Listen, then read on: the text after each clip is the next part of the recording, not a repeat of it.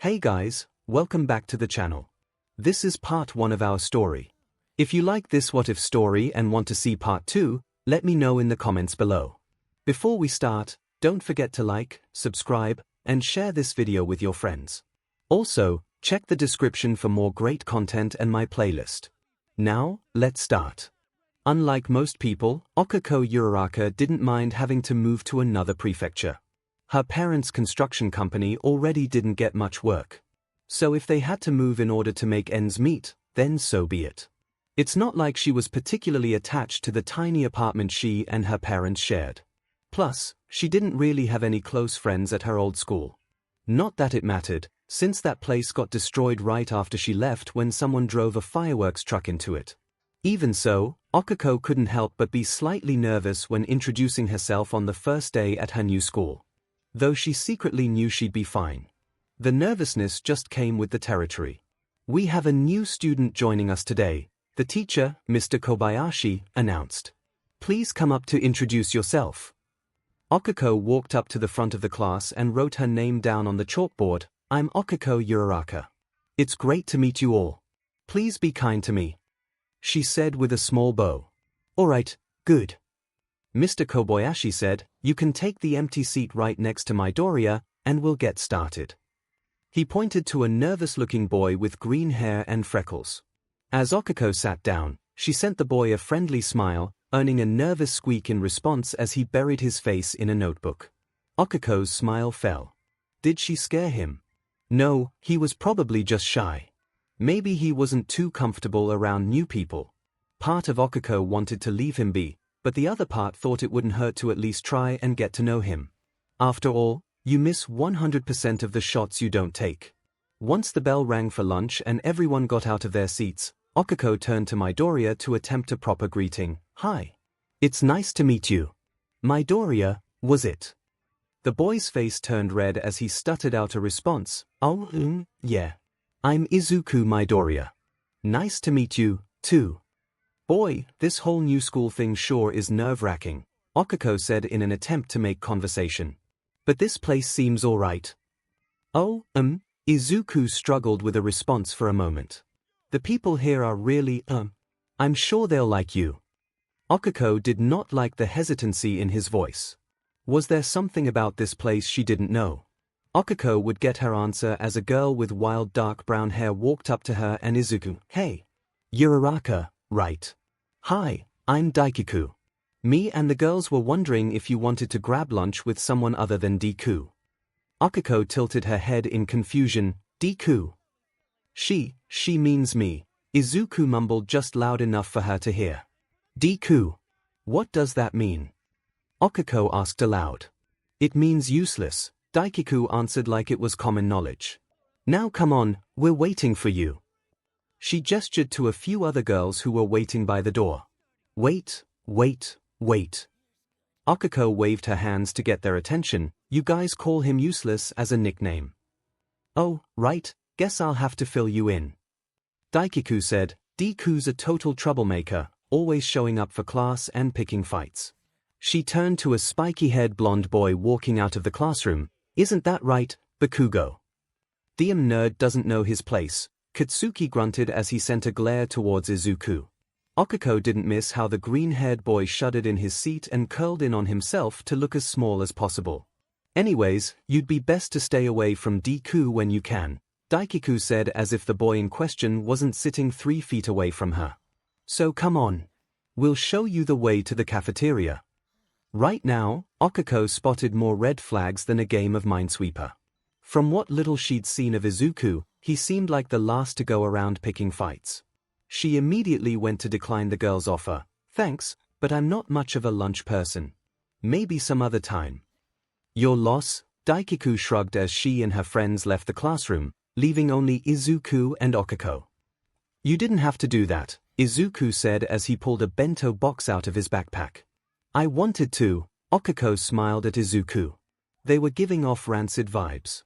Plus, you don't seem like the type of person to cause trouble like that. Maybe not, but I attract trouble. And bullies, Izuku muttered that last part. People don't really like me too much. And you seem like a nice person. So I wouldn't want you to isolate yourself just for me. I'm not worth it. Well, that's not a very nice thing to say about yourself. 𝐒𝐭𝐻𝐲 tried to place a hand on Izuku's shoulder, but he immediately flinched at the touch. Could you at least tell me why people don't like you? Izuku averted his gaze from 𝐒𝐭𝐻𝐲 like he didn't want to see her reaction to whatever he was about to say. I want to be a hero, really. Me too. 𝐒𝐭𝐻𝐲 answered excitedly. I know it's only the second year of middle school, but I've already started training my quirk really hard for the UA entrance exam. Izuku perked up at that. Really? I want to go to UA, too. I mean, just about everyone does. It's the top hero school in the country. But what's your quirk? Does it have something to do with those finger pads? Is it cat-related? Maybe a transformation or minor mutation. 𝐒𝐭𝐻𝐲 beamed at the interest Izuku showed towards her quirk, even if he was off about its function. Nope, it's zero gravity. Anything I touch with all 5 fingers loses its gravity. She demonstrated her quirk by touching her bag with all 5 fingers and letting it float upward. Right now, my weight limit is 2 tons, but I'm hoping to get it up to 3 by the entrance exams. Izuku stared wide-eyed at the floating backpack. That's so cool. I mean, the rescue and combat capabilities are nearly limitless. Thanks, 𝐒𝐭𝐻𝐲 blushed a little at the praise. But it does have the drawback of me throwing up when I use it too much. But I don't eat too much, so I don't dash. 𝐒𝐭𝐻𝐲 slapped her hand over her mouth to cut herself off. What was that last part? Izuku asked with a concerned look on his face. Are you not eating enough, Uraraka? Oh, forget I said that. That was nothing, 𝐒𝐭𝐻𝐲 said with an awkward smile. She could tell Izuku wasn't buying it. You said you weren't much of a lunch person, but you did bring a lunch, right? Of course I did. 𝐒𝐭𝐻𝐲 pulled out her bento and opened it in front of Izuku. See? Izuku stared down at the bento. He didn't look entirely satisfied. That's a lot of rice. There's no way that's enough to power you until dinner. 𝐒𝐭𝐻𝐲's smile faltered as she slumped in her seat. Okay, you got me. My family's not the most well-off. My parents run a construction company, but they've been struggling to find work. We've had to cut back on meals as of late. Izuku gave 𝐒𝐿𝐻𝐲 a look of concern, but not pity. Well, if you want, I could ask my mom to make a bit more lunch each day, and maybe I could share it with you. Oh, you don't have to do that. Please. It's just me and my mom at home. We always have extra food lying around anyway. 𝐒𝐿𝐻𝐲 stared into Izuku's pleading eyes. He held the same energy of a small, innocent child you just couldn't say no to. She let out a long sigh. Okay, I guess. If you insist. Izuku gave a soft smile. Thank you. I should probably be the one thanking you. I mean, you're the one giving me food. The pair had a good chuckle at that.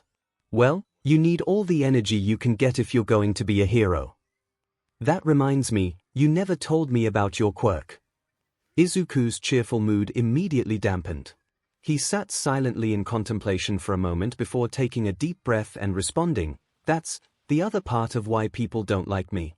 It's because I'm actually quirkless. Oh. Suddenly, a million puzzle pieces clicked together inside 𝐒𝐿𝐻𝐲's brain. So, they've been treating you badly because... Izuku lowered his head and gave a solemn nod. 𝐒𝐿𝐻𝐲 felt a surge of anger bubble up inside her. That's bullshit. So what if you want to be a hero without a quirk? Why should they care? It's mostly Kaken who has a problem with that. The blonde boy with red eyes from earlier. The teachers like him because he has a powerful explosion quirk, so they let him get away with a lot. How much is a lot? 𝐒𝐿𝐻𝐲 asked. In place of a response, Izuku reached into his bag and pulled out a tube of burn cream. 𝐒𝐿𝐻𝐲 felt her blood run cold at the implications. Oh my god.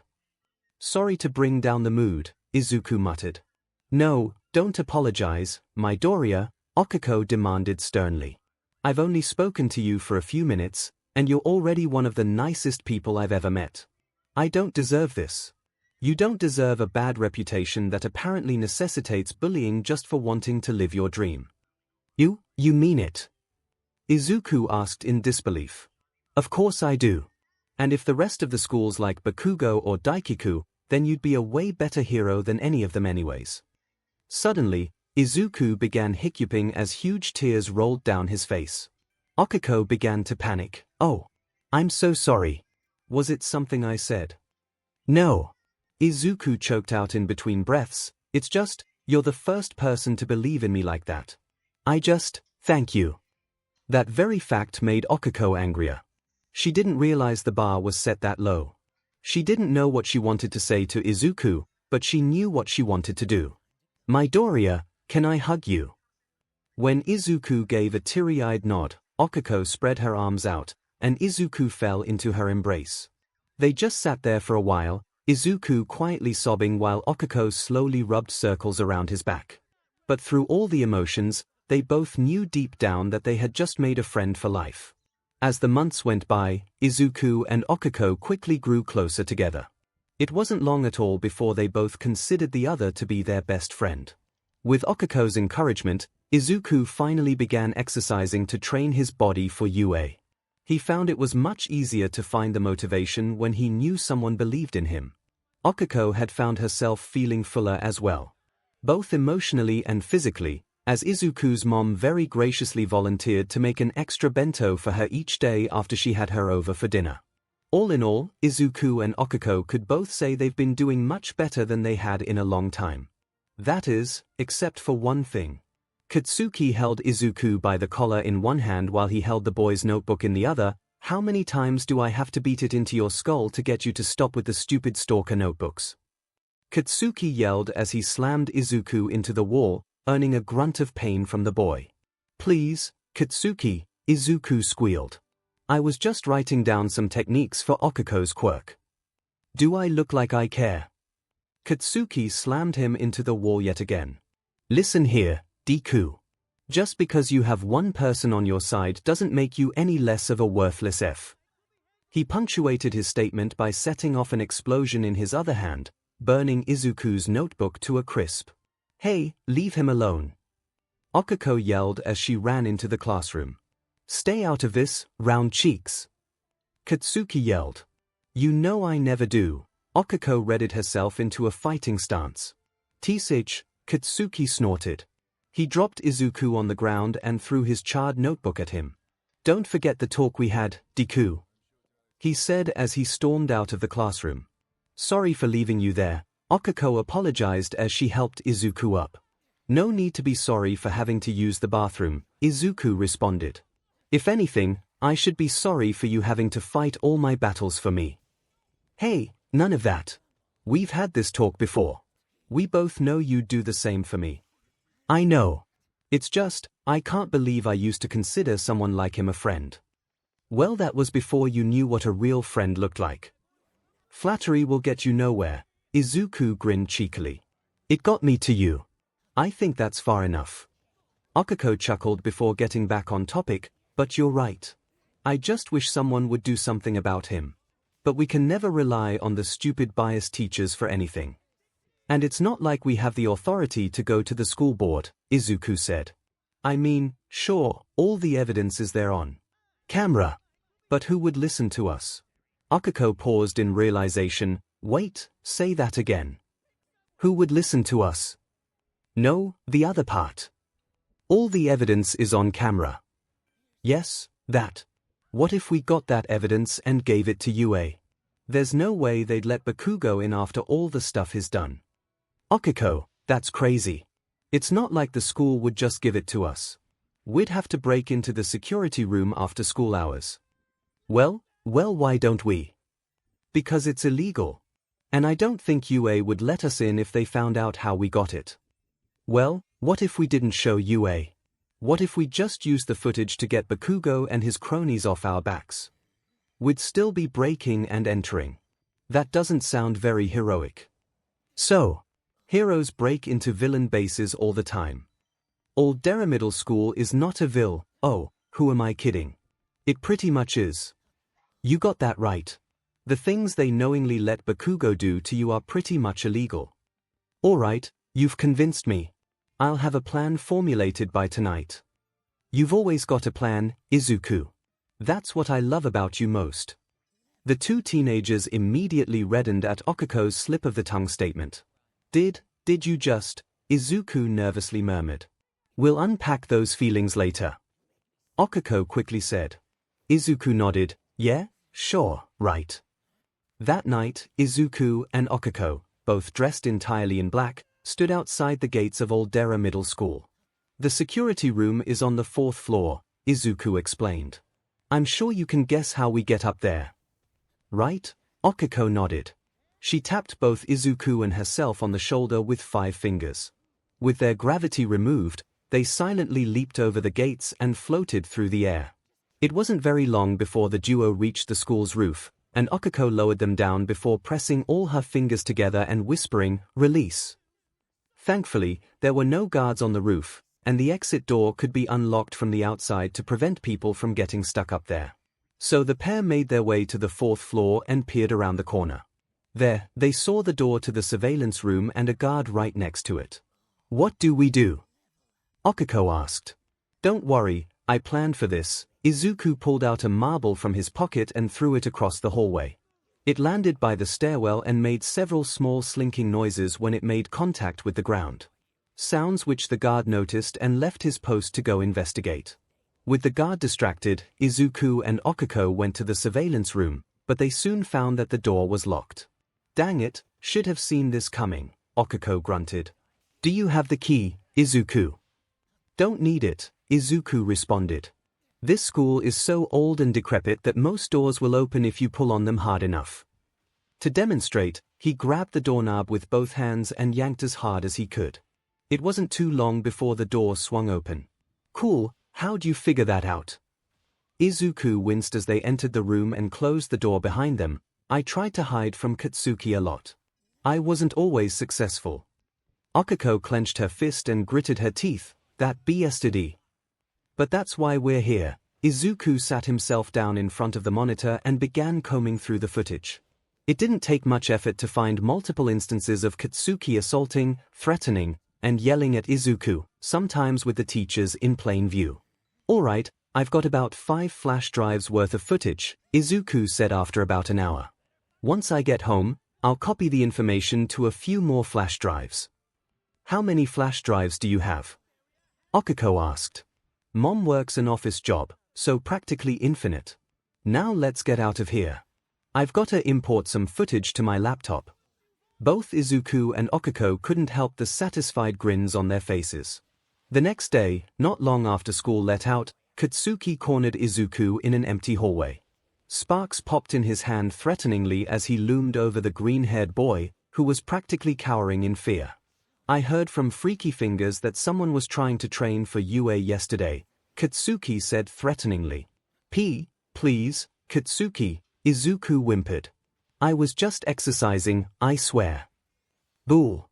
𝐻𝐸, Katsuki said in a calm fury as he placed a hand on Izuku's shoulder and let out a small explosion. Looks like someone needs to be put in their place. Yeah, you. Katsuki whipped his head around to see 𝐒𝐿𝐼𝐼 holding a laptop that was playing a video. What the hell is that? All the footage of you for the past 2 years. If this gets out, I don't think any hero school in the world would take you.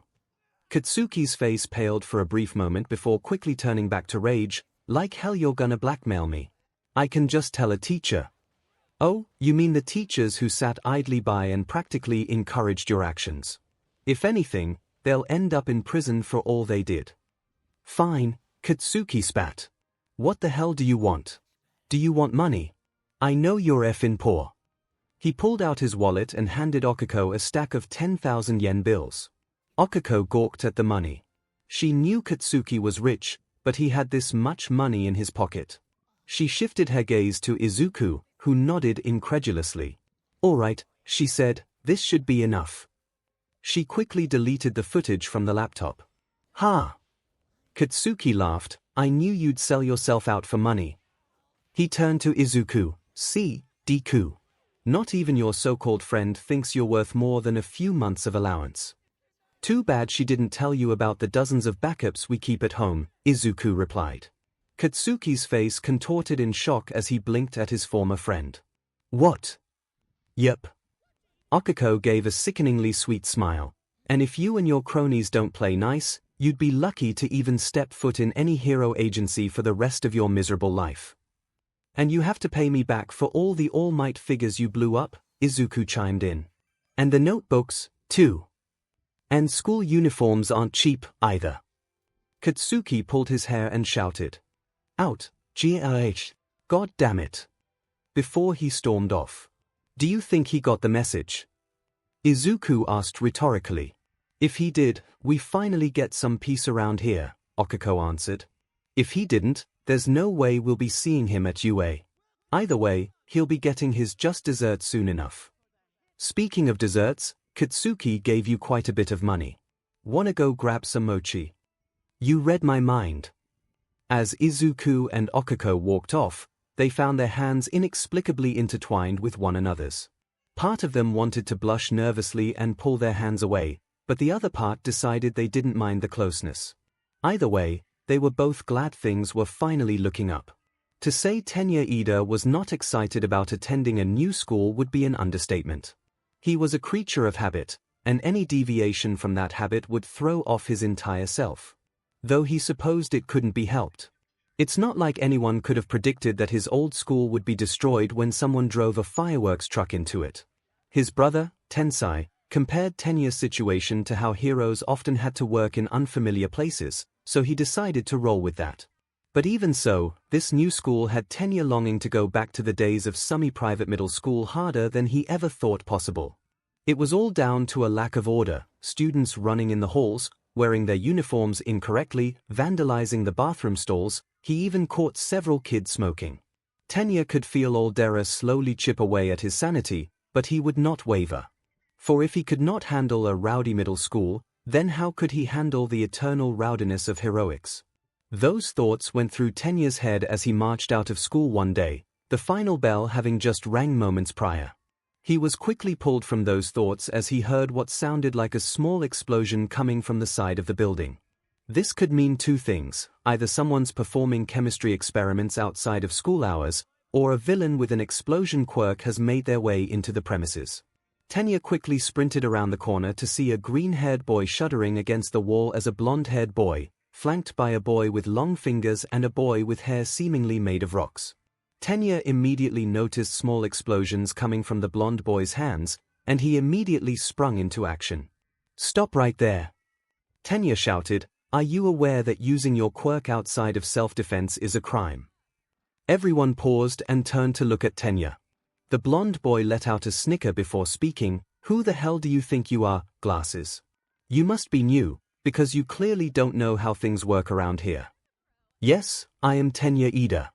I just transferred here from semi-private middle school. And if you don't cease this activity immediately, I'll be forced to contact a teacher. The boy's smile grew feral. Oh, that makes sense. Let me introduce myself. I'm Katsuki Bakugo, and the teachers let me do whatever the F I want. He grabbed the green-haired boy by the mane and held him in front of Tenya. This is Deku, a quirkless piece of trash who's stupid enough to think he can be a hero. I'll make you an offer, glasses, either use those legs of yours to give Deku an engine-powered kick to the gut or leave us the F alone. Ida leaned back and audibly gasped, how dare you do such a thing? Even worse, you try to coerce me as well. I won't allow it. He stomped over to Katsuki, picked up Deku by the waist. Tenya seriously doubted that was his real name, hoisted him over his shoulder, and marched off. As Tenya left, he could hear Katsuki yell, you can't hide behind glasses forever, Deku. You're gonna get your SHT kicked in twice as hard tomorrow. Ida, was it? Where are you taking me? The green-haired boy asked as Tenya carried him through the empty halls. Why, to the nurse's office, of course. I can practically feel the burn marks on your skin. Also, I don't believe I got your name. Izuku Midoriya. But could you please put me down? I don't need to go to the nurse's office. I have supplies in my bag. I would only waste her time anyway. Tenya stopped in his tracks and placed Izuku down on the floor, a concerned look resting on his face. While I commend your preparation, I am concerned that such preparations are necessary in the first place. Is this a frequent occurrence? Unfortunately, yeah, Izuku sighed as he pulled out bandages from his bag and wrapped them around his arm. Why, that's deplorable. Surely someone would have said something to the teachers at this point. Maybe they have. I know my mom has. But all the teachers do is give Kaken a light slap on the wrist. And then he takes his anger out on me. Heck, most times it seems like they call me out in class just to focus his attention onto me. At those few words, Tenya's entire worldview shattered in an instant. Throughout his life, Tenya was told to trust and respect his authority figures. And he was given no reason not to. The teachers at 𝐒𝐿 always looked out for their students. But to learn that Aldera's teachers not only ignored bullying, but practically encourage it. It drove him over the edge. No, Izuku blinked confusedly. No. No, what? No, no, no. I can't accept this. I won't accept this. Tenya turned and placed both hands on Izuku's shoulders. Midoriya, I will inform the teacher of Bakugo's plan to beat you mercilessly tomorrow. And they will intervene. They must. Ida, you don't have to do this. Yes, I do. You do not deserve to be beaten mercilessly simply due to an extra toe joint. As the brother of a pro hero, and aspiring hero myself, I will make sure of it. As Tenya marched off to find the nearest teacher, Izuku watched him with tears pricking at his eyes. Sure, Tenya might have been in denial about the whole situation, but it was touching to see how much he cared for someone he just met. He was a real hero. Izuku suddenly perked up at that thought. Wait. Hero, brother, engines. Ingenium. After classes the next day, Tenya stood outside the school's entrance, waiting for Izuku. They were in different classes, so he didn't know exactly where to find him. Tenya just hoped Izuku wouldn't take any of the other exits. Sure enough, though, Tenya spotted a mop of green hair facing away from him, Midoriya. He walked over and spun the boy around, only to be met with a face covered in cuts and bruises. Hi, Ida, Izuku nervously mumbled, clearly noticing the blank expression on Tenya's face. The kind of expression someone gave when their worst fears had just been confirmed. Are you okay? Ida quickly snapped out of his funk and examined Izuku's face. Am I okay? What about you? You look terrible. Oh, it's not too bad. Izuku tried to wave off his concern. I've had worse. After staring silently for a moment, Tenya took a deep breath as he proceeded to bow at a 90-degree angle. Midoriya, I'd like to apologize. Izuku's eyes widened as he nervously fidgeted, unsure what to do. What are you talking about? It's not like you were the one to beat me up. No, but I was a fool in thinking the teaching staff would do something to prevent this matter when you clearly had more experience with them. I swear, I will do everything in my power to right this wrong. What are you going to do? Tenya stood tall and smiled confidently. I have no idea. Several hours later, Tenya sat at the dinner table with his brother. He still had no idea what to do. Normally, he would just alert his parents and brother, adults he actually trusted, to launch an investigation into the school. Unfortunately for him, they were all knee-deep in taking down a drag syndicate. It was a miracle that Tensai had the time to sit down with him for dinner at all. Still, he thought the least he could do was ask for advice. Brother, I am in need of your advice, Tenya spoke up. What's up? Tensai looked up from his meal. Is it school-related? I know you haven't been having the easiest time adjusting. You'd be correct. I've recently encountered some less-than-moral practices from the students that go far beyond running in the halls. I attempted to contact someone of higher authority, but they proved uncaring and ineffective. And now I am unsure what to do. Tensai leaned back in his chair to think for a moment before answering. I think I understand what you're getting at. You're looking for a hero, but the ones present are ineffective. That is one way to put it. Well, one thing I've learned from being a hero, and one thing you'll learn as you go along, is that sometimes you can't afford to be 100% clean when resolving an issue. Sometimes, you have to take drastic measures. I'm afraid I don't understand. Okay, you're gonna think I'm weird for saying this, but sometimes you have to break rules in order to enforce rules. Tenya looked at his brother in shock, like a tarantula was crawling on his face. Brother, you can't seriously be suggesting what I think you are. Why, if we were to use your hero metaphor, you'd practically be encouraging vigilantism. Well, between you and me, Tensai leaned closer to his brother. Most heroes don't report vigilantes unless they are doing more harm than good. They say snitches get stitches for a reason. I can't believe this, Ida said, flabbergasted at the fact his brother wasn't condemning vigilantism. I'm not saying you should become a vigilante or anything.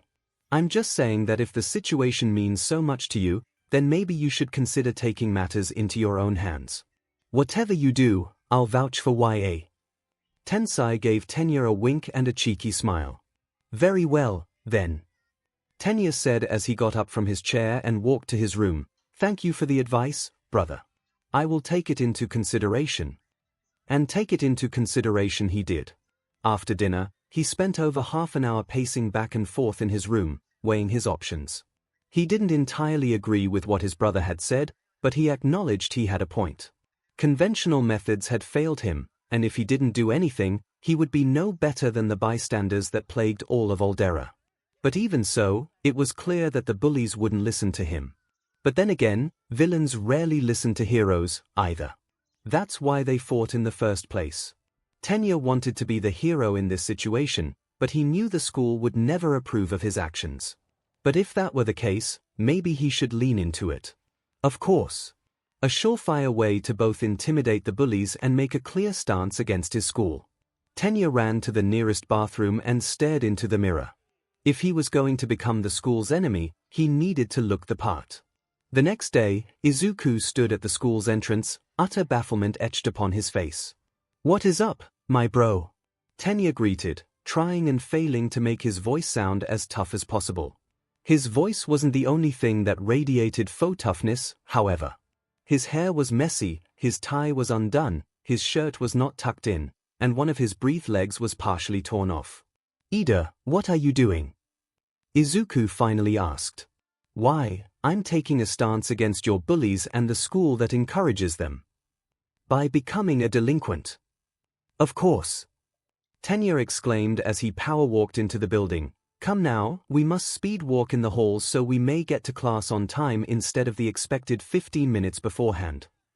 As Izuku and Tenya speed walked down the halls, Tenya pulled out a black Sharpie and began leaving tiny, barely noticeable dots on the walls. I am desecrating these school walls with my act of vandalism. He shouted.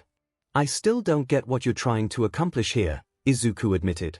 You shall soon see, Tenya said as he entered Izuku's classroom and sat down at the desk next to him. An action that Izuku found very confusing. Ida, I don't think this is your classroom. I am more than aware, Midoriya. However, I am a delinquent. I care not for rules and regulations. The pair were interrupted by an amused huff from Katsuki. Oh, so that's why you're making a bigger butt of yourself then. Usual. Let me guess, you went to the bathroom without washing your hands. That is very correct. Tenya stated, however, I believe that will be the least shameful thing I'll be forced to do today. For I, Tenya Ida, challenge you, Katsuki Bakugo, to a battle of DMs. Katsuki let out a feral grin as he leaped onto his desk and let out small explosions in his hands. Bring it, glasses. I've been itching to kick your butt since Monday. Good, Tenya nodded. Then, as they say, we shall take this outside. After class, of course. Any day of the week. I'll destroy you. As the teacher walked into the room and classes began, Izuku whispered to Tenya, what are you thinking? Kaken's gonna kill you out there. Tenya, being the bad boy that he was, saw no issue with talking during class. Do not fear, Midoriya, for I have a special way of defeating delinquents such as him. Takes one to know one, after all. Okay, but how will that stop you from being blown up? My brother has taught me to resolve situations as swiftly as possible. And if I play my cards right, the fight shall end before my opponent has the time to unleash a single attack. Izuku's eyes darted around for a moment before he nodded hesitantly. Okay. In that case, you should know that Kaken always starts his fights with a right hook. Every single time. A confident grin etched onto Tenya's face. That's perfect. Later that day, a small crowd gathered behind the school to watch the brawl between Tenya and Katsuki. Both stood in fighting positions about 10 feet away from each other. Izuku stood in the front of the crowd to watch Tenya. Part of him wanted to cheer for his new friend, but literally everyone else was chanting Katsuki's name, so he decided not to be the odd man out. "You're gonna regret being such a goody two-shoes, glasses." Katsuki sneered. "I believe you are wrong, for I am a delinquent." Tenya responded, "But unlike you, I am a rebel. A rebel against this hierarchy that put you at the top and forced people like Midoriya to the bottom. A rebel for those whom society left behind.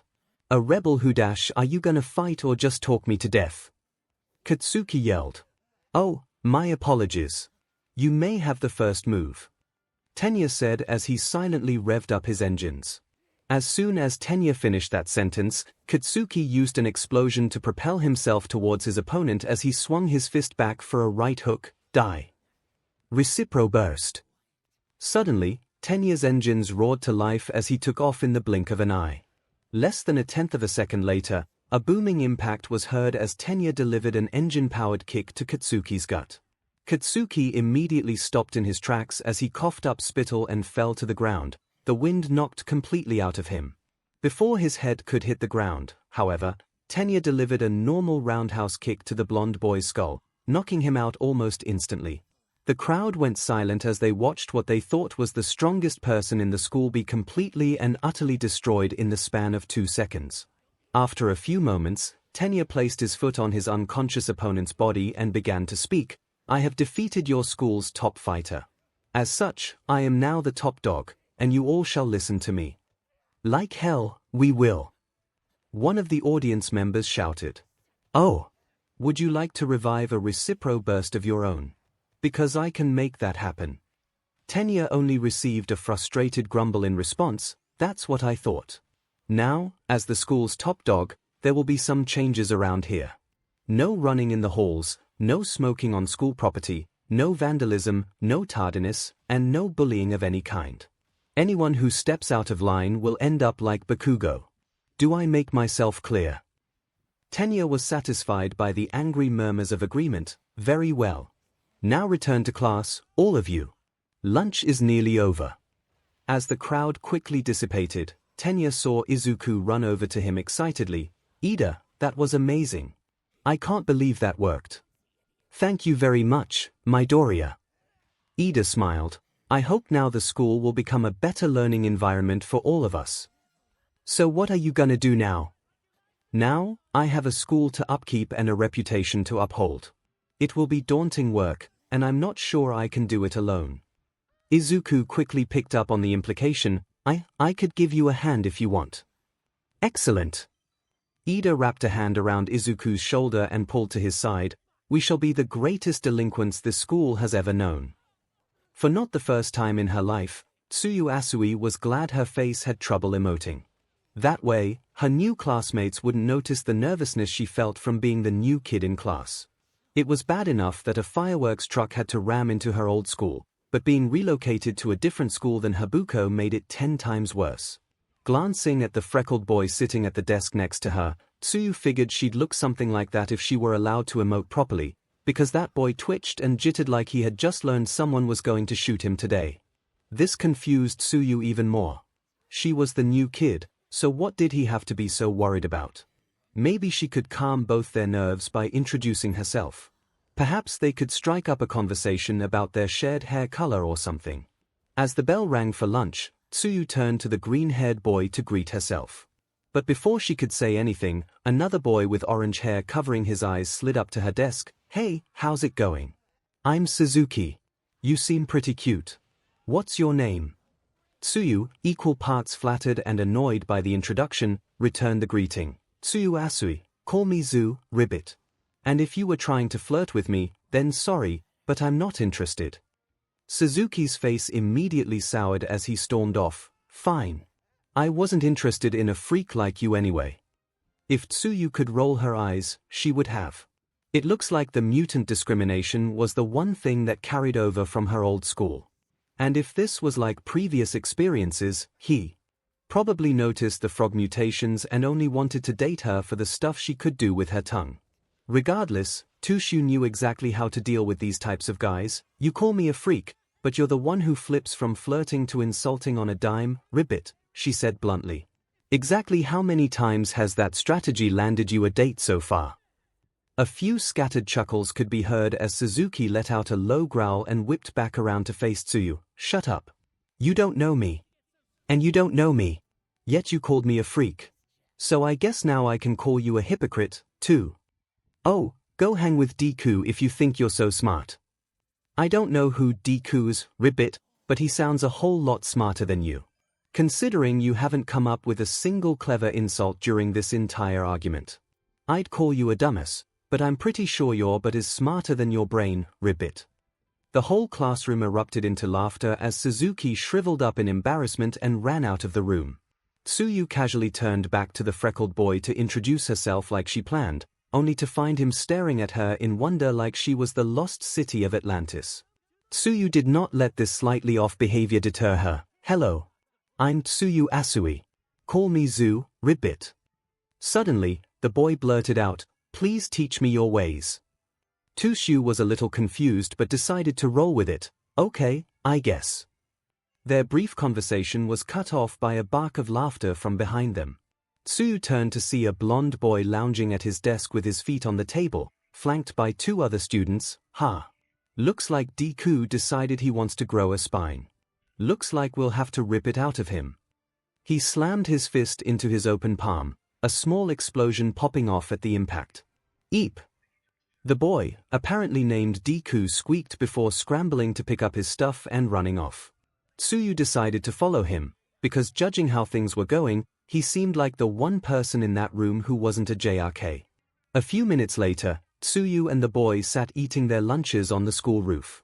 Judging how the blonde boy threatened him earlier, Tsuyu assumed he ate lunch here often. You never gave me your name, ribbit, Tsuyu said in an attempt to break the silence. Oh, sorry. It's Izuku Midoriya. I was just really impressed by your boldness back there, he stammered out. It was nothing special, ribbit. I tend to say what's on my mind, so sometimes those kinds of things come out. But what did you say about wanting me to teach you? Oh, well, you seemed confident when you went off on Suzuki, and I thought you could teach me to do the same to Kaken. Kaken. Katsuki Bakugo. He bullies me because of my quirk, or lack thereof. He muttered that last part, but Tsuyu still heard it. Well, that just reeks of insecurity, ribbit. See. I just wish I had the confidence to say those kind of things to his face. Maybe then he'd leave me alone.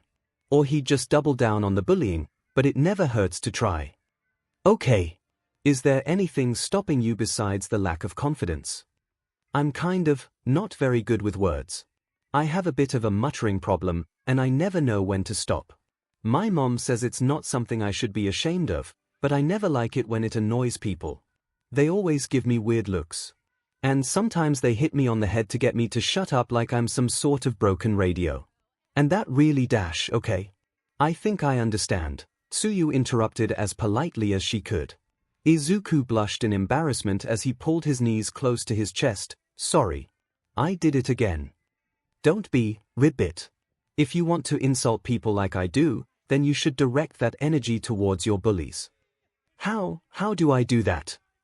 Tsuyu placed her finger on her chin in thought. Maybe you need to work on focusing your thoughts. Let's try something. Tell me what you think of Bakugo, and don't stop talking until I say so. Oh, okay. Izuku said, a little nervous about being put on the spot. Well, Kaken's got a great quirk that lets him release explosions from his palms. His quirk control is amazing.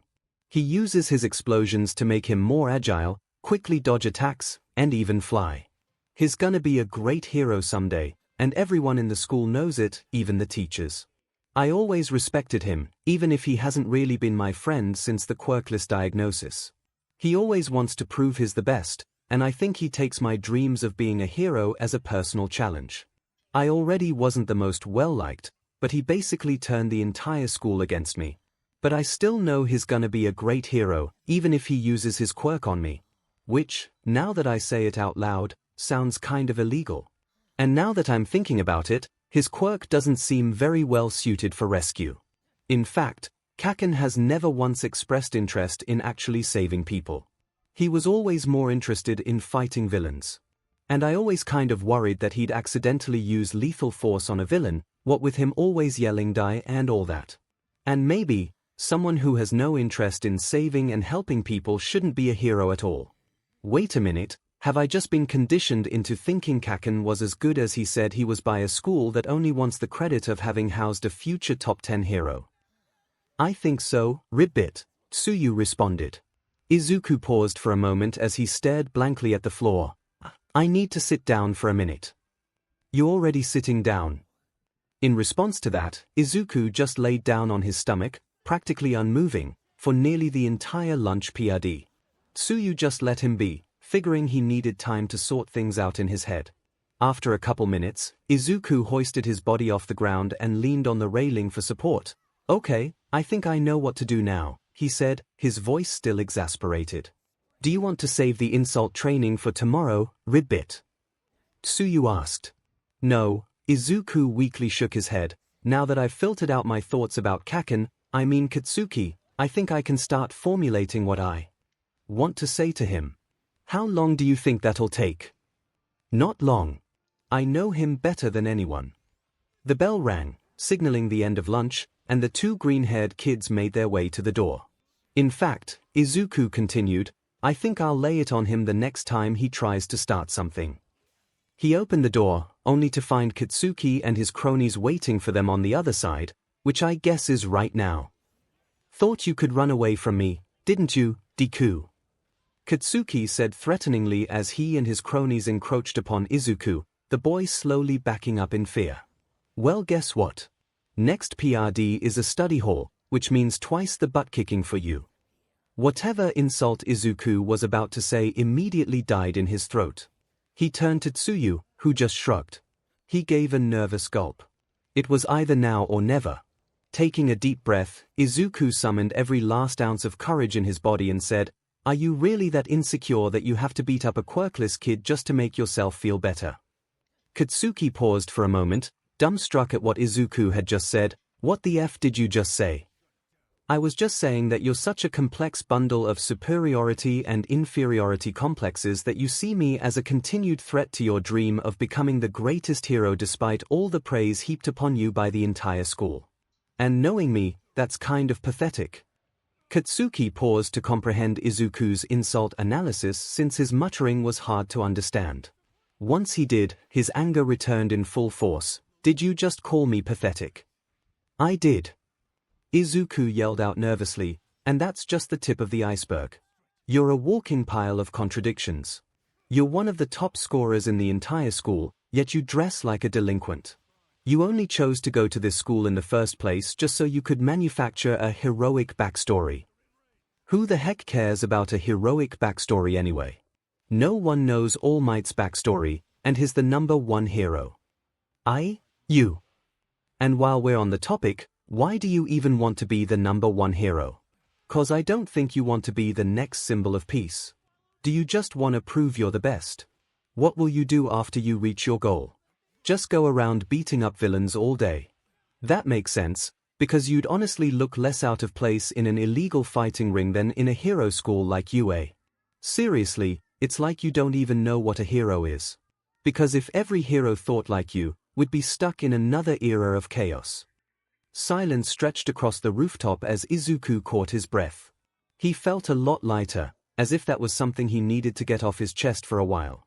Katsuki, for his part, just stood there unmoving, with a shocked expression that made it seem like he was rethinking his entire life.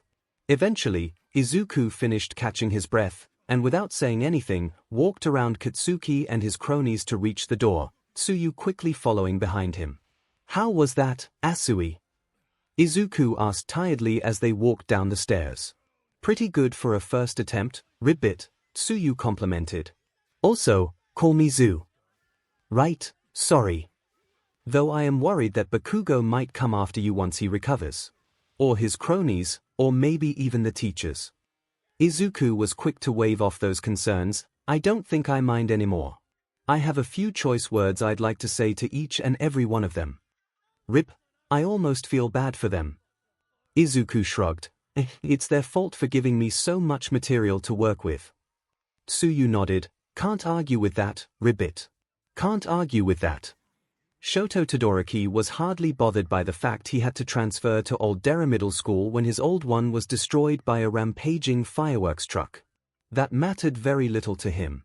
The only thing on his mind at the moment was surpassing his father without using his fire. That, and the small group of students currently surrounding him at his desk. "So, you're new here?" One of the boys said, "I like your hair. You got a quirk, or is that just dyed?" These guys were starting to agitate Shoto. No one ever talked to him at his old school. What changed? "Oh, right, he was the new kid. I have a nice quirk," he replied. There was no need to make anyone aware of his half of the quirk. "Really?" the boy replied. "Then how come this side's warmer than the other?" He walked behind Shoto and waved one arm at each of his sides to gauge the difference. "You got a fire quirk, too." Shoto's conversation was interrupted by a stream of barely coherent words from a green-haired bay sitting a few rows behind them, differing temperatures on each side of the body. Could be a built-in mechanism for quickly melting ice. The possibility of a fire aspect to the quirk shouldn't be ruled out either. Both sides being equal in strength would work well in explaining the split hair colors. As the boy continued muttering to himself, a blonde-haired boy got out of his desk and chopped the green-haired boy on the head. "No one thing asked you, Deku." He then whipped around and growled at Shoto, "Is the nerd right?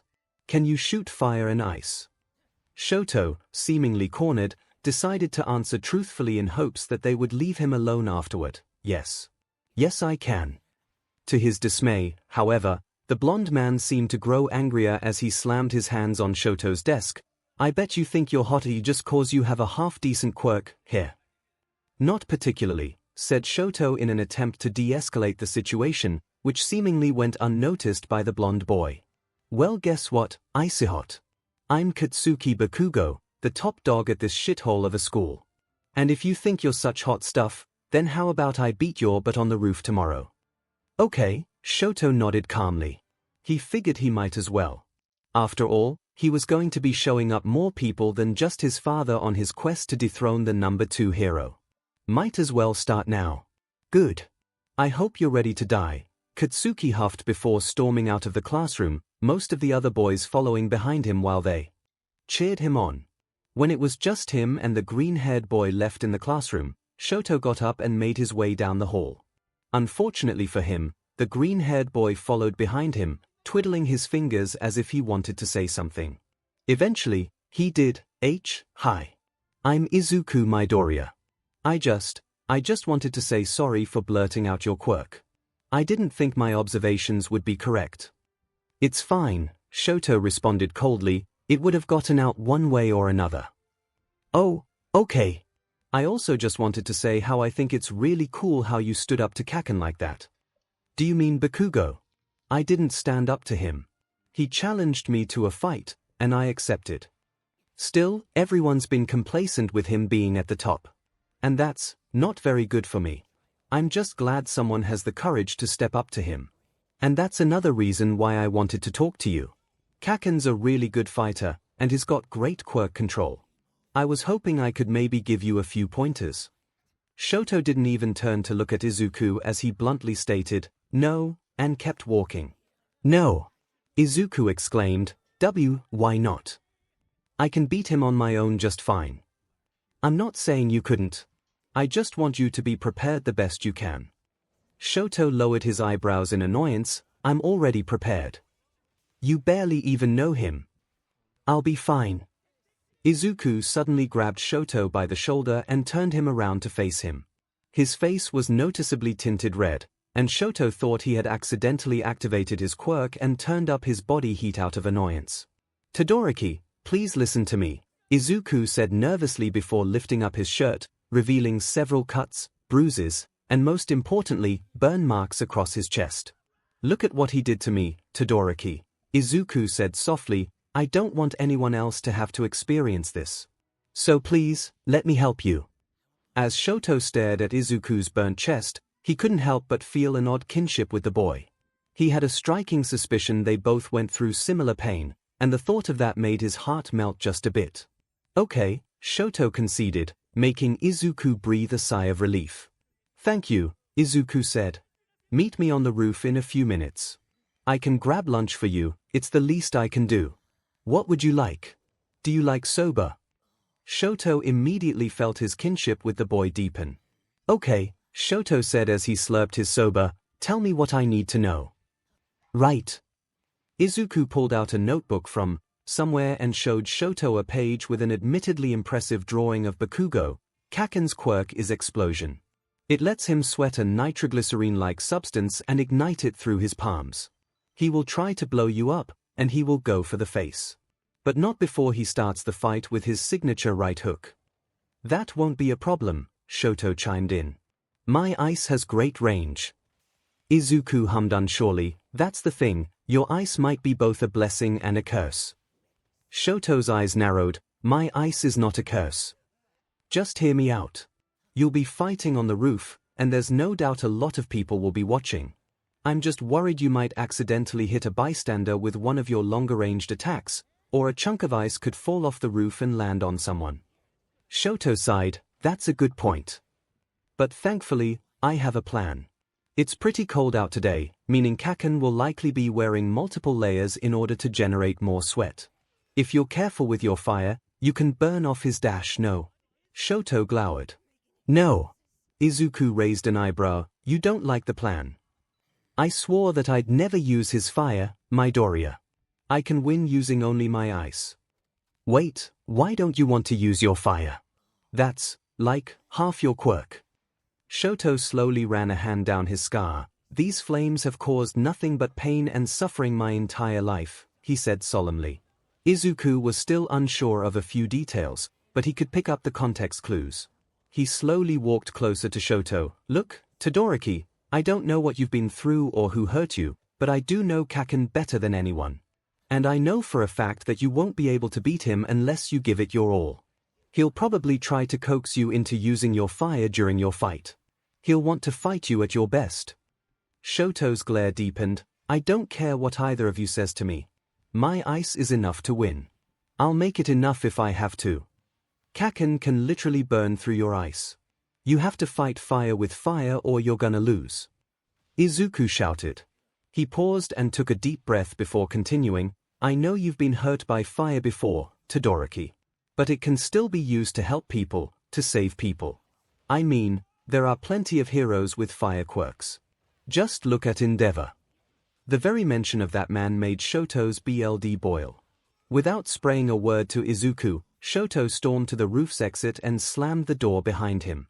Izuku, for his part, was unsure what he said that made Shoto so angry. Was it the mention of Endeavor? He supposed that made sense. He probably got compared to him a lot growing up. Either way, Izuku couldn't help but worry for his new classmate. Would his ice really be enough, or would Katsuki blast right through that too? He supposed only time would tell. As Shoto stormed down the stairs, his initial surge of anger quickly faded and was replaced with an odd feeling of guilt. This didn't make any sense. Shoto never felt guilty about refusing to use his fire before. What made this instance so different?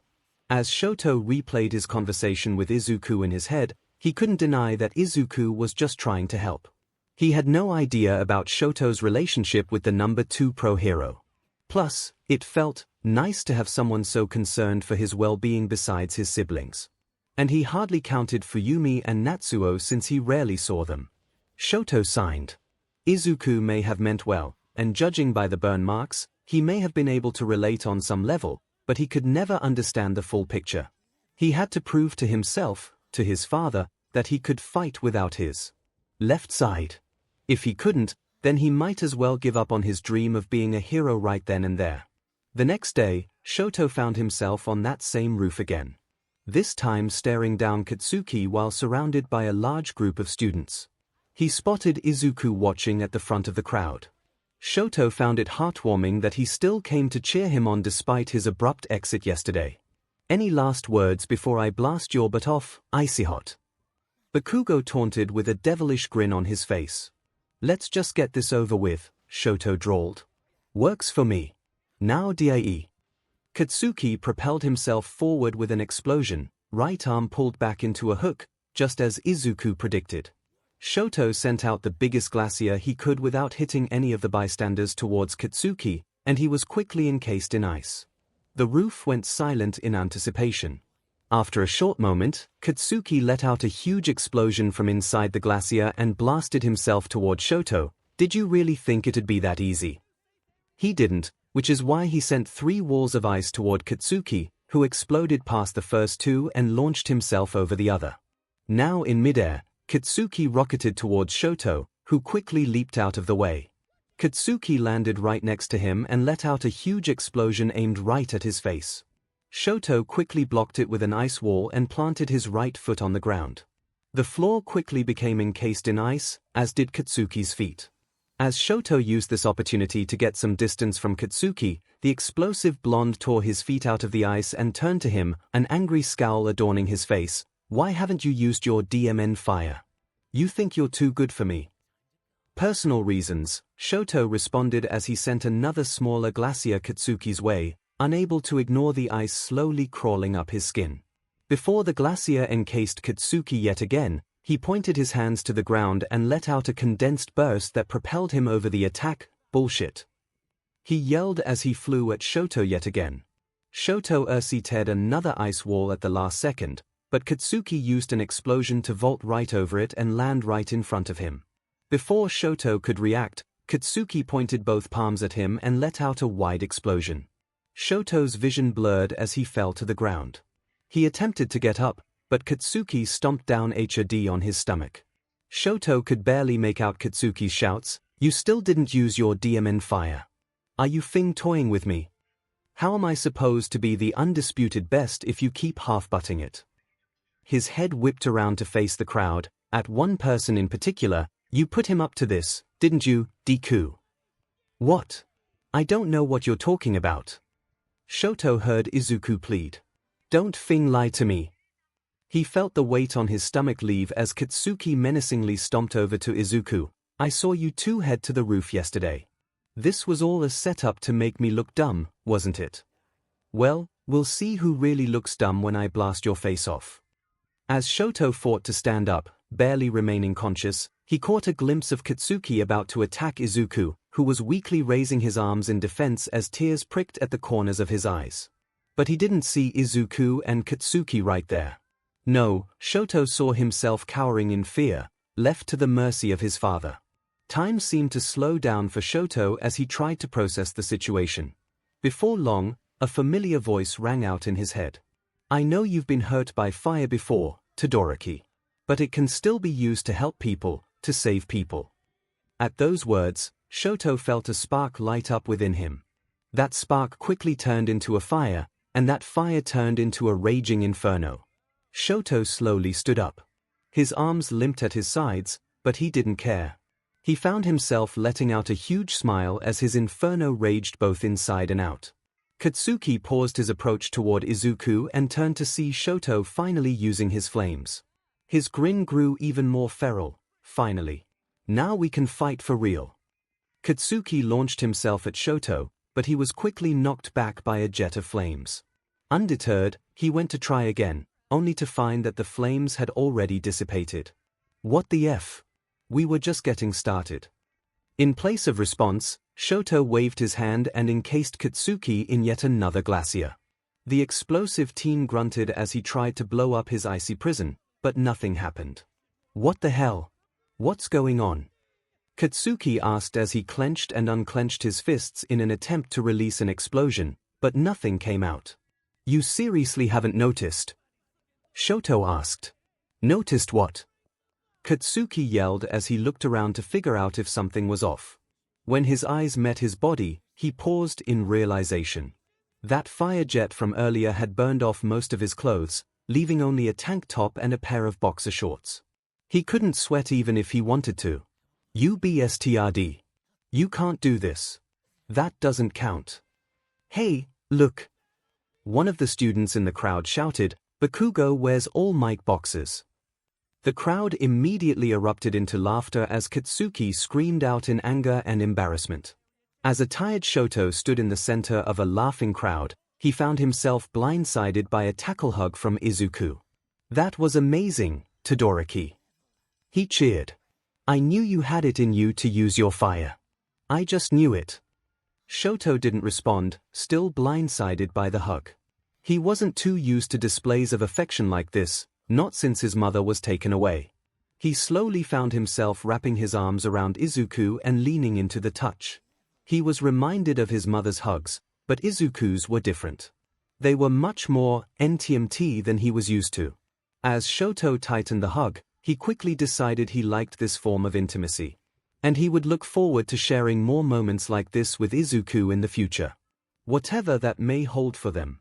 Omake, Izuku as he watched everyone laugh at Katsuki's All Might boxes, I'm wearing that same brand right now. They must never know. Shoto, burn-in, my new school has biased, quirkist teachers. I need you to burn it to the ground. Burn-in. Sure thing. I'll have them arrested in no time at all. Shoto, no. I want you to use your quirk to set the building ablaze. And then we'll dance on the ashes. Izuku breathed heavily as he ran down the street. He was covered in scrapes and bruises, his muscles ached, and he was already down a shoe, but he didn't stop running, for he knew what would await him if he did. To celebrate the weekend, Katsuki thought it would be a good idea to round up as many eager students as he could and have them all essentially hunt Izuku for sport. Every time they caught up to him, they would beat down on him for a few moments before letting him run off so they could chase him again. Izuku had just been caught for the 4th time that afternoon, and even though he was doing his best to make the most of his head start, he had a sinking feeling they would catch up to him in no time flat. From about a block away, Izuku could hear someone yell, "Time!" signaling that his PRD of grace was over. In a desperate attempt to escape his tormentors, Izuku carelessly ran into the nearest alleyway. He suddenly came screeching to a halt when he saw he was about to run into a little girl with white hair and a yellow horn sticking out of her forehead. "Are you okay, mister?" the little girl asked. "I'm being chased." Izuku huffed out in between breaths. To Izuku's surprise, the little girl took his hand and led him into a nearby building. "You look hurt. Papa can help you." Izuku was a little confused as the girl sat him down on a couch, but he decided to be polite. "Oh, is your father a doctor?" "No, he's a criminal," the girl answered like that was a completely normal profession. "Eh? A what?" "Eh?" Izuku heard an unknown voice call out, "Did you find your ball?" "No, Papa. I found someone hurt." Eri responded. Izuku froze in fear as the girl's father entered the room. He was tall, with purple hair and a puffy jacket. His most distinguishing feature, however, was a red and yellow bird-like mask he wore over his mouth. Izuku recognized that kind of mask from a news report he saw last week. You Yakuza." He stammered out. "Dear God, you look horrible. What happened to you?" The Yakuza man asked, seemingly ignoring Izuku's fear and panic. "No matter. Nothing I can't fix." The Yakuza man reached out to Izuku, who instinctively flinched back in fear, earning an eye roll from the man. "Calm down. Just because I run the 𝐒𝐲 doesn't mean I'm going to kill you." He planted all 5 fingers on Izuku's arm, and the boy felt a tingling sensation throughout his entire body. After a moment, the sensation vanished, along with all his pain. Izuku felt around his body. He didn't feel any of the cuts or bruises that were there before, and his muscle strain was gone as well. "What did you do?" Izuku was quick to ask. "I used my quirk on you, Overhaul." The man replied, "It lets me disassemble and reassemble matter at a molecular level. I used it to repair your injuries just now." Izuku's shock and fear were quickly replaced by curiosity for this interesting new quirk. "That's so cool, Mr. Chisaki. Chisaki. And this is my little princess, Eri." He lifted up Eri and gave her a hug, which she reciprocated. "Izuku Midoriya," the boy in question greeted. "Sorry I freaked out earlier. I thought the Yakuza were supposed to be dangerous." "Papa's not dangerous," Eri said as she hugged her father tighter. "He's a businessman." Chisaki corrected, "We've got a strong code of honor here. We only hurt people if they happen to PSS us off. Other than that, we fund startups, control crime in the area, and do a wee bit of extortion. Nothing wrong with a bit of extortion." I didn't think you guys had a branch in Mustafa, 𝐒𝐿 said. We didn't. But we had to relocate after our old compound was destroyed by a rampaging fireworks truck. But anyways, how did you get that beat up in the first place? Oh, 𝐒𝐿's mood dropped. Kakin and his lackeys were chasing me down the street again. Again? Do they beat you up this hard every time? 𝐒𝐿 waved his hand in a passive expression. Can he hide here, Papa? Eri asked innocently. I wanna play with him. That depends on what Midoriya would like, Chisaki answered before turning to 𝐒𝐿. Midoriya, would you like to play with my daughter? Okay, 𝐒𝐿 responded with a small smile. What would you like to play, Eri? Let's draw. Eri jumped up and down excitedly as she grabbed 𝐒𝐿 by the arm and dragged him to the kitchen table.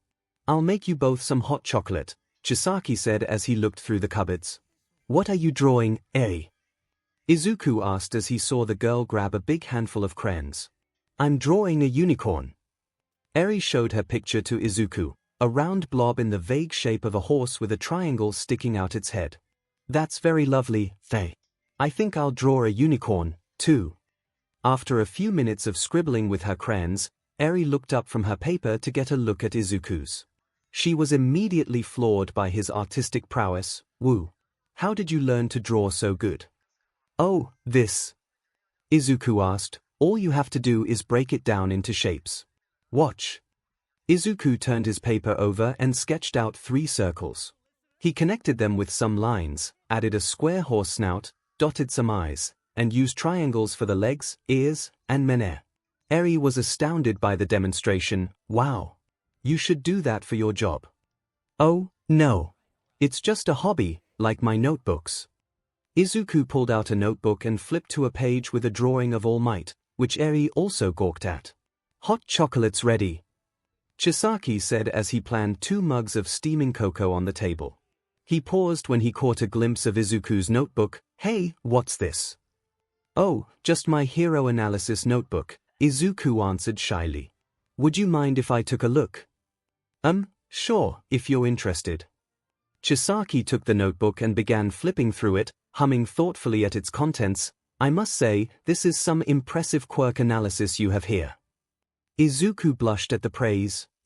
You mean it? I mean it.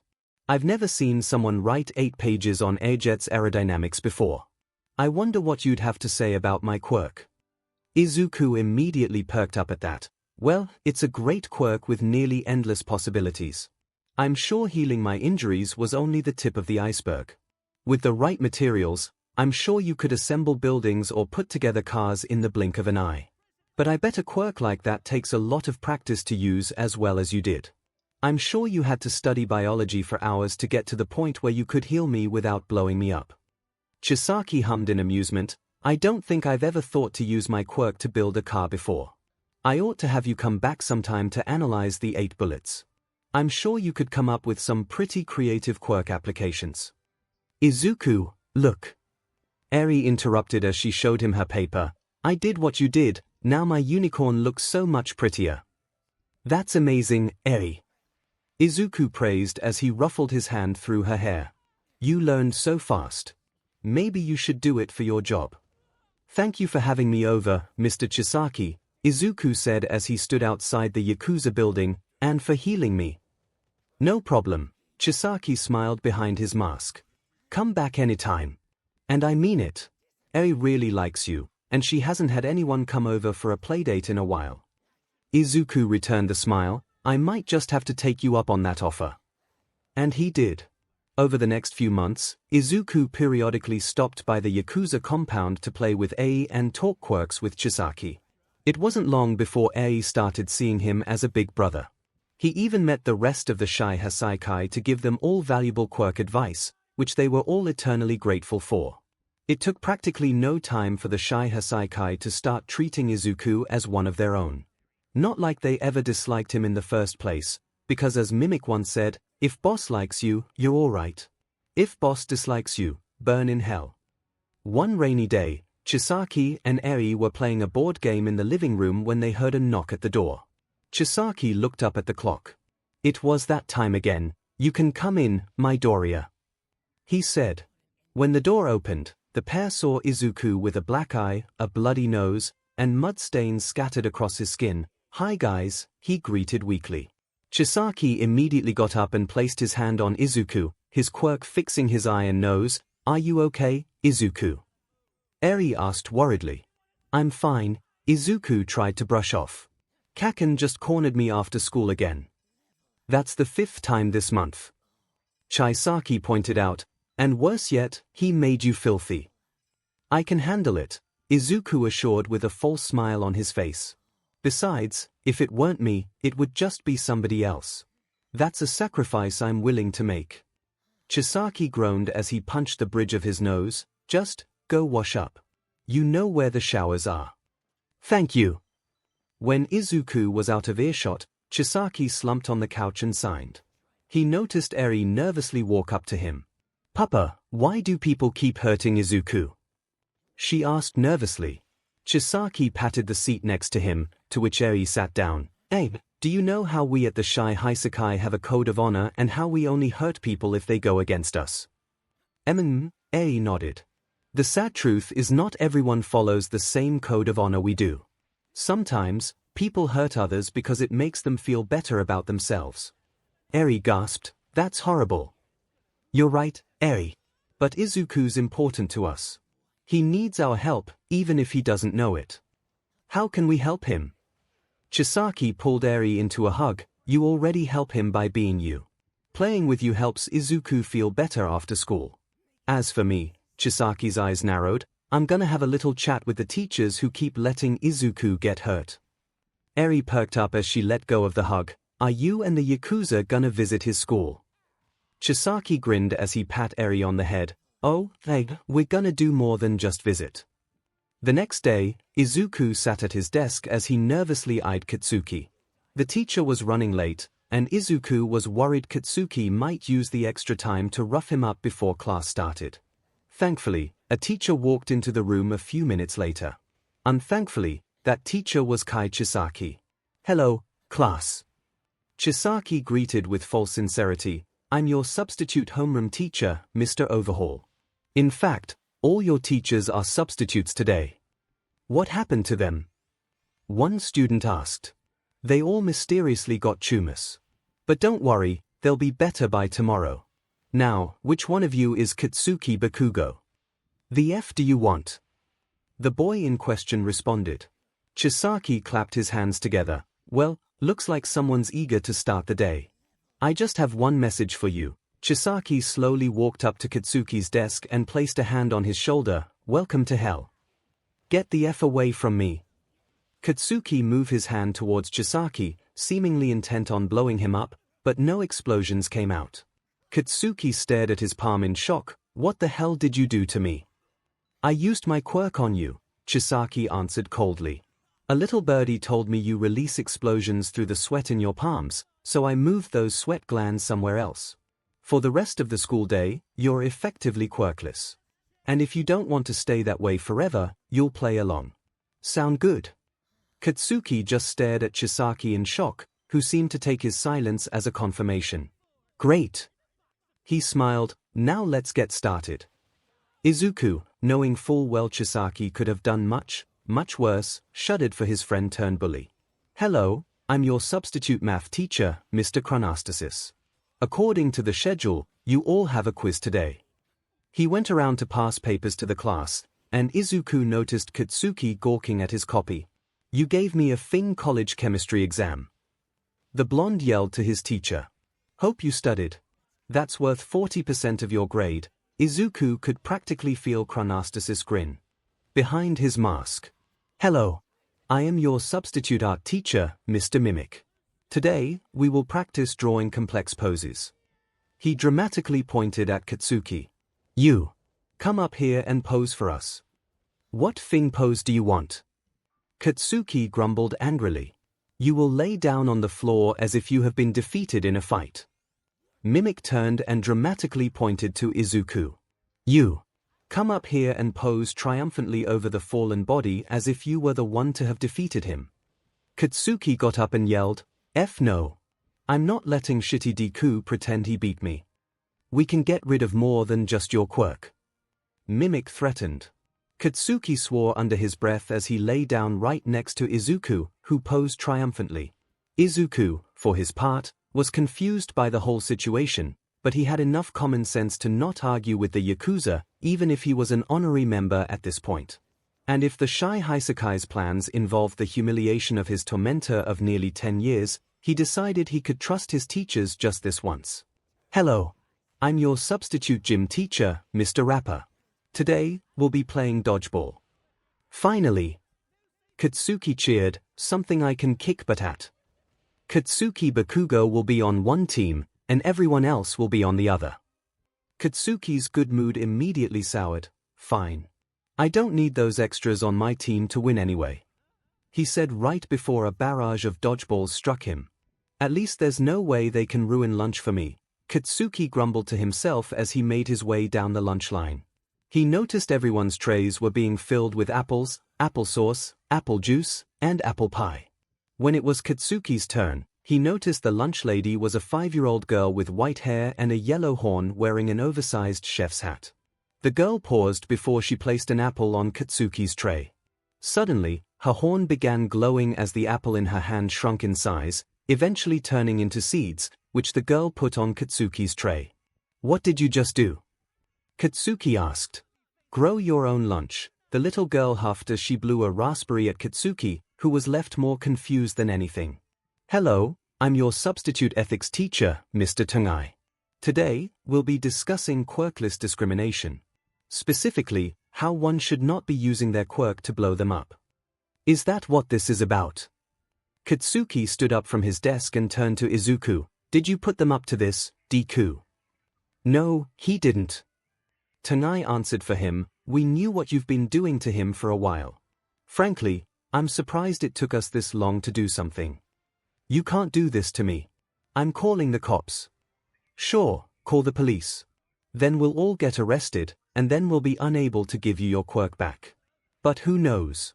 Maybe you could still become the first quirkless hero. Katsuki silently fumed as he sat back down at his desk. That's what I thought, Tengai nodded. Now, since the school day is almost over, the boss wanted me to remind the entire class that while we may be gone tomorrow, we could always come back if any of you decide to be quirkist. And next time we block off someone's quirk, we might not be feeling generous enough to give it back. Everyone in the class collectively gulped. Except Izuku. Izuku just smiled. He was glad to have such caring friends who were willing to stick their necks out for him, even if the way they did so was kind of illegal. But Izuku quickly decided that a little bending of the law was worth it if he could live out the rest of his school days in peace. Hey! Leave him alone. Izuku felt Katsuki and his cronies pause their beatdown. He cracked open one eye to a girl with pink hair, pink skin, and pitch-black sclera standing angrily in front of the boys with her hands at her hips. This ain't your business, so get the hell out of here, Pinky. Katsuki barked at the girl. Just for that, I'm making Pinky my new hero name, the girl replied sternly. Now buzz off, or I'll make you. She held out her hand threateningly, and a white gooey liquid began to secrete from her fingertips. The liquid dripped off her hand and leaned in the grass, which seemed to disintegrate upon contact. Teach fine. Katsuki shoved his hands into his pockets and walked off, his cronies following behind. Are you okay? The girl asked as she held out her hand to help Izuku up. I'm alright, thanks. Izuku tried to smile as he took the girl's hand. You're that new girl in our class. Mina Ashido, right? Yep, that's me. Mina smiled as she pointed at herself. Me and a few others just transferred from Mustafa Private Middle School. Right. I heard that place was destroyed by a rampaging fireworks truck. Mina gave a frustrated sigh. Yeah. I'd like to have a few words with that truck driver. But at least I get to make new friends here. Speaking of which, those guys didn't seem very friendly at all. Izuku shrugged. Not much I can do. Kaken's been like that since we were at least 4 years old. If Mina had a drink, she would have done a spit take. He's been beating you up for nearly 10 years. Well, to be fair, this one was kinder on me. He reached into his pocket and pulled out an envelope sealed with a heart-shaped sticker. Mina's eyes widened at the sight. No. She exclaimed in disbelief. Izuku looked down at the ground as his tone grew solemn. Yeah. This was the 4th time they got me with the fake confession trick. I knew it was a fake, but I didn't want to disappoint anyone on the off chance it was genuine. How could they? Mina shouted out, to defy the sanctity of love and romance. They just earned themselves a spot on the top of my SHT list. I appreciate your concern, Ashido, but I don't think there's much you can do. The teachers let him get away with pretty much everything just cause he has a strong quirk. I swear, it's like this school's secretly run by a group of quirk supremacists or something. Somewhere, Destro sneezed. Well, I wouldn't worry about that, Mina assured. I just so happen to have been a top-grade bully hunter in my old school.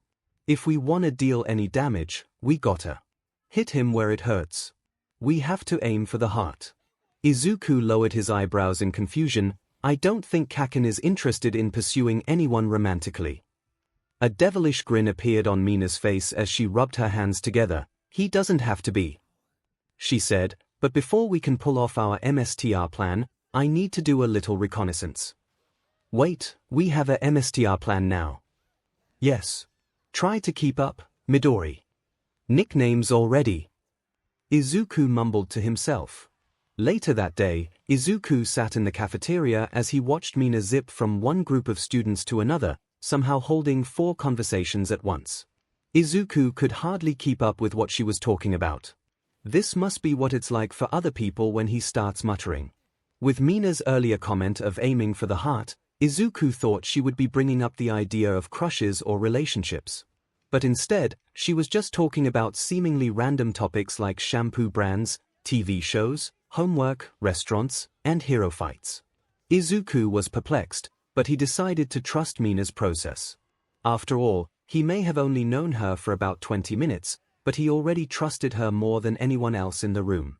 The depressing implications of that statement did not go unnoticed by Izuku. Eventually, Mina ended her conversations and sat down next to Izuku as she wrote something down on a notepad. All right, she began, I talked to a bunch of people. And based on their interest, personalities, and tastes, I managed to scrape together this. She handed Izuku her notepad. A shipping chart. Izuku asked before quickly backtracking on his words to remove any idea of doubt. Not that I don't trust your process or anything. I just don't see how that'll help take down Kaken. Also, how did you get all this information so quickly? Mina confidently grinned as she turned in her seat to lean on the lunch table. Some people like to call me a social butterfly, but I like to think of myself as a social mothra. And as for the shipping charts, the real information is on the next page. As soon as Izuku flipped to the next page, the puzzle in his brain clicked together, and he immediately figured out all the details of Mina's plan. Okay, yeah. This plan will definitely work. I'm glad you see it that way, Midori. Mina playfully jabbed him on the arm. Besides, if it weren't for your comment earlier, I wouldn't have figured this out. Later that day, just after school let out, Izuku and Mina hid in the bushes of the school courtyard. There, they saw a nervous-looking girl with long blue hair that covered her eyes walk up to the center of the courtyard, a pink envelope in her hand. Looks like Kaeno got the message, Mina whispered to Izuku. Now for the other shoe to drop, Izuku responded. After a few moments of fidgeting, Kaeno turned as she heard another girl with brown hair and glasses walk up to the same spot. She was holding a similar-looking letter, Uzumaki. She exclaimed, "What are you doing here?" "I got a letter from Bakugo saying he wanted to meet me here," Uzumaki answered. "Based on the nature of the envelope, I can only assume he wanted to confess his love to me." "That can't be right."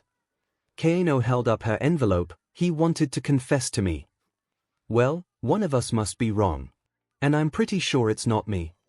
"Maybe it is," said a third voice. The girls turned to see a boy with black, spiky hair holding another pink envelope. "It's obvious Bakugo wanted to confess to me."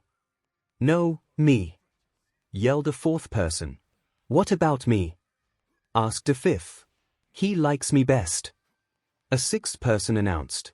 This continued until about a dozen students stood in the center of the courtyard, each one holding a pink envelope. They all angrily yelled over each other for a few minutes until someone shouted out, "Everybody stop." The students went silent as they all turned to Kayano. "We all know there's only one way to settle this." She then punched Uzumaki in the face, who responded by pouncing on the blue-haired girl and trying to scratch her face off. From there, pandemonium broke out. A 12-way fight ensued to determine who would win Bakugo's heart. Dirt was slung, shins were kicked, punches were thrown, people were thrown, and quirks of all kinds were dished out.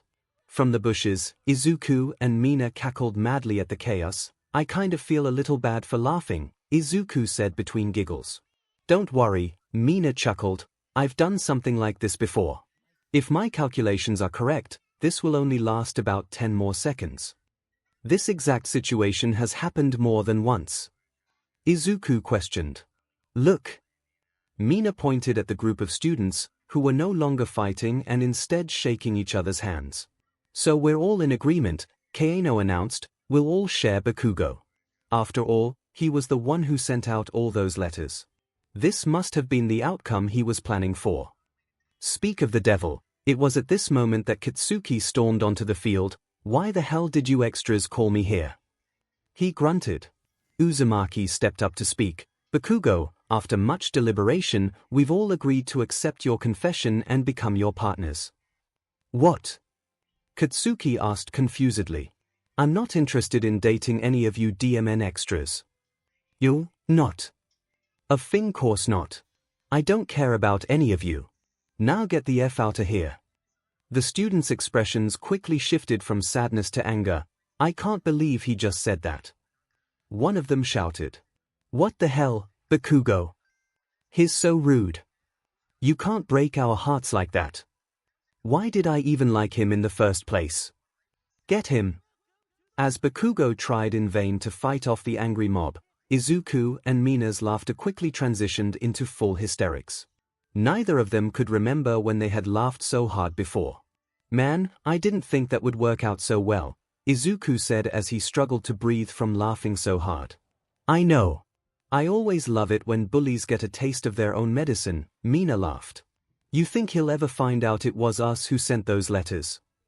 "No way, he'll be too busy dealing with all the students whose hearts he just broke." That turned out to be true. Even after the angry mob had dissipated, the repercussions of Katsuki's actions had remained. Gone was his image of Aldera's #1 hero hopeful, instead replaced by Aldera's #1 heartbreaking playboy. Katsuki absolutely hated his new image, as did the entire teaching staff. Unfortunately, the rumor mill had already spread courtesy of Mina, and they found it nearly impossible to fix his reputation after that. "Oh, by the way," Mina said as she and Izuku walked home, "there's someone else who transferred here who I think you should meet." "Really? Who?" Izuku asked. "His name is Hiro Kirishima. He's shy, like you. And he wants to be a hero, too. I think you'll get along pretty well." "Yeah. I can't wait to meet him. Do you know if he likes any particular heroes? Have you heard of Crimson Riot?" Izuku pulled out a notebook and showed off a page of the hero in question. "Have I ever?" Nezu slowly walked into his office and collapsed into his chair. He had just wrapped up yet another graduation ceremony. This marked the end of his 26th year as principal of UA. 26 years. That was more years than Nezu had brain cells left. This must be what humans call burnout, he mused to himself. Nezu sighed as he sunk deeper into his chair. Where did it all go wrong? When did this job stop being fun? Nezu figured around the time his last personal student graduated, and that was around 12 years ago. He wanted to find a new one, but Hisashi Yamada was truly a diamond in the rough that Nezu found difficult to replace. Nezu's mind flashed back to his first job as a middle school principal. Those days were so much simpler. No heroics, no politics, no overly expensive fake cities, and no giant robots. Just him and a few hundred students full of endless potential. And not just the potential to be great heroes or support engineers or whatnot. The possibilities of what these students could accomplish were practically endless. Nezu stood on his chair and slammed his paws on his desk. That's what he decided to do. He'll go back to basics, to a familiar yet unpredictable teaching experience. All he had to do was appoint Power Loader as the new principal of UA because he was clearly the most sane out of all his faculty, and he'd be off to a new beginning. 𝐒𝐲 decided not to publicly announce his year-long leave, both to prevent unnecessary media speculation and to surprise his future students. After throwing a knife at a dartboard, he decided Aldera Middle School would be the place for him. Not the fanciest school by any means, but 𝐒𝐲 loved a good challenge. To his surprise, the Aldera staff practically handed him the principal position on a silver platter, so long as they were allowed to advertise that a pro hero ran their school. Once the year was over, of course. 𝐒𝐲 gleefully obliged, as he didn't mind taking advantage of his status to get what he wanted. He worked hard for that hero license, he deserved to flaunt it every now and then. When 𝐒𝐲 set up his new office, he decided to have the security monitors moved there as well. After all, that was the best way to gauge student activity. After spending over an hour getting to know his new pupils, he stumbled across a rather interesting sight. He saw a blonde-haired boy with an explosion quirk blow up the desk of a scared-looking green-haired boy. Most curious of all, however, was that a teacher was in that very room, yet chose to do nothing. Before 𝐒𝐲 called an emergency faculty meeting, he decided to do a little digging on those two particular students of his. After matching their faces to their files, 𝐒𝐲 was perplexed at what he had found. Apparently, the green-haired boy, Izuku Midoriya, was known for picking fights and disrupting class, while the blonde boy, Katsuki Bakugo, was one of the school's top students. This clearly didn't match the footage 𝐒𝐲 had just seen, so he turned to past recordings to look for more evidence. And boy, did he find evidence. Just about every day for the past 2 years, Katsuki and various other students had been viciously bullying Izuku. Their actions ranged from stealing his stuff and shoving him in the hallway, to actively using their quirks to harm him. All the while the teachers rarely intervened. 𝐒𝐲 quickly decided to cancel his faculty meeting. Right now, there was someone he wanted to speak with. Just because this wasn't the first time Izuku Midoriya got called to the principal's office didn't mean he wasn't nervous. Especially since it was usually both him and Katsuki who got called up. It always went the same. Katsuki would beat him up, the principal would give him some sort of fake punishment, and Izuku would be reprimanded for having the gall to get beaten up. But considering the rumors of a new principal, Izuku figured he might as well expect the unexpected. When he got to the office, Izuku reached to open the door. To his surprise, however, the door swung open on its own before Izuku could touch the handle. "Come in, come in." He heard an unfamiliar voice greet him. But Izuku did not come in, as he was shocked into silence by the sight he beheld. Sitting at the desk was none other than the principal of UA himself. After remembering how to form sentences, Izuku yelled out, "Oh my god. It's the mysterious mammal hero, 𝐒𝐲." 𝐒𝐲 let out a chuckle, always nice to meet a fan. "But please, come in. Would you like some tea?" As Izuku sat on the other side of the desk, his mind still struggled to comprehend the situation. "You're here. You, the most famous principal in Japan, are now the principal of our school." He let out a crazed chuckle. "What the hell did I eat last night to give me a dream like this? I assure you, Mr. Midoriya, this is not a dream. I may be a dog, mouse, or bear, but what's important is that I'm your school's new principal. And I'm here to have a little chat with you." Izuku's confusion quickly dissolved into pure nervousness. So much for a good impression. "Right. You probably saw my file and realized how much of a troublemaker I am. I'm really sorry. I don't mean to get into trouble, I swear," he pleaded. "You are both right and wrong on your assumption," 𝐒𝐲 said as he held up Izuku's extremely thick file in one paw. "While it is true that I have taken a look at your file, I have come to a much different conclusion than you thought I have." To illustrate his point, 𝐒𝐲 reached into his pocket with his other paw, took out a small lighter, and set Izuku's file ablaze.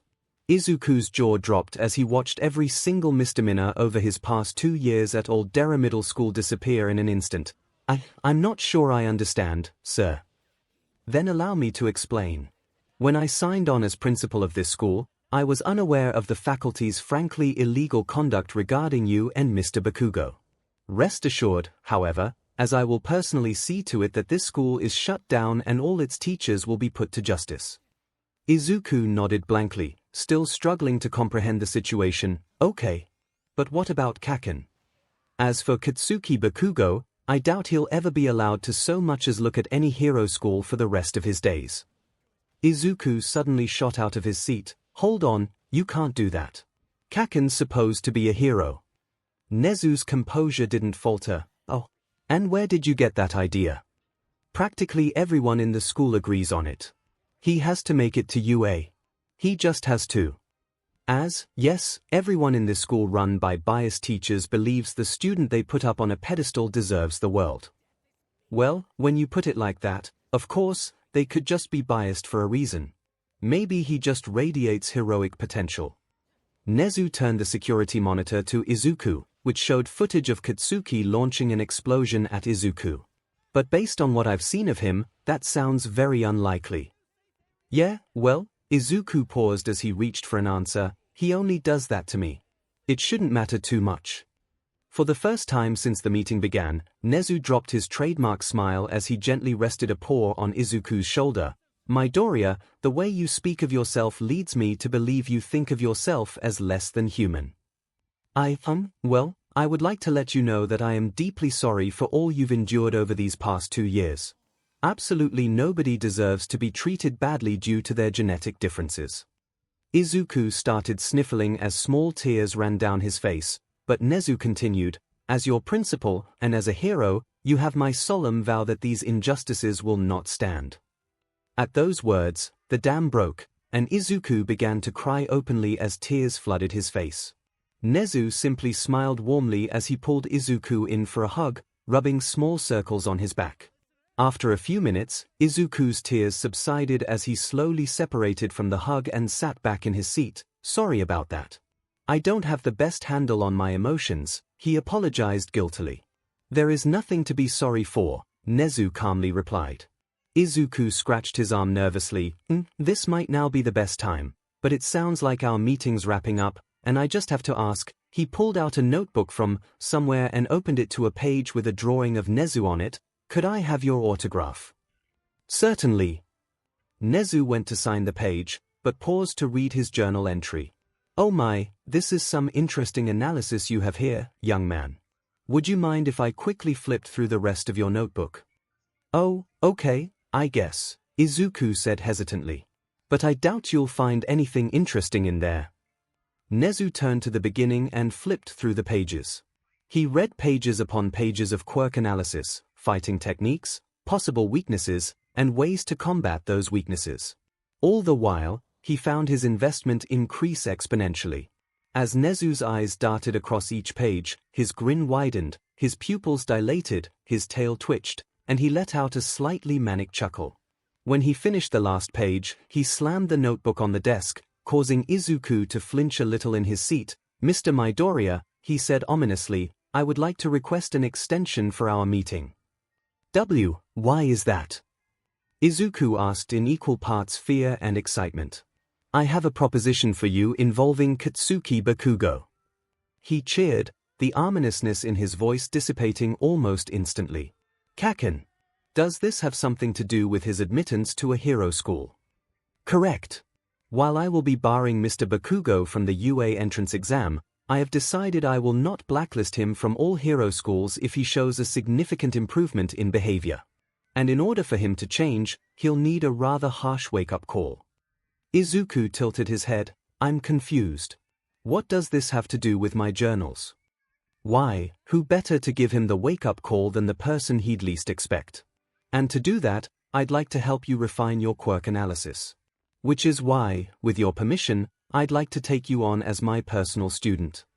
Yes. Izuku blurted out without giving himself a chance to fully comprehend the sentence. Nezu clapped his hands together. Excellent. Now, how would you like to get a little well-intentioned revenge on your former tormentor? Izuku returned Nezu's iconic grin. I'd love to. Nezu nodded eagerly. Then let us begin on our main subject, the dark side of quirk analysis. 1 week later. The last class of the day had finished a few minutes ago, and just about everybody had already left. Despite that, Izuku sat hunched at his desk, scribbling at his newest notebook, when it was suddenly snatched off his desk by a cocky-looking Katsuki, flanked by 2 of his cronies, just as he planned. How many times do we have to teach you this lesson, Deku? Katsuki sneered. You bring out your creepy stalker notebooks, you get your butt beat. Izuku didn't look up from his desk, nor did he utter a single word. Katsuki's eye twitched in annoyance. Hello. Did you go deaf or something? I said we're gonna kick your butt. Izuku still didn't respond, which made Katsuki contort his face in rage. You think you're too good to talk to me? He said as he slammed his hand on the desk. Then, in the blink of an eye, Izuku grabbed Katsuki's hand off the desk, turned it over so his palm was facing upward, and jammed the eraser part of his pencil into its center. Oh! Katsuki yelped as instinctively pulled his hand away. Your thing dead, Deku. He tried to release a huge explosion from the same hand, but only a tiny burst came out. It was at this moment that Izuku finally raised his head to face Katsuki, giving him the coldest stare Katsuki had ever seen in his entire life. Do you know what I just did, Kaken? He asked calmly. You just dug your own grave, that's what. Katsuki barked. No, Izuku slowly shook his head. I hit a nerve cluster in the center of your palm, and that temporarily disabled your quirk. Don't worry, it'll be better by tomorrow. He held up his pencil and turned it to the sharpened side. But if I wasn't feeling so generous, if I had struck you with the other end, he let out a slow, deep laugh, you would have been as quirkless as the kid you bullied. Katsuki trembled as he instinctively stepped back, as a small animal would back away from a predator. What the hell are you talking about? He asked shakily. Izuku got up from his seat and slowly circled Katsuki and his cronies. I'm saying you're weaker than you think, Kaken. All it takes is one lucky shot, one simple strike, and your dreams of heroism go up in flames. Though it's not as if you're the only one with this problem. Izuku shifted his gaze to one of Katsuki's lackeys, the one with gray, spiky hair. Kumin Ryuzuki. A quirk-like neck extension doesn't seem too bad. That is, until you realize that just gives it more places to snap. He punctuated that last work with a crack of his neck. Izuku turned to the other one of Katsuki's cronies, this one without any hair, and with a quirk that lets you pull your eyes right out of their sockets. Could you imagine how easy it would be to sever the optic nerve? He made a pair of scissors with his fingers. Just one snip is all it takes. But who knows? Maybe the eyes would regenerate. But based on your current expressions, I doubt you're in the mood to experiment. And indeed they weren't. Because as soon as Izuku finished his sentence, Katsuki and his cronies all ran out of the classroom as fast as humanly possible while screaming like children. As soon as Izuku was left alone in the classroom, he collapsed into a chair and let out a breath he didn't realize he was holding. He couldn't believe that actually worked. He looked up at a nearby vent grate. How was that? He asked. Absolutely marvelous. Couldn't have done it better myself. Nezu said as he popped out of the vent. I hope Kaken takes that lesson to heart, Izuku said to himself. Indeed, Nezu nodded. It's only a matter of time before I finalize this school's shutdown. And I'll gladly go out of my way to make sure neither of you go to the same school ever again. Several days later, once Aldera had its doors closed and its teachers arrested, Izuku and Nezu sat in the cockpit of a wrecking ball, ready to rake Aldera over the coals one last time. Might I offer you the first swing? Nezu asked politely. Actually, Izuku pulled out a small remote with a singular red button. I've got a better plan for destruction. He pressed the button, and a truck full of fireworks came barreling in out of nowhere and slammed into the school, igniting its entire cargo and creating a colorful spectacle of light that was visible from space. Nezu laughed like a madman. Oh, brilliant, Midoriya. Absolutely brilliant. I can't wait until Yagi meets you. He won't be able to pass you up. Izuku lowered an eyebrow. Who's Yagi? Izuku Midoriya wasn't quite sure what to make of his new classmate. She introduced herself as Himiko Toga in a dull tone that sounded like it had been rehearsed ad nauseam, but Izuku just chalked it up to first-day jitters. It wasn't until Himiko had taken her seat next to Izuku and class began that he started to notice something was off. Izuku considered himself to be the textbook definition of jittery, but Himiko instantly blew that out of the water. And it wasn't the drank too much coffee kind of jittery.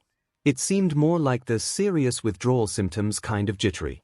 Not only that, her eyes twitched, her hair looked disheveled, and she held a stoic, almost dead-looking expression throughout the entire class. Like she was trying to hold herself together, but was in danger of snapping at any moment. Izuku realized he was probably getting a bit too personal here, with him keeping track of all her tics even though they hadn't spoken a word to one another. So he decided to at least familiarize himself with her before he started needlessly worrying. "Are you okay?"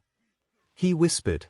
Himiko slowly turned to Izuku and gave the fakest smile he'd ever seen. "Yes. I'm perfectly normal." Wow. That was very unconvincing. It was at that moment Izuku decided he should get to the bottom of this. After all, he might not have a quirk, but there were still other ways he could be a hero. Izuku decided the best way to start was to befriend the girl so he could get a better understanding of her and her situation. Provided she didn't immediately dismiss him due to his quirklessness. Wouldn't be the first time. After class let out for lunch, Izuku turned to Himiko and smiled at her. "Hi, I'm Izuku Midoriya. You're Himiko Toga, right?" "Yes, that's me. It's great to meet you, Midoriya," she replied with that same dull, practiced tone. "Would you like to go eat lunch together?" Izuku gulped. He didn't usually eat lunch at the cafeteria. That just gave Katsuki and his cronies more chances to pick on him. But still, he would do what had to be done and pray for the least humiliating outcome. "Sure," he said with a thumbs up. So, Izuku began to ask as they sat down, "What do you like to do?" "Normal girl things," Himiko replied. Like what?"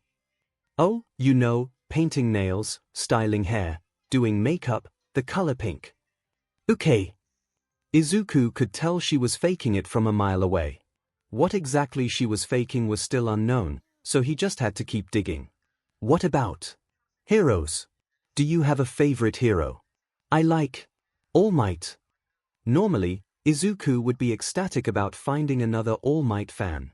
Unfortunately, it was painfully obvious Himiko had just named the first hero that came to her mind.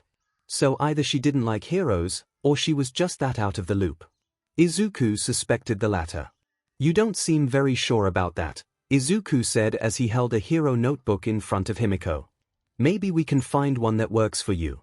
You seem like the type to be into the wild pussycats," or maybe Shizuku was cut off as a familiar pair of hands grabbed onto the notebook and started pulling it towards him. "You've got some nerve showing your shitty face around here, Deku."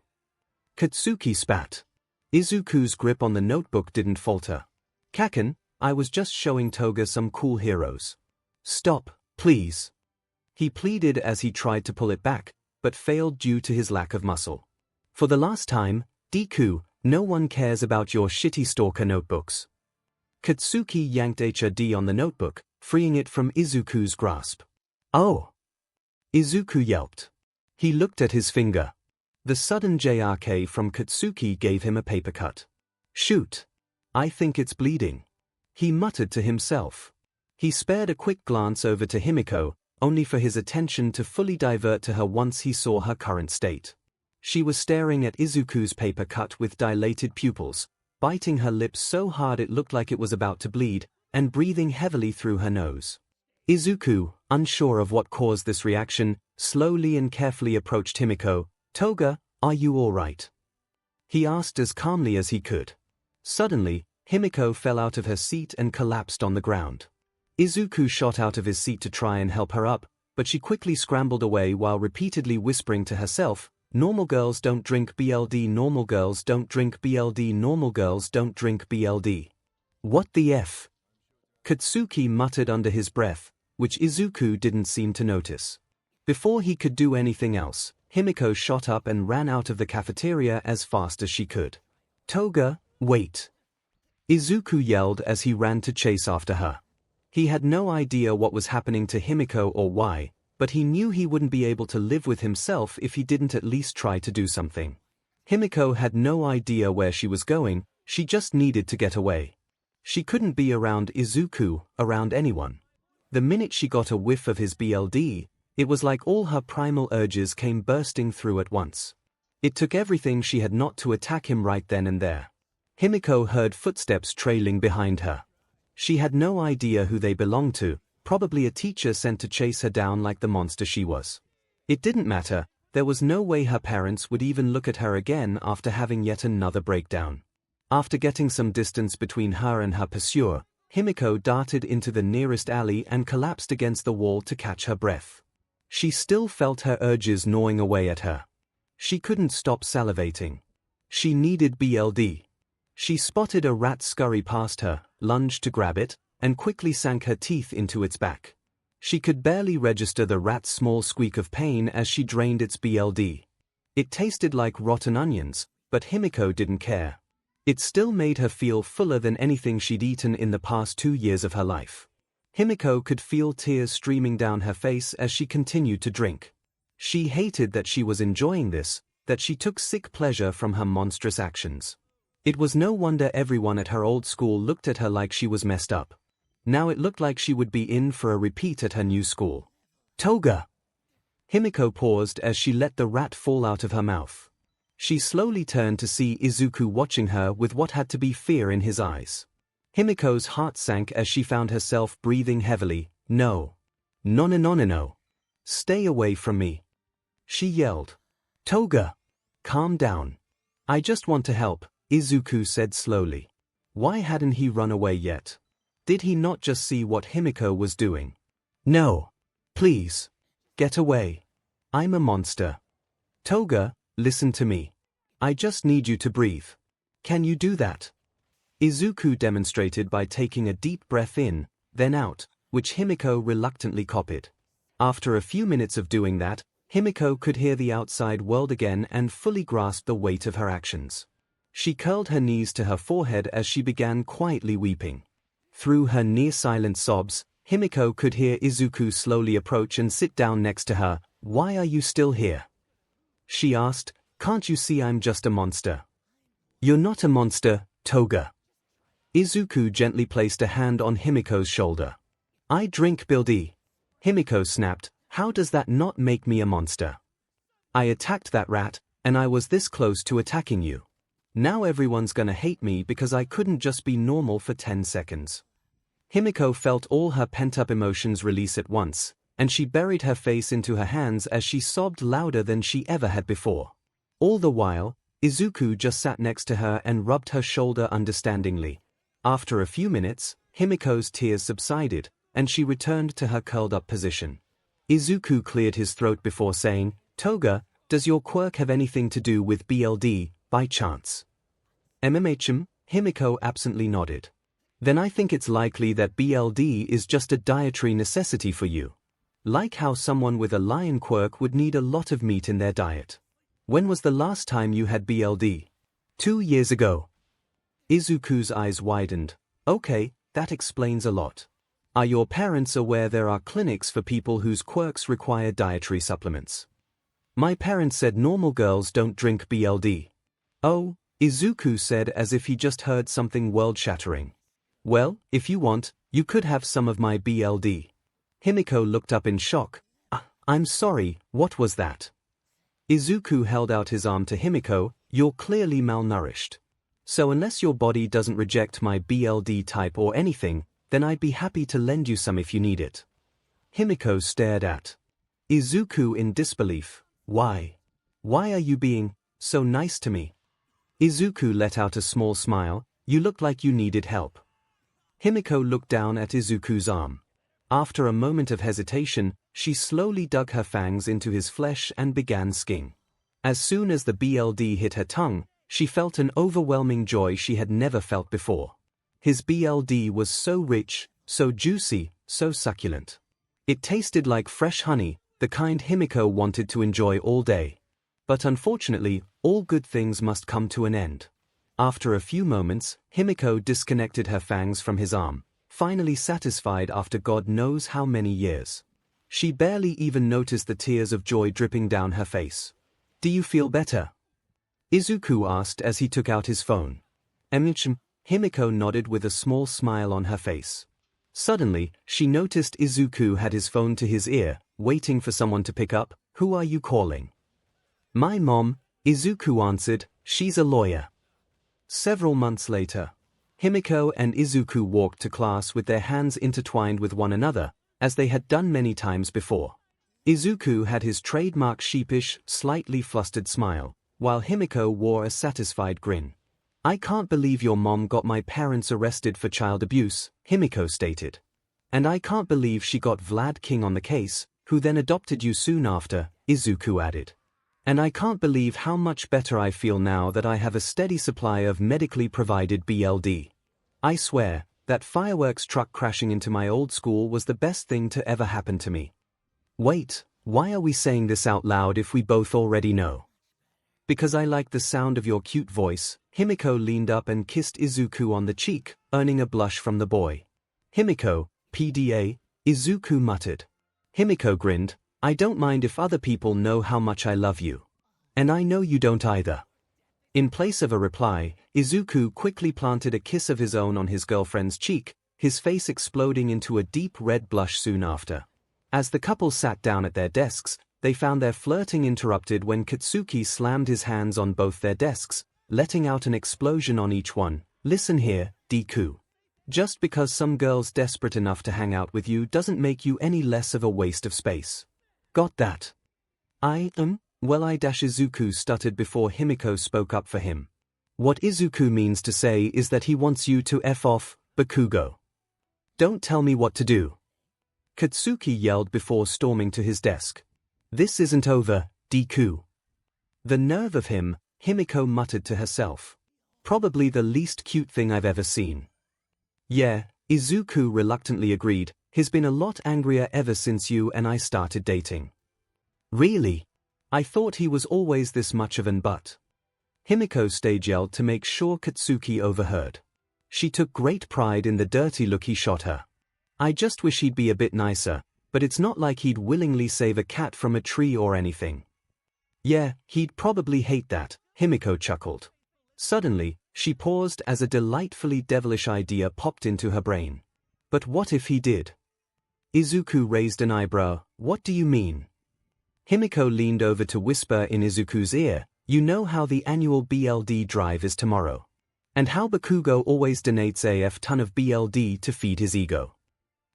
Yeah. "And you know how no one, not even the teachers, knows my real quirk." "Yeah, your SPM donors put it down as minor cat mutation." "But how do those two things?" Izuku's eyes widened in realization. "Himiko, you're a genius. Keep complimenting me like that, and I might just have to kiss you." Izuku grinned. "That doesn't sound so bad." Several days later. "Hey, Bakugo." Katsuki paused in the hallway as some extra came up to greet him. "What the F do you want?" "I just wanted to say thank you for giving me that birthday present yesterday. How did you know seagulls were my favorite bird?" "I have no idea what you're talking about," Katsuki drawled. "Oh, don't be so modest," the extra laughed. "We all know what a big help you've been over these past few days." They suddenly noticed some other extra walking past them and called them over. "Hey, Kazashi, didn't Bakugo help rescue your cat from a tree the other day?" "No, I didn't," Katsuki yelled. "Yeah, you did," Kazashi exclaimed. "I never got to thank you for that. I had no idea you were so good with animals. I also heard from Kenji that you helped them study for their math test. And you gave Mayano some great workout tips," the extra pointed out. Katsuki clenched his fists and ground his teeth together. "I didn't do any of that. None of you extras mean a DMN thing to me." "Actions speak louder than words," Kazashi said cheerfully. "F you. I'm outta here." Katsuki screamed as he stomped off to his classroom. When Katsuki opened the door, he was met with what had to have been the weirdest sight he had ever seen. Someone who looked exactly like him was already sitting at his desk and conversing with the other extras. And then I said, "I don't know, but his face rings a bell." Fake Katsuki said to the laughter of the extras surrounding him. Real Katsuki fumed in anger as he set off small explosions in his palms. "Who the F are you?" Everyone in the room turned to real Katsuki, then back at fake Katsuki, then real, then fake. "I'm Katsuki Bakugo, duh." The faker smiled. "Are you the one who's been helping these extras behind my back?" "You say that like it's a bad thing," fake Katsuki deadpanned. "It is. I can't afford to waste time on these extras." Hold on. Hold on. Izuku ran up between the two Katsukis. Let's just figure out who the real Katsuki is calmly and civilly. Shut the F up, Deku. Real Katsuki yelled. Hey, that wasn't very nice, fake Katsuki reprimanded. If you were really me, you wouldn't give a flying F. Real Katsuki then ran up to his doppelganger and held him up by the collar. And if you were really me, you'd know how I like to handle problems. Hey, leave Bakugo alone, you faker. One of the extras yelled out. Real. Katsuki turned to the now formed crowd in confusion. What do you mean? I'm the real one. I have the explosions. Well, maybe the real Katsuki shouldn't be blowing innocent people up. Fake Katsuki pointed out. Yeah. I like the nice Bakugo better. Someone in the crowd said. I agree, he's much more helpful. And modest. He's strong, but he doesn't rub that fact in your face. Everyone, attack the faker. Suddenly, the entire class lunged toward real Katsuki and tackled him to the floor. Stop it, you idiots.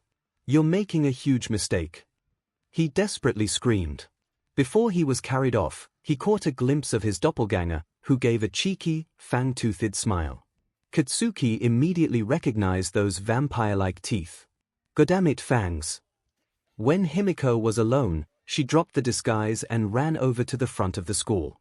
There, she and Izuku watched a police car haul off the supposedly fake Katsuki. They both turned to each other and shared a wicked grin.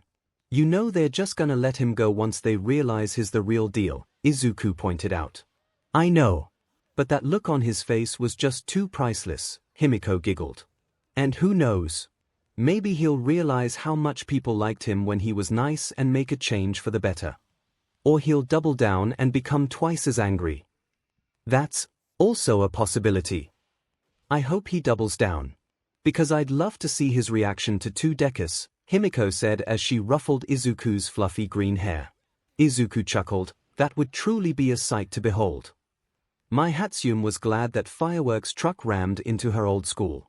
Sure, it might have destroyed all the inventions she kept in her locker, but if they couldn't survive a couple hundred fireworks, they were pretty much useless. Besides, this new school would allow her so many more new connections. She'd have a client in no time. Right now, Mai was in the middle of math class, but she wasn't even paying attention. Why would she need to? One of her favorite pastimes was reading college-level physics textbooks. Instead, she started tinkering with the magnetic grapple gun she brought with her for just such an occasion. Out of the corner of her eye, Mai noticed some green-haired boy with freckles sneak a few glances at her work. This was perfect. Mai was always on the lookout for people who showed even a passing interest in her inventions. Gotta grab those clients while they're still interested, after all. Mai leaned over to Freckles and whispered, "What do you think? It's pretty cool, right?" "Oh, yeah, it's pretty cool." Freckles nervously whispered back. "I bet it has really good mobility." "Are you kidding? My babies are the best in the biz, no questions asked." Freckles stared blankly for a few seconds before responding, You're what?" "My babies. You know, the things I put my heart and soul into. I got one for every situation. Heck, you could be an accountant and I'd still have something for you. So, would you like to sponsor me or not?" Freckles nervously tapped his fingers together. Do you make support items? You know, for heroes." "Do I ever? In fact, that's my main outlet. Just tell me your quirk, and I can make you a custom baby that'll make you 10 times the hero you could ever be." Freckles' look of curiosity immediately fell, and a shameful expression etched itself onto his face. Shoot. She was losing him. Was it something she said? About that," Freckles murmured, "I'm actually quirkless." Mai stared at him in disbelief for a few seconds before speaking. "What did you just say?" "I said I'm quirkless. I should have told you sooner. I'm sorry for wasting your time." "I'll just dash, that's amazing." Mai shouted as she jumped out of her seat, attracting the attention of everyone in class. What? A quirkless hero. The perfect blank slate for all my incredible babies. You could be the new poster child for support items. How would you like to be the first employee of Hatsum Industries? Hey! My turn to see an angry blonde boy stomp over to her. If you think a quirkless loser like Deku could be a hero, someone needs to blast some sense into you. He menacingly held up a hand, and tiny explosions popped from his palm. No thanks. My smiled obliviously, my babies already blow me up at least twice a day. She turned to grab Freckles by the arm and ran out of the classroom with him in tow. Now come on, Freckles, we have some babies to make. Fortunately, Mai did not notice the shocked expressions from everyone in the classroom upon hearing that statement. Unfortunately, Izuku did. Did you really have to drag me to the roof in the middle of class? Freckles asked. Yep. Mai answered confidently, innovation waits for no man, woman, or child. And I fall into at least one of those categories. Okay.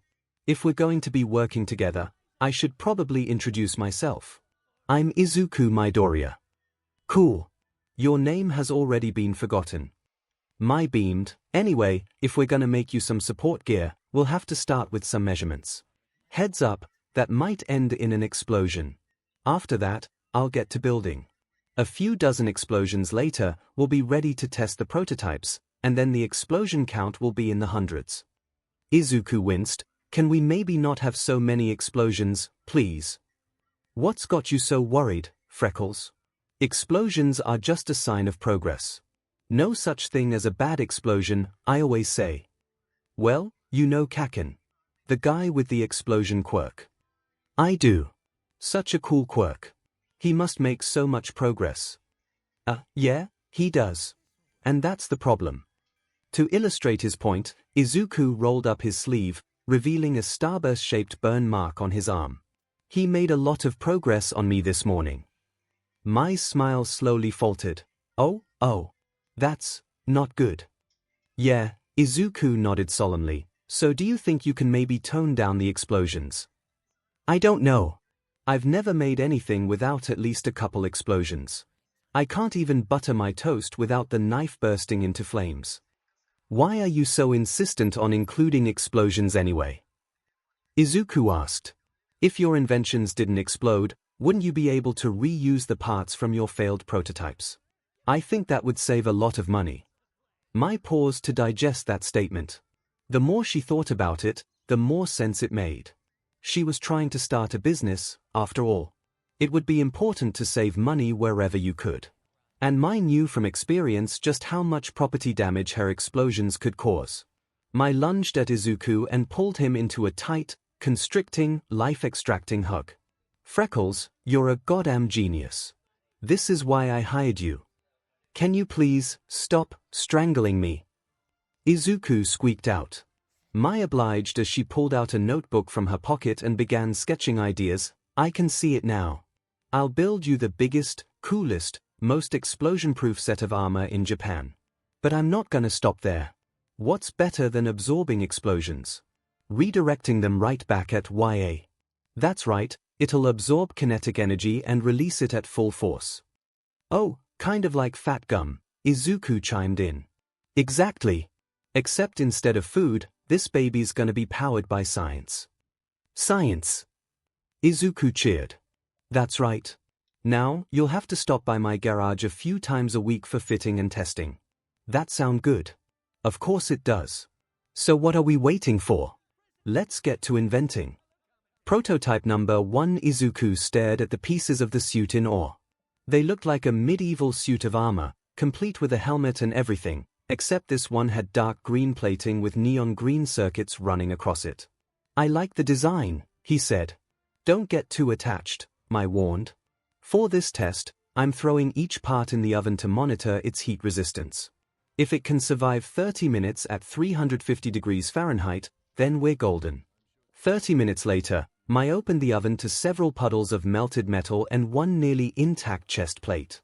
All right, she smiled, the chest plate survived, which means it'll serve as the baseline for the rest of the parts.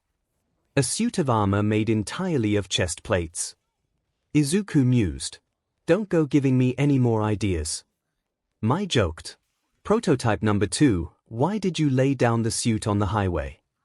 Izuku asked. First of all, Mai began, it's called the Kinetic Enforcer. Second of all, I'm testing said kinetic enforcement by seeing if it stays together after getting run over multiple times. But look, it's already withstood a pickup truck, a sports car, an 18-wheeler, and an RV. What about the incoming fireworks truck? The what now? Thankfully, the fireworks truck did not explode upon running over the kinetic enforcer, but it did cause all the pieces to scatter everywhere. Curse you fireworks trucky! My shouted into the air.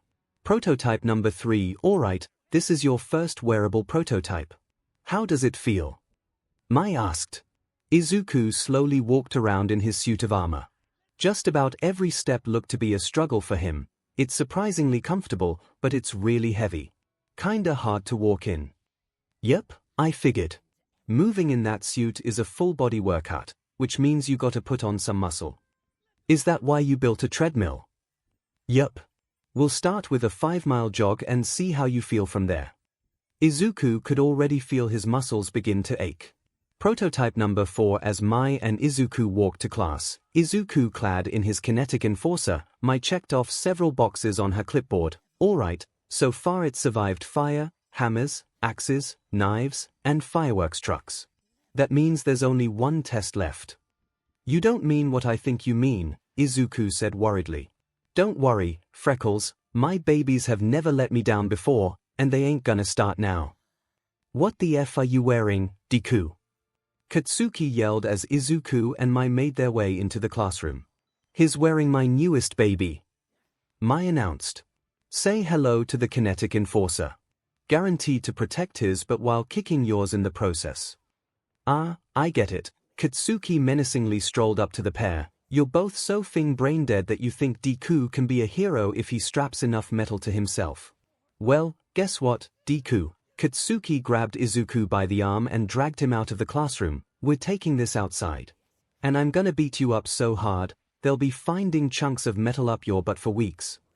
Izuku wanted to be scared, but if these last few weeks with Mai had taught him anything, it was that she would rather die than have one of her inventions fail during a presentation. So he had the utmost faith in his friend's skills. I'd like to see you try, Kaken. He challenged. Whatever you say, it's your funeral. At this point, Izuku and Katsuki had reached the school's courtyard, with Mai following close behind. Katsuki set Izuku down, shoved a hand in his armored chest plate, and yelled out, Die. A huge explosion enveloped the robot, and Katsuki gave a cocky smirk at the damage he assumed he caused. But when the smoke cleared, Katsuki's jaw dropped when he realized he hadn't made a single scratch. What the F? Oh, too bad. Mai taunted. Maybe your explosions were just too small. Shut up, cross eyes. Katsuki lunged toward Izuku and let out an even bigger explosion, with no effect. He planted both hands on Izuku's helmet and released a concentrated blast, not even a scratch. He peppered the entire suit with tiny explosions in hopes of weakening it. Izuku didn't even flinch. He even grew desperate and went for the junk, still nothing. After about 10 minutes of mindless explosions, Katsuki stood in front of Izuku, clearly winded, but still not yielding. All right. If you think you're so tough, why don't you be a man and fight back already? Izuku said hesitantly. I'm not sure about that. This thing has built up a lot of kinetic energy, and I wouldn't want to seriously hurt you or anything. Oh, so you're too good for me, is that it? Katsuki yelled. You think I can't take it? Think I'm too weak? Well, how about this? In a flash, Katsuki turned and blasted over to Mai, who didn't seem to even process the danger she was in. He winded back. A devastating right hook, prepared to show Izuku how serious he really was. Then suddenly, he found himself held back by a cold metal hand that grabbed him by the arm. You know what? Forget what I said earlier. Izuku winded back a punch, and the circuits covering his armor lit up like a Christmas tree. Funneling all his stored kinetic energy into his fist, he sent a devastating uppercut at Katsuki's chin with the yell of Detroit Smash, sending Katsuki flying into the sky, past the horizon, and eventually completely out of sight. Great job, Izuku. Mai congratulated him as she beat him on the back.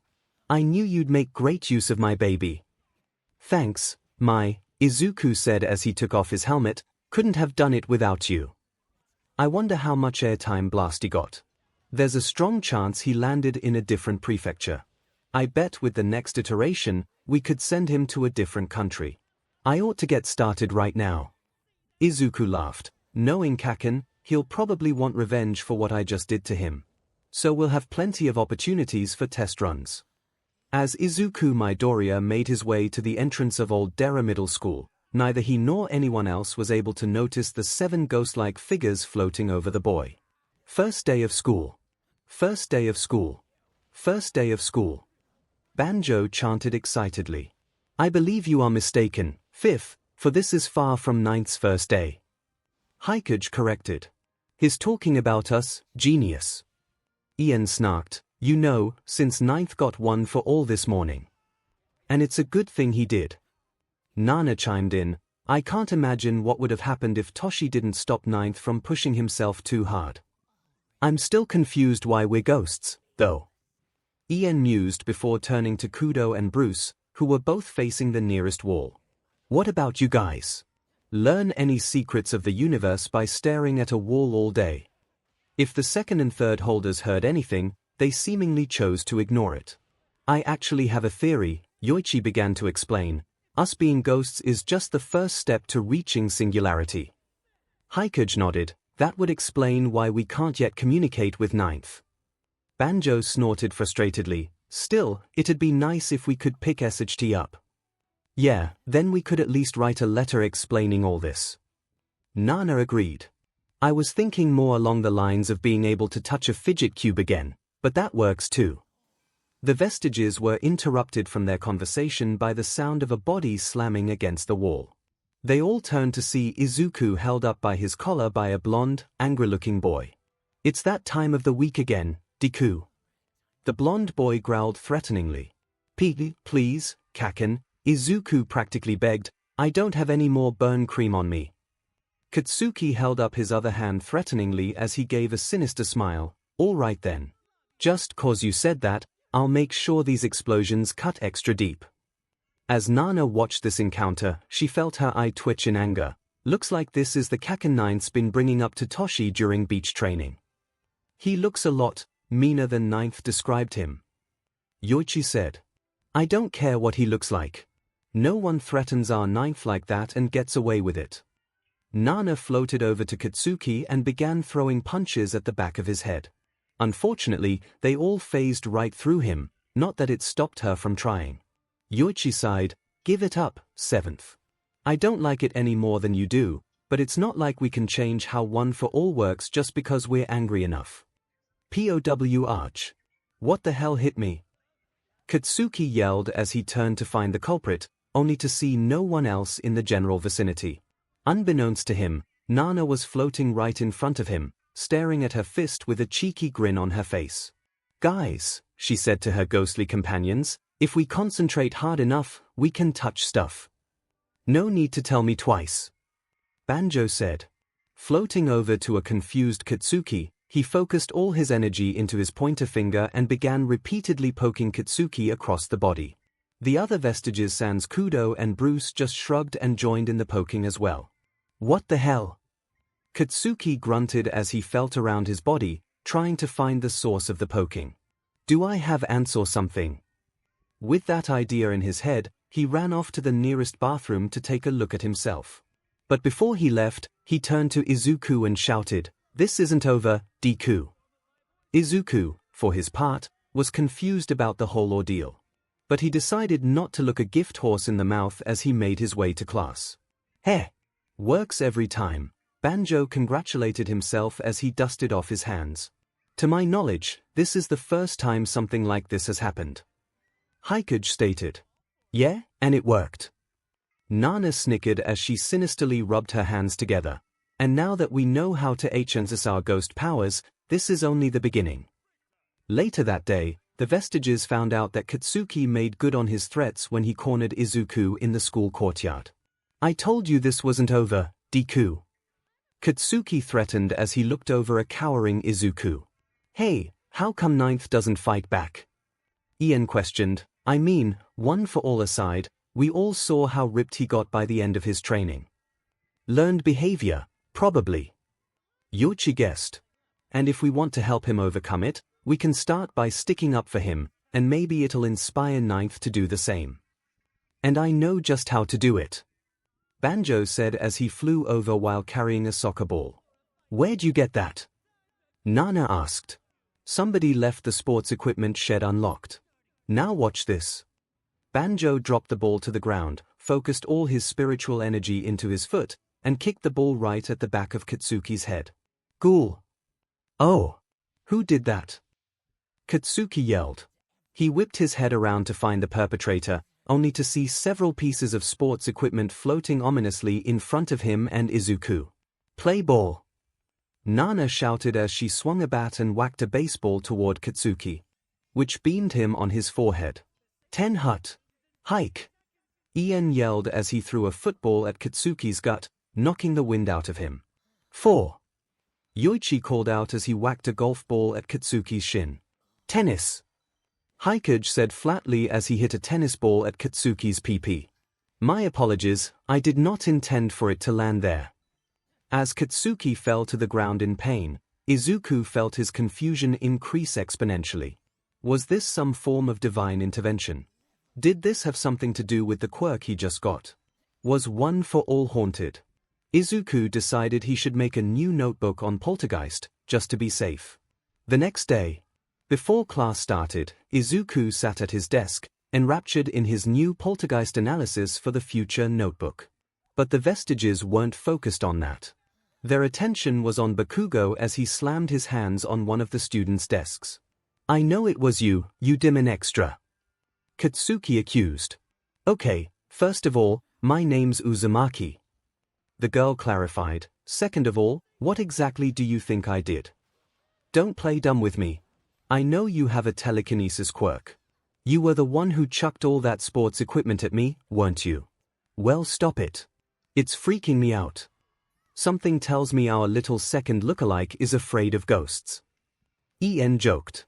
Uzumaki looked offended at the accusation. I can barely even lift my own handbag with my quirk, much less pelt someone with sports equipment. Bull. SHC. We should probably do something about this. Yoichi said, I don't want innocent people to get caught up in this. Nana floated over to Katsuki. Not to worry. I've got a foolproof plan. She focused her ghastly energy in her hands, lifted Katsuki off the ground, and began flying him in circles, causing screams of panic to spread across the entire classroom. See? You're doing it right now. Katsuki yelled. No, I'm not. Uzumaki defended. I'm not even moving my hands. Well, who the F else could it possibly dash? Katsuki paused as he caught a glimpse of Izuku, who looked just as terrified as everyone else. In a flash, Katsuki tore himself from Nana's grasp, lifted Izuku out of his seat, and shoved him against the wall. It was you, wasn't it, Deku? What are you talking about, Kaken? Izuku asked nervously. I don't know anything. Don't lie to me. Weird SHT only happens to me when you're around. You have some sort of telekinesis quirk, don't you? You've just been hiding it this whole time because you think you're better than me. What kind of copium is that boy smoking? And where can I get some? Banjo chuckled. No time for jokes. Nana said, Bakugo's about to beat up Ninth. We have to do something. Seekers that we can't just possess him. Inside, that would make things a hell of a lot easier. Who says we can't? Yoichi asked rhetorically as he phased into Izuku, thereby possessing him. Suddenly, Izuku's posture straightened, and his expression shifted from fearful to one of cold fury, a change that was quickly noticed by everyone in the class, including Katsuki. You're wrong, Bakugo. Izuku said coldly and quietly. Izuku doesn't think he's better than you, but we do. Katsuki instinctively took a step back as a seed of fear was planted into his mind. What are you talking about, Deku? Who's we?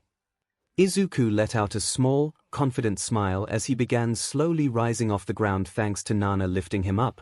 We are the vengeful spirits of this school. And we have decided to intervene on your little charade.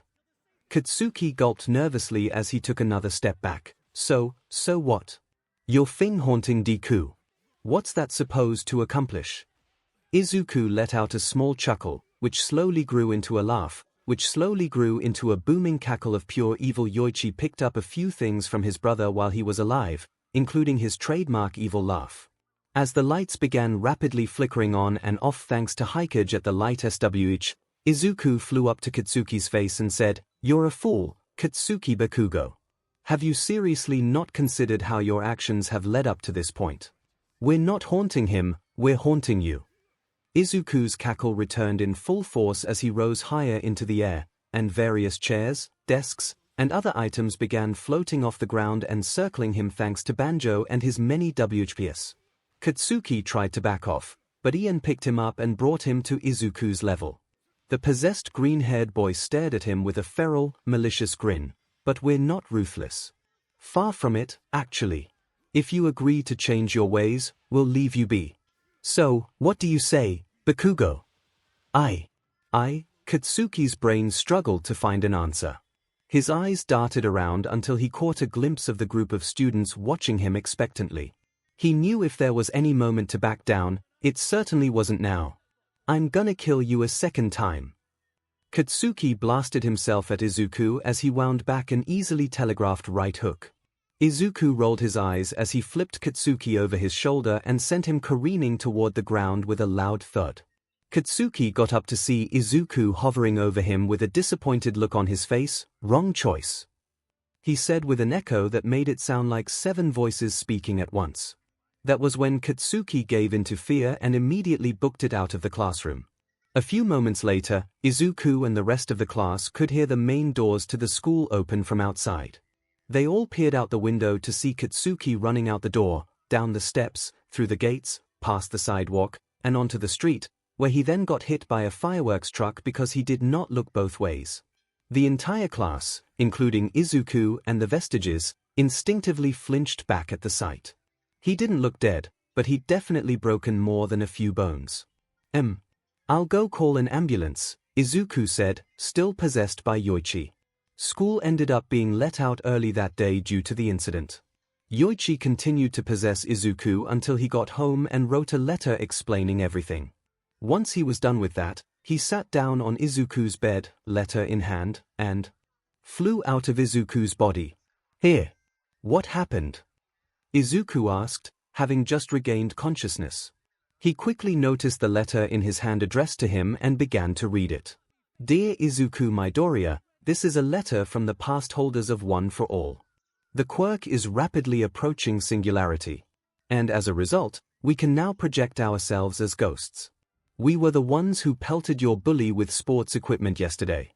And when he threatened you earlier today, one of us possessed your body to give him a scare. Sorry for doing that without your consent, but we didn't want him to hurt you. It ended with him running away and getting hit by a fireworks truck. Don't worry, he's not dead. Just don't be surprised if you don't see him for a few days. And if he tries to bother you after that, don't worry, we'll have your back.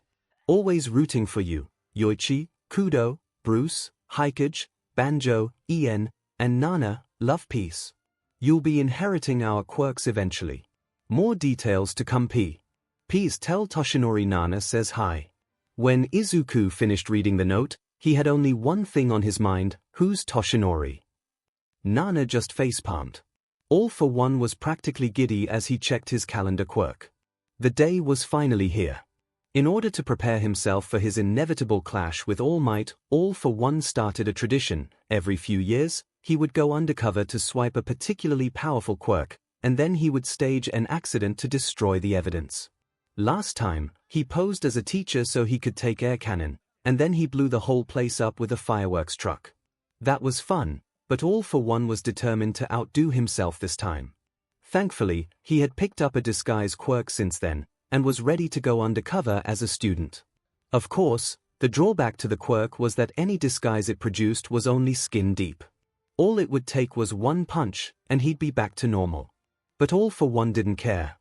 If anything, it gave him the chance to flex his manipulation skills. As All for One threw up his teenage disguise, he took one more look at his mission file to savor the reward he was soon about to receive. Explosion, what a wonderful quirk. Once he obtained it, his quest to weaponize every one of his bodily fluids would be complete.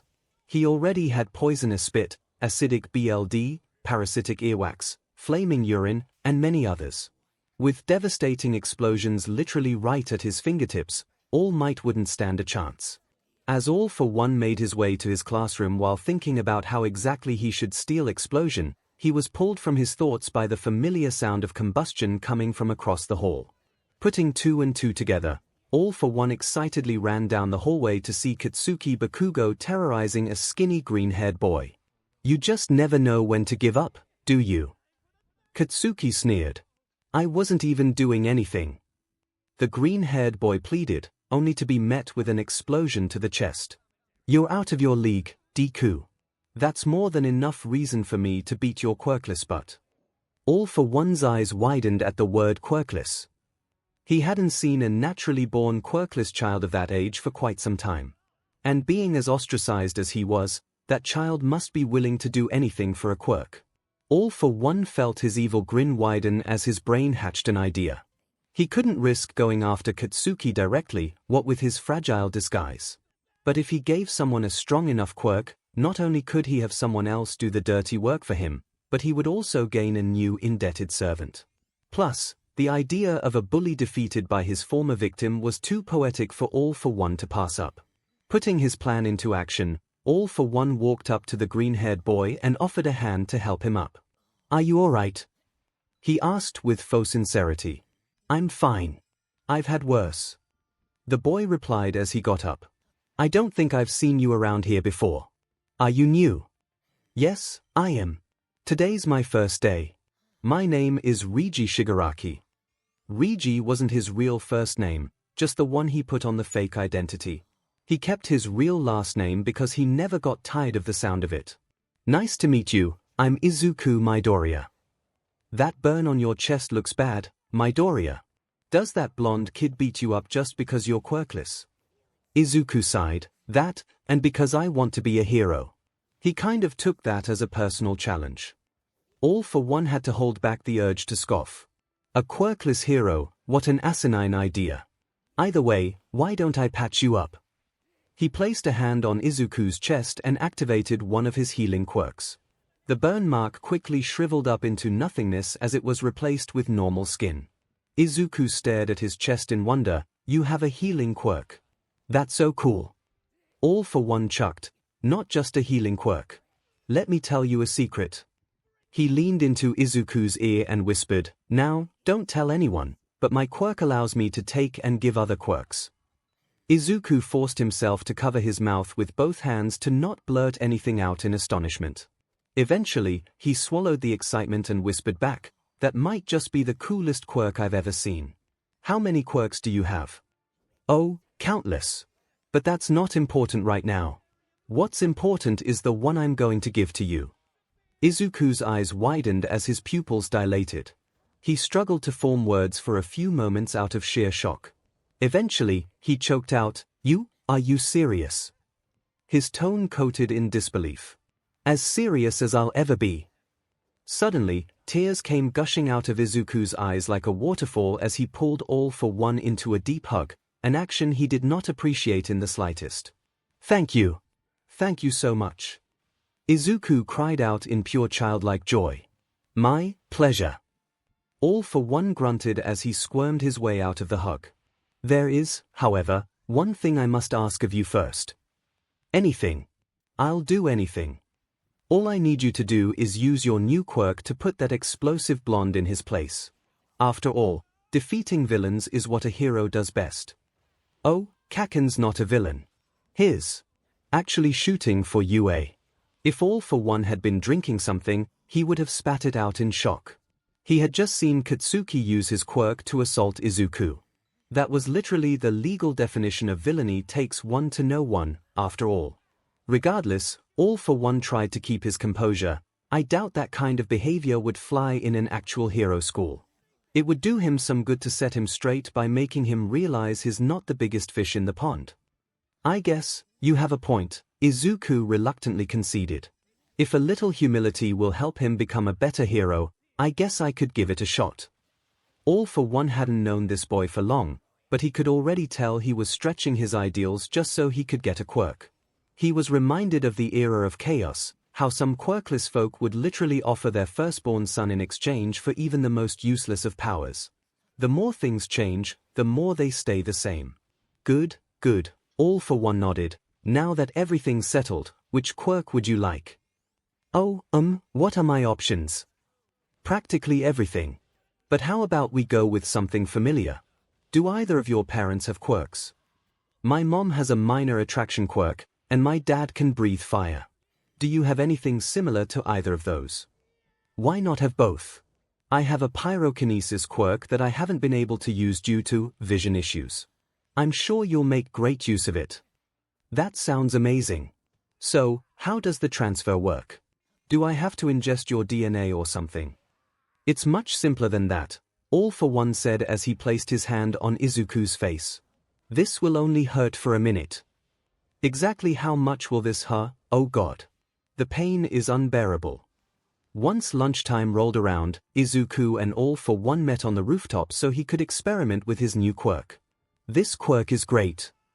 Izuku cheered as another fire geyser enveloped from the ground. All I have to do is think of where I want my fire to be, and it appears. I can even form it into certain shapes like ball, geysers, and spears. Not only that, but I can even start fires in places I can't directly see, which gives me some great ideas for super moves. Of course, there's the downside of my head burning up if I use too much fire at once, but I wonder if I can mitigate that with an ice pack. Or maybe I could dash. Alright, that's enough. All for One interrupted. Do you think you're ready to take on Katsuki Bakugo yet? I'm not sure, Izuku admitted. I mean, I've only had this quirk for a few hours, and Kaken's had his since he was 4. Well, too bad. Because I already scheduled a fight in the courtyard right after school. You what? Izuku shouted. How did you even get him to agree to that? All for One gave a devious smile. Oh, I have my ways. Would you like to beat up Midoriya in the courtyard after school today? You don't have to tell me twice. I can't do this. It's just not possible. Izuku began to panic. I'll probably use pyrokinesis wrong, then he'll beat me up in front of the entire school, then I'll just be an even more worthless Deku since I seriously thought I could beat him with a quirk I just got, then I'll dash. Izuku was cut off as All for One grabbed his face by the cheeks and pulled him close. Listen here, Izuku Midoriya. I gave you that quirk with the express purpose of beating Katsuki Bakugo. You mean Katsuki Bakugo? Whatever. Point is, I would not have given it to you if I didn't think you could win with it. So you will win this duel. Understood? Yeah? Okay. Izuku nodded as best he could. He was equal parts frightened by his new friend's demeanor, and grateful that he not only had a quirk, but someone who believed in him, which made him believe in himself just a little more.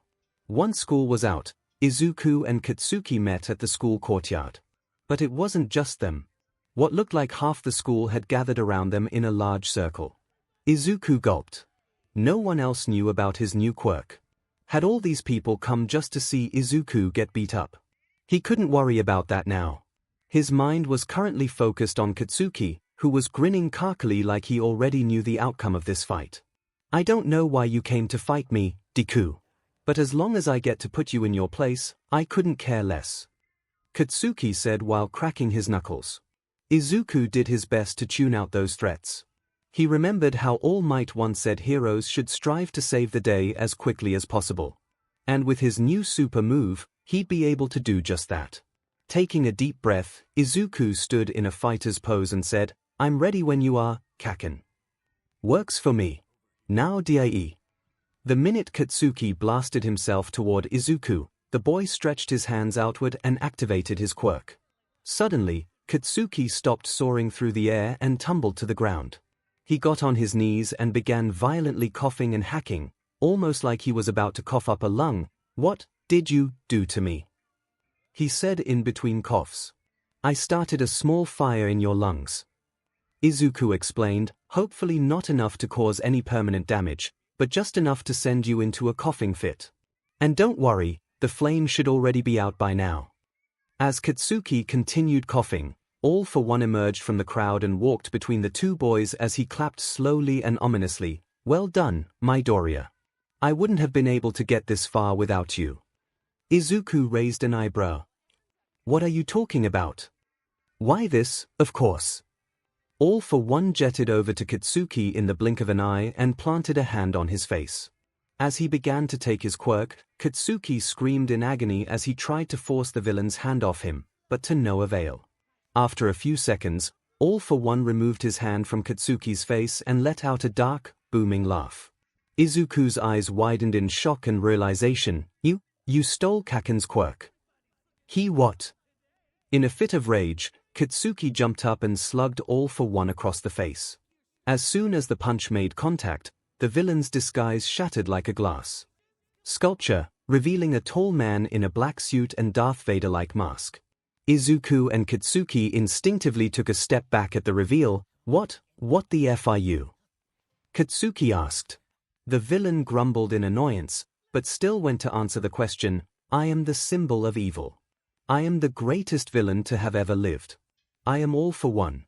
And now that you all know who I am, I'm afraid I can't let you live. All for One charged a purple ball of energy in his hand, but before he could do anything with it, Izuku shouted, "Enno," and activated pyrokinesis again. Izuku went for the same super move he tried with Katsuki, but instead of keeling over in a coughing fit, All for One just keeled over as the energy ball dissipated in his hand. After several moments of silence from the crowd, Katsuki slowly inched over to check his pulse. His face paled at the coldness he felt. He's dead. What? Izuku screamed. You killed him. And he had my quirk. You just made me quirkless, you thing prick. I didn't know that would kill him. It was supposed to send him into a coughing fit. How was I supposed to know his respiratory health was that bad? He was wearing a Darth Vader mask. What did you think was gonna happen? Well, sorry for saving your life. Wait a minute, someone from the crowd said. Deku has a quirk now. He used it to defeat the villain, someone else pointed out. He saved our lives. The whole school. He's a hero. Woo! Go Deku! The crowd suddenly burst into cheers as they crowded around Izuku, showering him with praise. Both Izuku and Katsuki were confused by this, but for different reasons. Izuku wasn't used to this amount of praise, especially after he just killed a man. And Katsuki was still reeling from having his quirk taken away from him. As the crowd picked up Izuku and carried him off into the sunset, Katsuki could only fall to his knees in defeat as he wondered what choices in life led him down this path. He was now quirkless, useless, a Deku. His dreams of becoming the #1 hero had just been shattered in an instant. All those conflicting emotions quickly bubbled up inside him and released in an ear-splitting roar of pure emotion that shook the entire foundation of the school. Gra!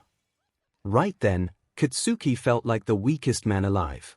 Izuku Midoriya was being carried off into the sunset by his classmates, and he hated it. They called him names, they beat him up, they took his stuff, and yet the moment he used his quirk to do something vaguely heroic, they started treating him like the new Katsuki. Almost as if they were desperate to cling to the school's next hero hopeful. Izuku figured the teachers would do something similar, the thought of which made him even angrier. Sure, bullying was one thing, but turning their head to said bullying while actively encouraging it was another thing entirely. They'd probably pretend like the past year and a half of middle school didn't even happen. And that wasn't even mentioning the fact that he just killed a man. Sure, that man threatened to kill him and everyone in the entire school, so he could at least plead self-defense. But that doesn't erase the fact that he just killed a man. He was gonna need so much therapy. Izuku sighed to himself. He decided to finish off the day by looking at the positives. He had a cool quirk now, so his dreams of heroism were finally back on the table. And who knows? Maybe he could use his newfound influence to get Aldera shut down for good. Only time would tell. I'm Togaru Kamakiri. I'm about kick in and then slice in that but into ribeye steak. Izuku was immediately wary of this new student. Granted, he figured their class would be getting at least one new member, considering the fireworks truck incident that went down last week. But he wasn't expecting him to be so outwardly aggressive. Izuku knew not to judge someone too harshly, but Kamakiri honestly gave him Katsuki vibes. Sure, his mantis quirk looked super cool. But Katsuki also had a good quirk, and Izuku was already reminded this morning how he usually acted. He could still feel the bruise. As Kamakiri made his way to his seat, thankfully not next to Izuku, he noticed the mantis boy sending a challenging glare to nearly everyone in the class, almost as if he was scoping out the area for potential fighters. Just about everyone he glared at nervously averted their gazes, except one. "What are you looking at me for?" Katsuki growled. "If you got something to say it to my DMN face." Kamakiri got straight to the point. "You seem tough." "Who are you?" "Katsuki Bakugo. And you bet but I'm tough. Strongest in the school, no question." "Is that so?" Kamakiri grinned. "I was the best fighter in my old school as well. And that's a title I intend on keeping." "Well, if you wanna die so badly, I can give you more than a little help." Katsuki threatened as an explosion popped in his palm. "May the better fighter win," Kamakiri challenged as a sharp blade burst from his arm, tearing open his uniform sleeve. "No fighting during class." The teacher interrupted. "You both can handle your business after class." As class began, and Kamakiri and Katsuki glared daggers at each other, Izuku couldn't help but feel conflicted. His suspicions that Kamakiri was like a second Katsuki seemed to be proven right. But was that a good thing? If Kamakiri somehow won this duel and became Aldera's new top god, would he become Izuku's new tormentor as well? He honestly couldn't tell. But then again, just about everything hinged on the fight's outcome, so Izuku knew he couldn't miss it. "Is that all you got, Baku brat? Shut up and blow up, Mohawk." You could color Izuku surprised, because this fight was not going down the way he anticipated. He thought that since Kamakiri's quirk involved the creation of blades, he would have less range than Katsuki's explosions. And he did, but he more than made up for it with speed and maneuverability. Must have come with the mantis mutations. As Katsuki launched another explosion at Kamakiri, he quickly slid under the blast, jumped back to his feet, and pointed one of his blades mere centimeters from Katsuki's eye. Both combatants ceased their movement, and Kamakiri grinned while Katsuki's face contorted with rage. "Looks like I'm still the strongest," Kamakiri said. "You're but just got lucky." Katsuki yelled as he turned and walked off. "I'll kill you next time. Trust me, I'm looking forward to it." Okay, that really threw Izuku for a loop. He thought fights like these were a one-and-done deal, but they were going to be doing this again. Knowing Katsuki, Izuku figured he wouldn't stop fighting until he proved he was the undisputed best. And if Kamakiri was anything like him, the same applied to him as well. As Izuku thought about it more, he realized how this might actually be a good thing. With Katsuki constantly fighting Kamakiri, he might not have the time or energy to bully him all day. The idea sounded better and better the more Izuku thought about it. He decided he would let the angry ones have their little feud. For the first time in forever, Izuku might finally be able to enjoy himself. As the weeks flew by, Izuku did in fact enjoy his newfound peace and quiet. Okay, it wasn't really all that quiet on account of all the sounds of explosions and sword slashes. Katsuki and Kamakiri would fight just about every day. They didn't have a strict schedule or anything. They just seemed to drop everything to fight the moment one looked at the other funny. It didn't matter where, school roof, courtyard, gym, cafeteria, or sometimes even the classroom, they just fought whenever they felt like it. Izuku figured the fighting would stop once either combatant won enough fights in a row, thereby proving themselves the school's definitive top dog. But surprisingly enough, that hadn't happened yet. After around 3 weeks, Katsuki and Kamakiri tied at 11 wins each. So it looked like it wouldn't stop anytime soon, especially with the teachers practically encouraging the fights, as it gave both their hero hopefuls a chance to shine. Izuku, for his part, was thriving. He no longer had to live in fear of getting beaten up after school, having his notebooks burned, or getting chided whenever he muttered about some new quirk. Izuku felt lighter than he had in a long, long time. One day, as he made his way down the hall, Izuku instinctively flinched when he heard an explosion behind him, only to remember that Katsuki had stopped targeting him. He turned to the source of the explosion to see Katsuki standing over Kamakiri triumphantly. That blast he heard must have been the finishing blow. Really? That's all you got? Katsuki sneered, "Come on, it's like you gave me that win for free. Step up your DMN game. I don't wanna fight no weaklings." He punctuated this statement with an explosion to his opponent's chest before stomping off. Izuku stared at Kamakiri's defeated, burnt body lying against the wall, and all his regrets came bursting through like an axe-wielding serial killer. What the hell was he doing? He was supposed to be a hero. Why was he just sitting back and letting someone else take the brunt force of Katsuki's attacks? Running over to Kamakiri, Izuku pulled out some burn cream and applied it to his several burn spots, hearing a hiss of pain from the boy. "Oops, sorry." Izuku instinctively apologized. "It's fine, thank you." Kamakiri said, "You're that boy from class, aren't you?" Once the burn cream settled, Izuku took out some bandages and began wrapping them around the burn spots on Kamakiri's arms. "Yeah, that's me. Izuku Midoriya. I wish we could have met under better circumstances." Works for me. But why do you carry around burn cream? Does Bakugo fight other people on the side? Has he been cheating on me? No. He only really fights me. Well, less of a fight, more of a one-sided beatdown. He what? Kamakiri shot up, then immediately winced in pain from the sudden movement and sat back down. "I had no idea I was fighting a bully."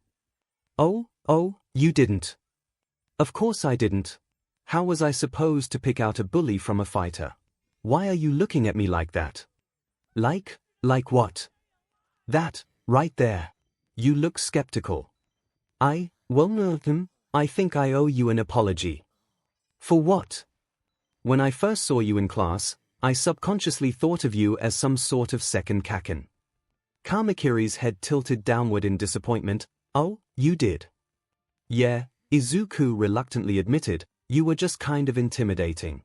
And I'm not talking about your quirk." He quickly clarified, "I meant how you were sort of viciously glaring at everyone." "Oh, sorry about that. I just wanted to get a good look at everybody. I'm more of a face person than a name person." "Yeah, that makes sense. But if you don't mind me asking, why did you want to fight Kaken so bad?" Kamakiri shrugged. "I gotta fight. Gotta prove I'm the undisputed best. That's what I did at my old school." "Okay, but why?" "Well, you just find it dumb." "No, I won't. Come on, tell me." "Okay, fine. You know Endeavor." In place of a response, Izuku pulled out a notebook from somewhere and opened to a page with a drawing of the hero on it. "Thought so," Kamakiri nodded. "I know most people pick All Might as their favorite, but I've always been inspired by his drive and conviction." "Really?" "Yeah. It's like, the gap between him and All Might is so wide, but he never gives up. He never stops trying to improve. I found that really inspiring, you know. So I decided to always shoot for the top and strive to be the best I could be." "That's actually really admirable." "Thanks." Kamakiri gave a smile, which quickly faltered, "But now I'm on the fence about continuing to fight a bully. On one hand, I don't want to give him the satisfaction of beating me again. But on the other hand, I still kinda want to slice his butt off." Izuku scratched his chin as he thought to himself. After a few moments, his eyes brightened with an idea, and he said, "I think I know how you can do both." "How?" "You don't fight." Kamakiri tilted his head in confusion. "Yeah." The next day, after school ended, Kamakiri strolled out of the building like any other normal day.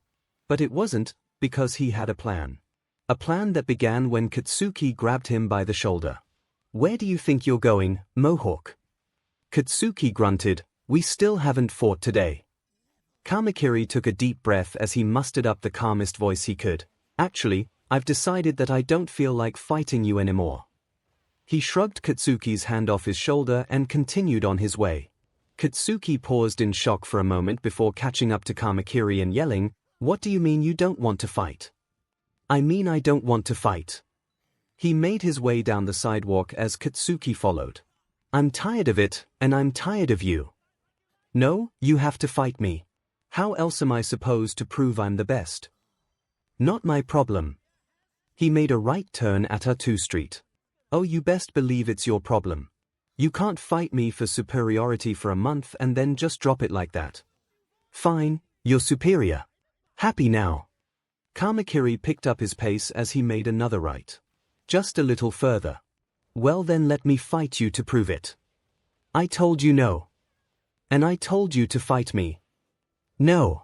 Katsuki grabbed Kamakiri by the shirt and threateningly popped an explosion in his face. Fight me, you demon BSU, or I'll send you to hell.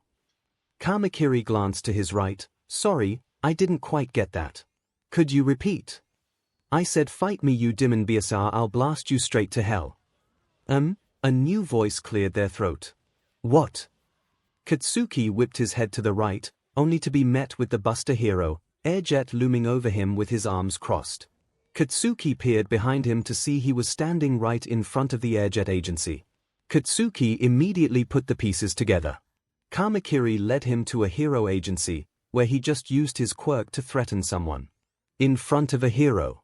Oh god damn it. 2 weeks of juvenile detention. Izuku laughed. Yup. Your plan worked like a charm, Kamakiri exclaimed. See? There was no reason to prove you were the best if he was already the worst. Hopefully, that'll teach him not to pick any more fights. Yeah, but now I need a new sparring partner. A new sparring partner, eh? Izuku perked up. How would you feel about teaching a newbie like me? Kamakiri scratched his chin thoughtfully as he nodded his head. I do like a good underdog story. How do you feel about trying out a sword? More excited than you could ever imagine. Izuku breathed as he dashed around another corner. He had spotted Katsuki during his walk to school and took a detour to avoid getting beaten up too early in the day. Unfortunately, the detour was longer than anticipated, and he was now in danger of being late to class. Izuku was so worried about making it to class on time that he didn't notice the other person right in front of him until he collided with them, sending him to the ground. Izuku rubbed his head and groaned, sorry about that. Hey, don't worry. I've got shock absorption. An eerily familiar voice replied. Izuku cautiously gazed up to see someone who looked exactly like him. Okay, maybe not exactly like him. The doppelganger looked a few inches taller, and his hair was a slightly brighter shade of green. The most noticeable change, however, was his wardrobe. The red shoes were the same, but he wore a white button-up t-shirt, a pair of green slacks, a stubby red tie that was partially singed, and most noticeably, a pair of large, black, circular goggles with dots of green in the center. But even with all that, the resemblance was still uncanny. Whoa, you look just like me. The doppelganger gaped. Who are you? Izuku asked. I'm Izuku Midoriya. But I'm Izuku Midoriya. You are. Then that confirms my theory. The doppelganger in goggles said, this might get confusing, so how about we call you Izuku and me Midoriya? Okay. I guess. Izuku nodded his head. But what was that you said about a theory? Oh, right. I woke up in this spot about a minute before you ran into me. The last thing I remember was a truck full of fireworks careening toward me. So I'm thinking I got isekai'd into an alternate universe. Izuku's eyes widened. Do you think it was some kind of quirk? No. I tried reaching for one, but I didn't feel anything. Wait, you can feel quirks? Yeah, it's all part of quirk transfer. I guess that requires an explanation. Does your mom have attraction in this universe? At Izuku's nod, Midoriya continued, good. Well, my version of attraction allows me to give and take other quirks. Cool, right? Izuku's jaw dropped. Are you kidding? That's the coolest quirk I've ever seen. With a quirk like that, you could be the world's greatest hero. No, bleh. Midoriya interrupted. I'm not looking to become a hero. I'm in UA's support course. Well, that's great too. Izuku beamed. I mean, anyone can read about a quirk, but you can design suits and items based off the feel of a quirk. Exactly. I'm glad someone gets it. But what about you? What's your quirk? Izuku's mood immediately fell at the question. Oh, about that. I'm actually quirkless. What? Midoriya screamed, only to immediately backtrack when he saw the upset look on Izuku's face. Sorry. I didn't mean to overreact. It's just, quirks are my lifeblood. It's hard to imagine what I'd be like without them. Izuku gave a humorless chuckle. Well, here I am. Wait, in my universe, me and 𝐭𝐿 were both propped up by our school for our strong quirks. Since it's presumably just him in this universe, does your 𝐭𝐿 turn out any different? Izuku winced. That depends. Was 𝐭𝐿 ever a bully in your universe? Midoriya gulped nervously. You don't mean? Izuku gave a solemn nod and pulled up his shirt, revealing bandages taped across his stomach. Oh my god. Midoriya muttered. Here, I think I have something that can fix that. He reached behind him and pulled out a jar of pink liquid. What's that? Izuku asked, and where were you keeping it? Hammerspace, it's one of my quirks. As for what this is, I use technology to replicate the effects of recovery. Girl's quirk. That's kind of my whole thing. Do you keep any other support items like that in Hammerspace? Oh, ho. Midoriya grinned. I think I'm picking up what you're putting down. So you do? You bet.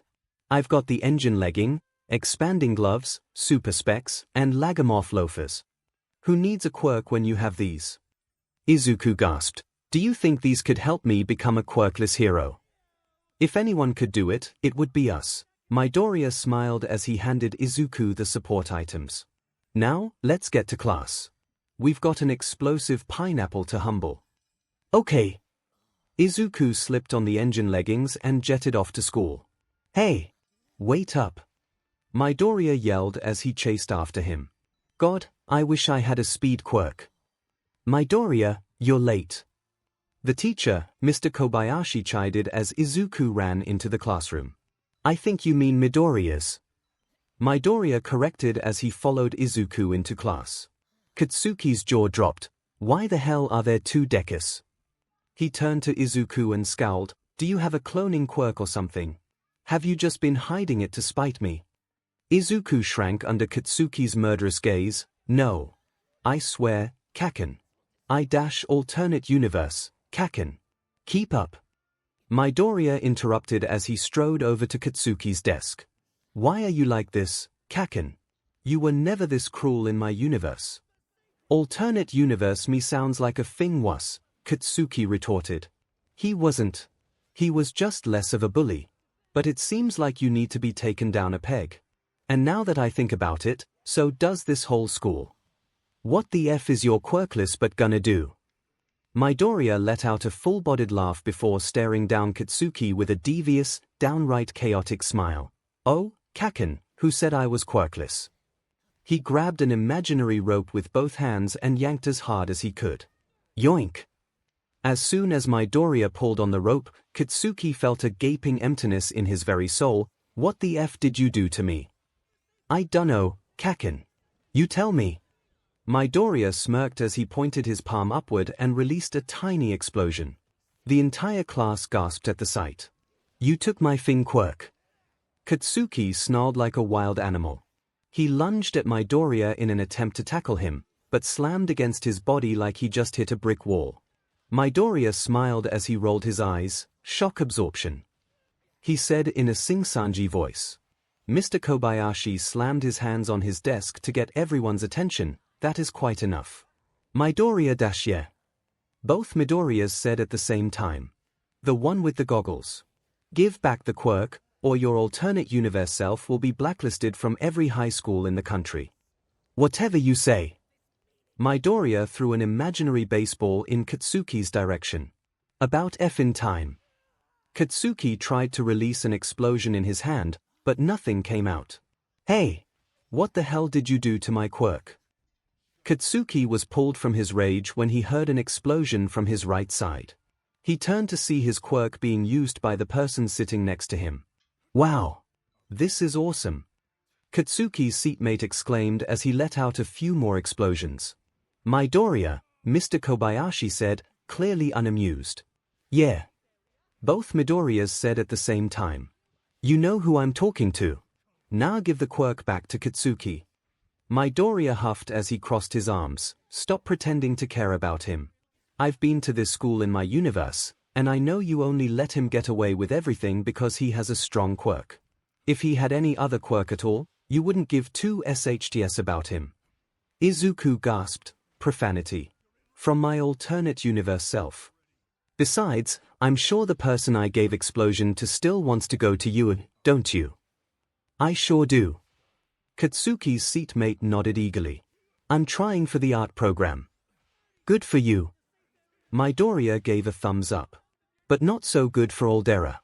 I know how much you wanted a future top 10 hero. Unfortunately, you lost your chance 10 years ago. More like 5 seconds ago. Mr. Kobayashi bemoaned. I wasn't talking about Kaken, you dolt. I was talking about him. Midoriya dramatically gestured to Izuku as if he were a sculpture crafted by Michelangelo himself. Look at this boy. He's got the heart of a hero and the drive to match. Who? Midoriya. Yeah. Both Midoriyas said at the same time. Stop that. There's no way he can be a hero. He's quirkless. Midoriya scoffed, my alternate universe self doesn't need a quirk to be a badass. Watch. He walked over to Katsuki, picked him up by the shoulders, and chucked him out the window. Izuku's heroic instincts kicked in, and he immediately sprang into action. He charged up his engine leggings, raced through the halls and outside the school, and caught Katsuki in midair with his expanding gloves. The entire class, who saw this rescue play out as they peered out the broken window, gaped in surprise at the sudden save. Why did you do that? He could have gotten hurt. Izuku asked his doppelganger. Don't worry. I gave him shock absorption before I threw him out the window. He wouldn't have felt a thing, Midoriya chuckled. Shock absorption? Katsuki questioned. I can't become number one with a weak butt quirk like that. I know a guy who would have been offended by that statement. But suit yourself. Yoink. Midoriya yanked on another imaginary rope to take back shock absorption. He then turned to the rest of the class. Let this be a lesson. You all better start treating Izuku with some respect. And if you don't, nothing's stopping me from coming back here and taking all your quirks too. This was a bald-faced lie on Midoriya's part, but he knew everyone at Aldera valued their quirks too much to go against him. As Midoriya saw the looks of fear on the teacher and students, he knew his work there was done. Welp, I best be off. Just don't forget what I told you. I know how much all of you value quirks in this society, especially the teachers, for some weird reason. With that said, Midoriya jumped out the window and used shock absorption to break his fall. As soon as he hit the ground, Izuku ran up to him and pulled Midoriya into a tight hug. I can't thank you enough for this, he said, tears in his eyes. Gimme back my quirk, you bastard. Katsuki yelled, which was ignored by both Izukus. I just have one more parting gift for you, Midoriya said as he handed Izuku a folder full of papers. Here are the blueprints for the items in case they break. I put my's phone number in there, too. Izuku raised an eyebrow. Who's your future partner in crime? By the way, I strongly suggest trying for a dual course at UA. Being able to make your own support gear will save you a lot of money. Thanks, I'll try. Then I guess this is goodbye. See you around. Midoriya waved goodbye as he ran off into the street. Hey! Where the hell do you think you're going? You didn't give me my quirk back. Katsuki went to run after Midoriya. But before he could reach him, Midoriya got isekai'd by another fireworks truck, and his body quickly faded away. God damn it! Katsuki yelled. Don't worry, Kaken.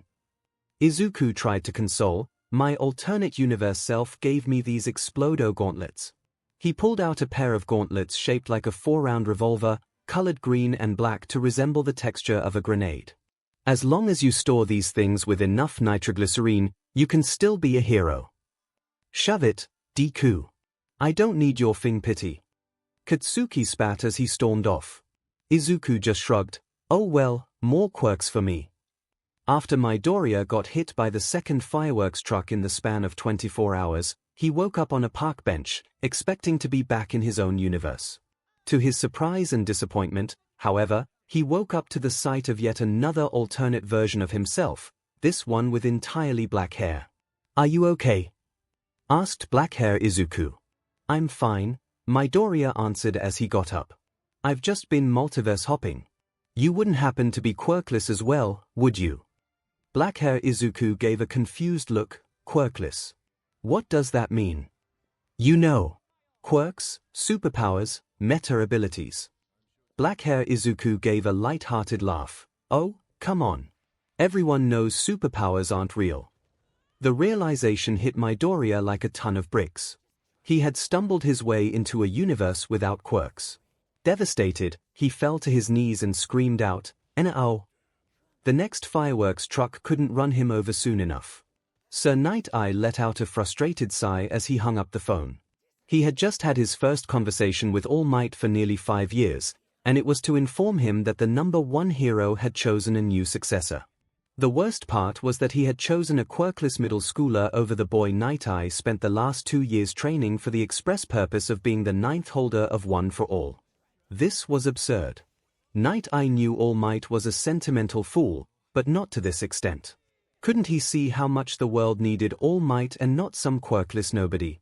One for All was a legacy, not some kind of throwaway quirk to play hot potato with. It didn't matter. Night-Eye knew what he had to do. If All Might couldn't see the error of his ways, he would just have to make those errors more pronounced. He opened his computer and began conducting research on one Izuku Midoriya.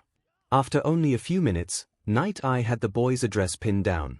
From there, it was easy to deduce which school he went to. He wasn't one of the top investigative heroes for nothing. Night-Eye pulled out his phone and dialed a number. "Hello. Is this Aldera Middle School? This is Mirai Sasaki, also known as the pro hero Sir Night-Eye. I would like to inquire about performing a guest lecture on. You'll allow it? No paperwork required. Very well then. I'll see you tomorrow." Night-Eye couldn't help his concern as he hung up the phone. There was something off about that school. Oh well, he could look into that later. Right now he already had a mission, to expose Izuku Midoriya for the weakling he really was. Oh, that reminded him. He pressed a button on his intercom. "Bubble Girl, put the case regarding the rogue fireworks truck on hold. I've got a school to visit tomorrow." After finishing his lecture on the importance of the investigative side of heroism, Night-Eye couldn't help but notice everyone in the classroom looked either bored, withdrawn, distracted, or asleep. Well, all except one. Izuku Midoriya hung onto every word like a lifeline, vibrating excitedly nearly the entire lecture. Why was he so invested? He was going to be inheriting All Might's power. All Might didn't specialize in investigation. That was his job, so why even bother? Regardless, as the students filed out of the room, he sneakily stuck a small microphone under the teacher's desk. Now, he would be able to expose Izuku Midoriya's true character, and Night-Eye doubted All Might would like what he heard. As Night-Eye turned to leave, he halted as he found himself face-to-face with a nervous-looking Izuku who was holding a notebook. Sir Night-Eye, sir?" he asked. Night-Eye had to restrain himself from rolling his eyes. Why the hell was he so nervous?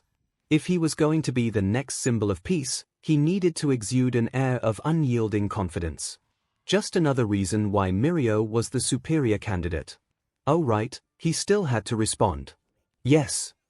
he asked, his voice portraying as little emotion as possible. "Well, I just wanted to say how much I enjoyed the lecture. A lot of people ignore the investigative side of heroics, and I think what you do is really cool in its own right. Not to mention I really admire your fighting style and how you fight quirkless most of the time. It's just, you've been a huge inspiration to me and can we get to the point?" Night-Eye drawled. "Can I have your autograph?" Izuku held his notebook out to Night-Eye and opened it to a page with a drawing of the hero on it. Night-Eye silently signed the page, wanting to get the interaction over with as soon as possible. "Alright, there you go. Now run along." Thank you so much, Sir Night-Eye. I really appreciate it," Izuku said as he ran out of the classroom. Finally, he was alone. After double-checking the tiny microphone to make sure the audio was crisp, Night-Eye let out a small smile as he exited the classroom. In just a few days, All Might would have irrefutable proof that Izuku was the incorrect choice for a successor and that Mirio was the only acceptable option. A few days later, Night Eye sipped his coffee as he transferred the microphone audio to his computer. There was more evidence here than Night Eye could have ever imagined. There were so many instances of Izuku getting bullied by his classmates and teachers. Night Eye played back one of the most damning pieces of evidence. "Where the hell have you been disappearing to after school, Deku?" "Nowhere, Kaken, I swear." "Don't thing lie to me, you dimmin' nerd." Boom! Night Eye shook his head in disappointment. If All Might's successor couldn't handle a few bullies, what chance did they have to become the next symbol of peace? It didn't stop at his classmates, though. He had the gall to let himself get pushed around by the teachers as well. "Midoriya, how many times have I told you to stop being disruptive?" But Mr. Kobayashi, Kenji was the one who dashed Midoriya. "Do you want me to write you up again?" No, sorry." Seriously, what kind of hero would take that CRP lying down? Night Eye decided he didn't even need to include the context when he emailed the audio footage to All Might. The evidence got his message across clearly enough. Izuku Midoriya was unfit to inherit One for All. And Night Eye was confident All Might would feel the same. The next day, Night Eye stood in front of Aldera in shock as he watched the teachers get hauled into police vans. "You can't do this." He heard a blonde boy yell as he was shoved in the bus to juvenile hall, "I'm supposed to be the #1 hero." Night Eye still didn't know what to think. He assumed All Might would take one look at the footage and decide to give One for All to Mirio. Instead, he used his influence to get Aldera shut down and its teachers arrested. Where the hell did he get that idea from? Night Eye hoped he would find out as All Might strode up to him in his muscle form. "Mirai," he said, "I wanted to thank you for bringing the horrors of this school to my awareness. I know we haven't seen eye to eye on everything in the past few years, especially regarding our choice of successor, but I'm glad you managed to put that all behind you for the greater good." With a good-natured slap on the back, All Might walked off, leaving Night Eye alone and bewildered. Night Eye shook his head to clear his thoughts. It didn't matter. He had other ways of making All Might see the truth. And he wouldn't stop until Mirio took his rightful place as the next symbol of peace. As Night Eye walked to his car, he was pulled from his thoughts as he felt his phone vibrate in his pocket. "Hello. Hello. It's Bubble Girl. I just wanted to let you know that Wash offered me a sidekick position at his agency, so I'll be putting in my 2 weeks. Night Eye's eyes widened. "What? You can't resign now. Not while the fireworks truck case is still unsolved." About that, we found the truck just a few minutes ago." "What? Where?" "Among the smoldering ashes of what used to be your agency, because it crashed into it, in case I was being too subtle." Night Eye didn't want to hear another word. He hung up the phone and buried his face in his hands as he quietly wept to himself. All his rarest and most expensive All Might merchandise, reduced to ashes. What could he have possibly done to deserve this? "My name is Momo Yorozu. Pleased to make your acquaintance." Izuku stared at the raven-haired girl as she introduced herself to the class. When she walked to her desk, he couldn't help but take note of the elegant way she held herself. Each step was taken with precision as if she were a model on a runway. Izuku couldn't help but wonder what someone like her was doing in a rundown school like this. Though it wasn't like he had the courage to ask her. After a few uneventful classes, Izuku got out of his desk to make his way to the roof for lunch, but paused when he heard someone talking to the new girl. He knew eavesdropping was rude, but he couldn't help his curiosity. "So, Yorozu, where are you from?" asked one of Izuku's classmates, whose voice he recognized as Okawa. "Aichi Prefecture," Momo answered. "Isn't that kind of far away?" Okawa asked with uncertainty in her voice. "Yes, it is. My parents bought a small house for me to live in while I attend this school." Momo suddenly let out a small eep as if she hadn't meant to say that. "Oh, what I meant to say was," Okawa let out a small chuckle, "you almost had me for a second there." "Oh, yes, I was just joking," Momo said in an unconvincing tone that Okawa seemed to ignore. "So, anyway, what's your quirk? Does it have something to do with your skin? Because it looks unnaturally smooth." "Oh, why, thank you," Momo blushed at the praise, "but that's just the result of a good skincare routine. My quirk is called creation. It allows me to convert my fat stores into just about any material I know the chemical structure of. Izuku's eyes widened at that information. Anything. Like, anything. That had to be one of the most versatile quirks he'd ever seen in his life. A quirk like that could be useful in just about any situation. If there were a collapsing building, she could create pillars to keep it structurally sound. If there was a flood, she could give out rafts or life preservers. Heck, if her quirk allowed for more complicated creations, she could be a one-woman support department. And that's not even counting, shut up. No one can understand what you're saying. Okawa shouted. Oh, he said all that out loud, didn't he? Great. He just squandered his first impression. And to think, that hopeful part of his brain almost convinced him he could make a new friend for the first time in forever. Now, hold on. Momo spoke up, getting Izuku's attention. I understood him just fine. Izuku's jaw dropped like an anvil. You understood that? Yes. I very much did. Momo nodded. As a matter of fact, I found your insights on my quirk very eye-opening. Would you, perhaps, like to share more of your insights over lunch? Now, hold on. Okawa interjected. I'm not sure you want to hang out with someone like Deku. Him and his quirklessness tend to attract trouble. Momo turned to glare at Okawa. I'm sorry, I don't believe his quirk status ever came up during this conversation.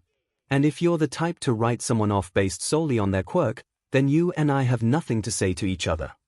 Okawa scoffed as she turned to walk out of the classroom. Fine, whatever. It's your social life.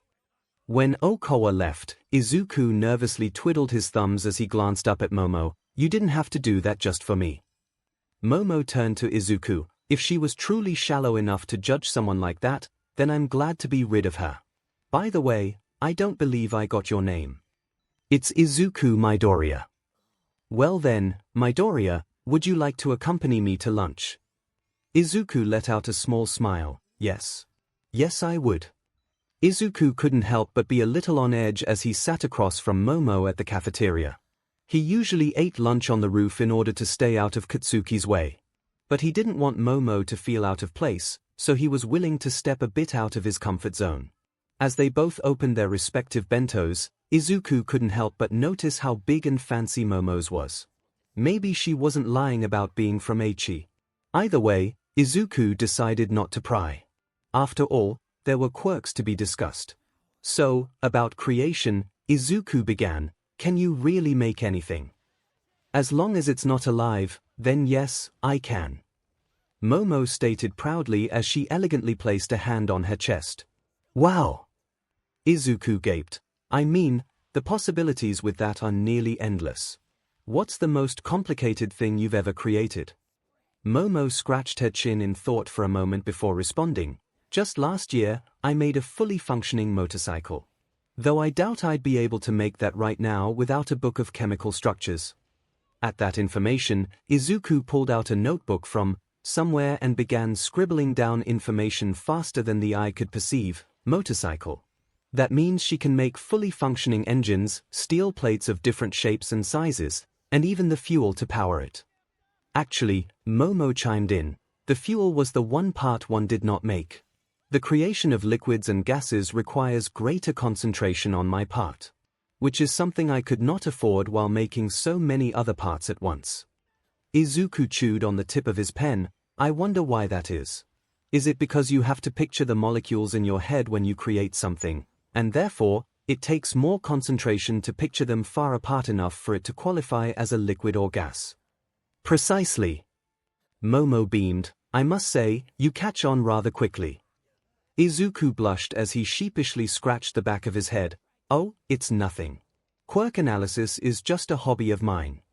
Well then, I'm curious. What kinds of quirks do you usually analyze? Izuku turned to a notebook page featuring a sketch of Edgeshot and showed it to Momo, mostly quirks belonging to heroes. That's kinda why I got so attached to your quirk. It sounds very fitting for heroics. That's good, because I'm on track to take the UA recommendation exam next year. That's great.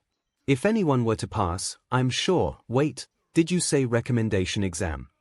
Momo blushed as she slapped both hands over her mouth. Izuku couldn't help the slight chuckle. I suppose that explains the bento. Was I really that obvious? Not too obvious.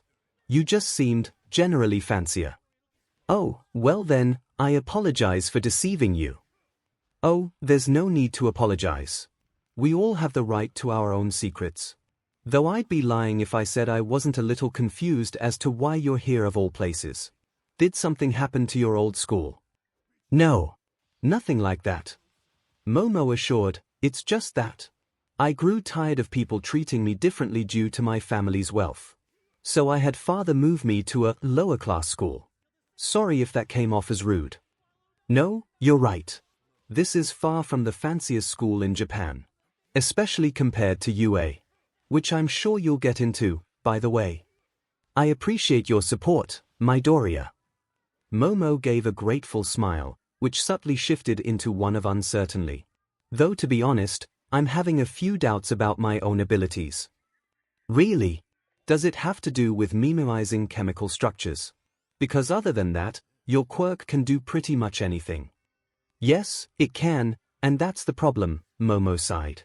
I have so many options at my disposal that I end up unsure as to which one to choose. Izuku chewed on his pen again as he stared off into space. I'm not sure if there's an easy fix to that problem. Maybe you can start by narrowing down your options to a small number of items that would fit most scenarios. I've attempted something similar before, but I've quickly found a roadblock in the form of an exhausting number of variables to keep track of. Then maybe you just need a basis to work off of.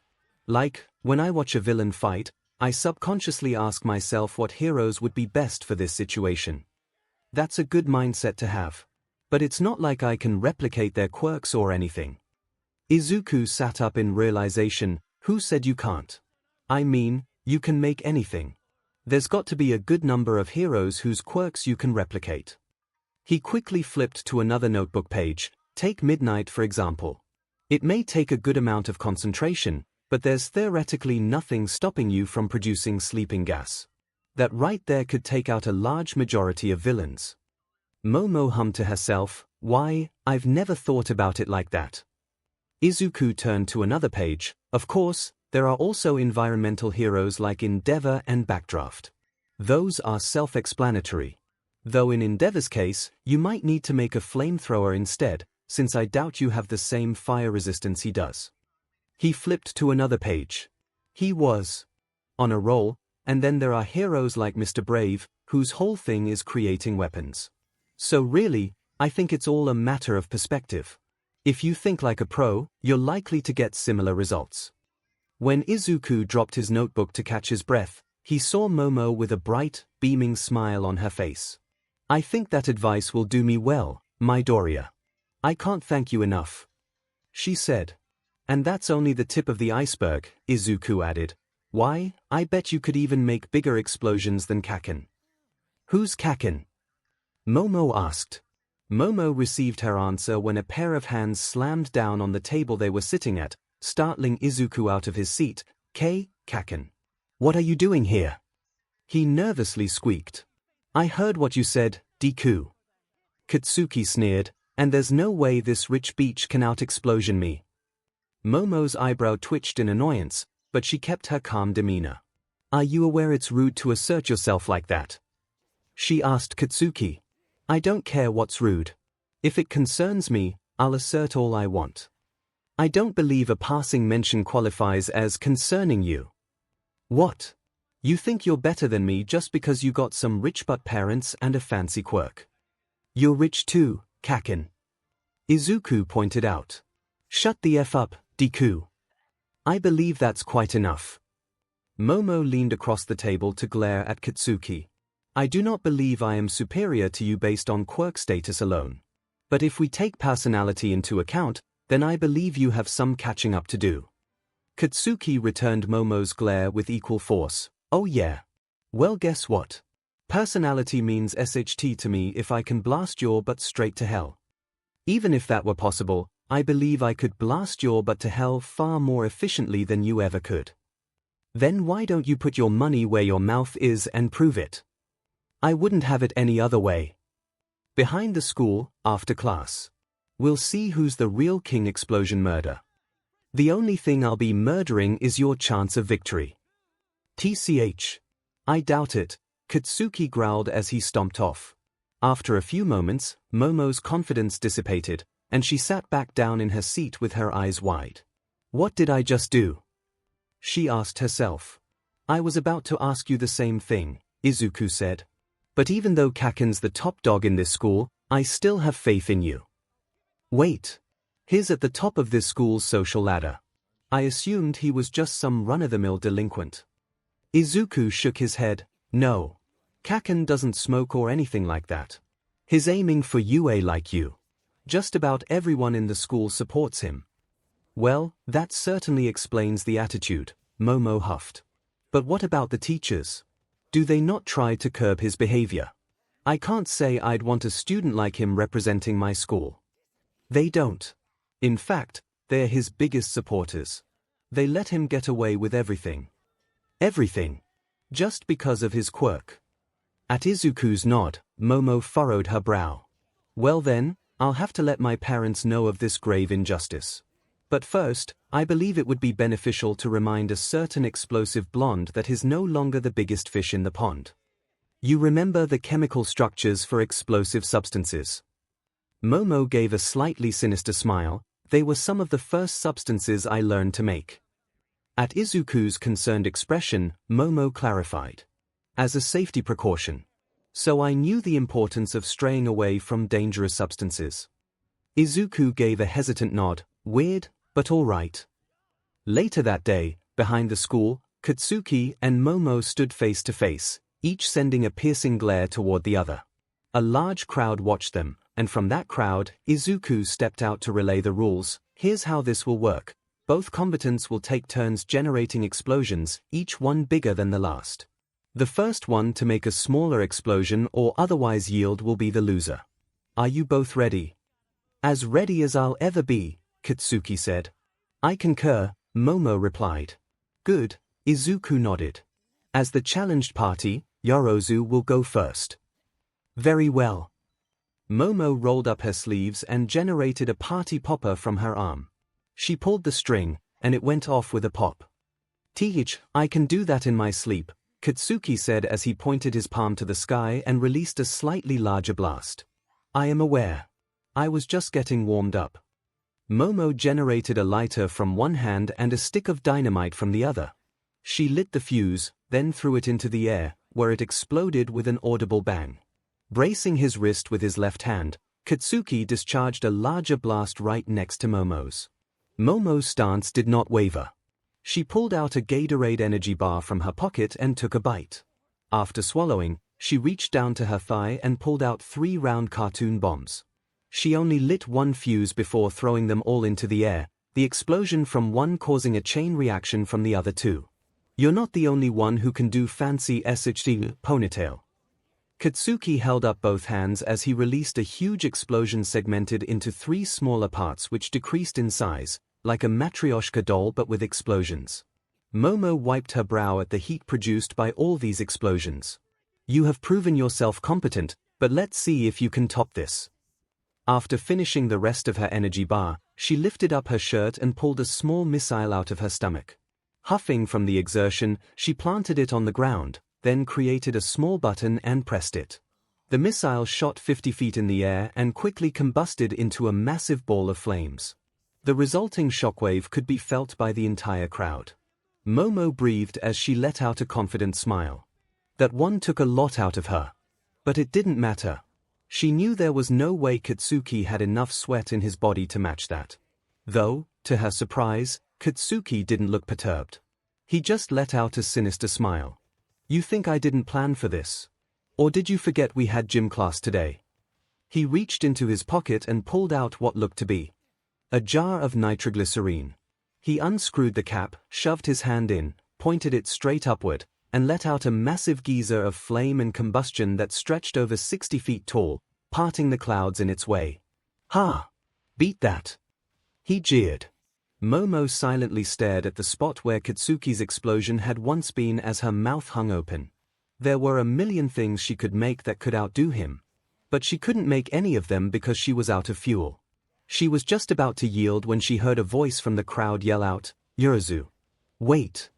She turned to see Izuku running toward her, holding what looked to be a handful of candy bars. "I ran to the convenience store as soon as the match started. I know you still have one more push in you. You can do it." "Hey! That's cheating," Katsuki complained. "You used the jar of sweat." "It's fair game," Izuku retorted. Momo gave Izuku a weak yet grateful smile as she took the candy bars. "Thank you, Midoriya. I promise I will not let you down."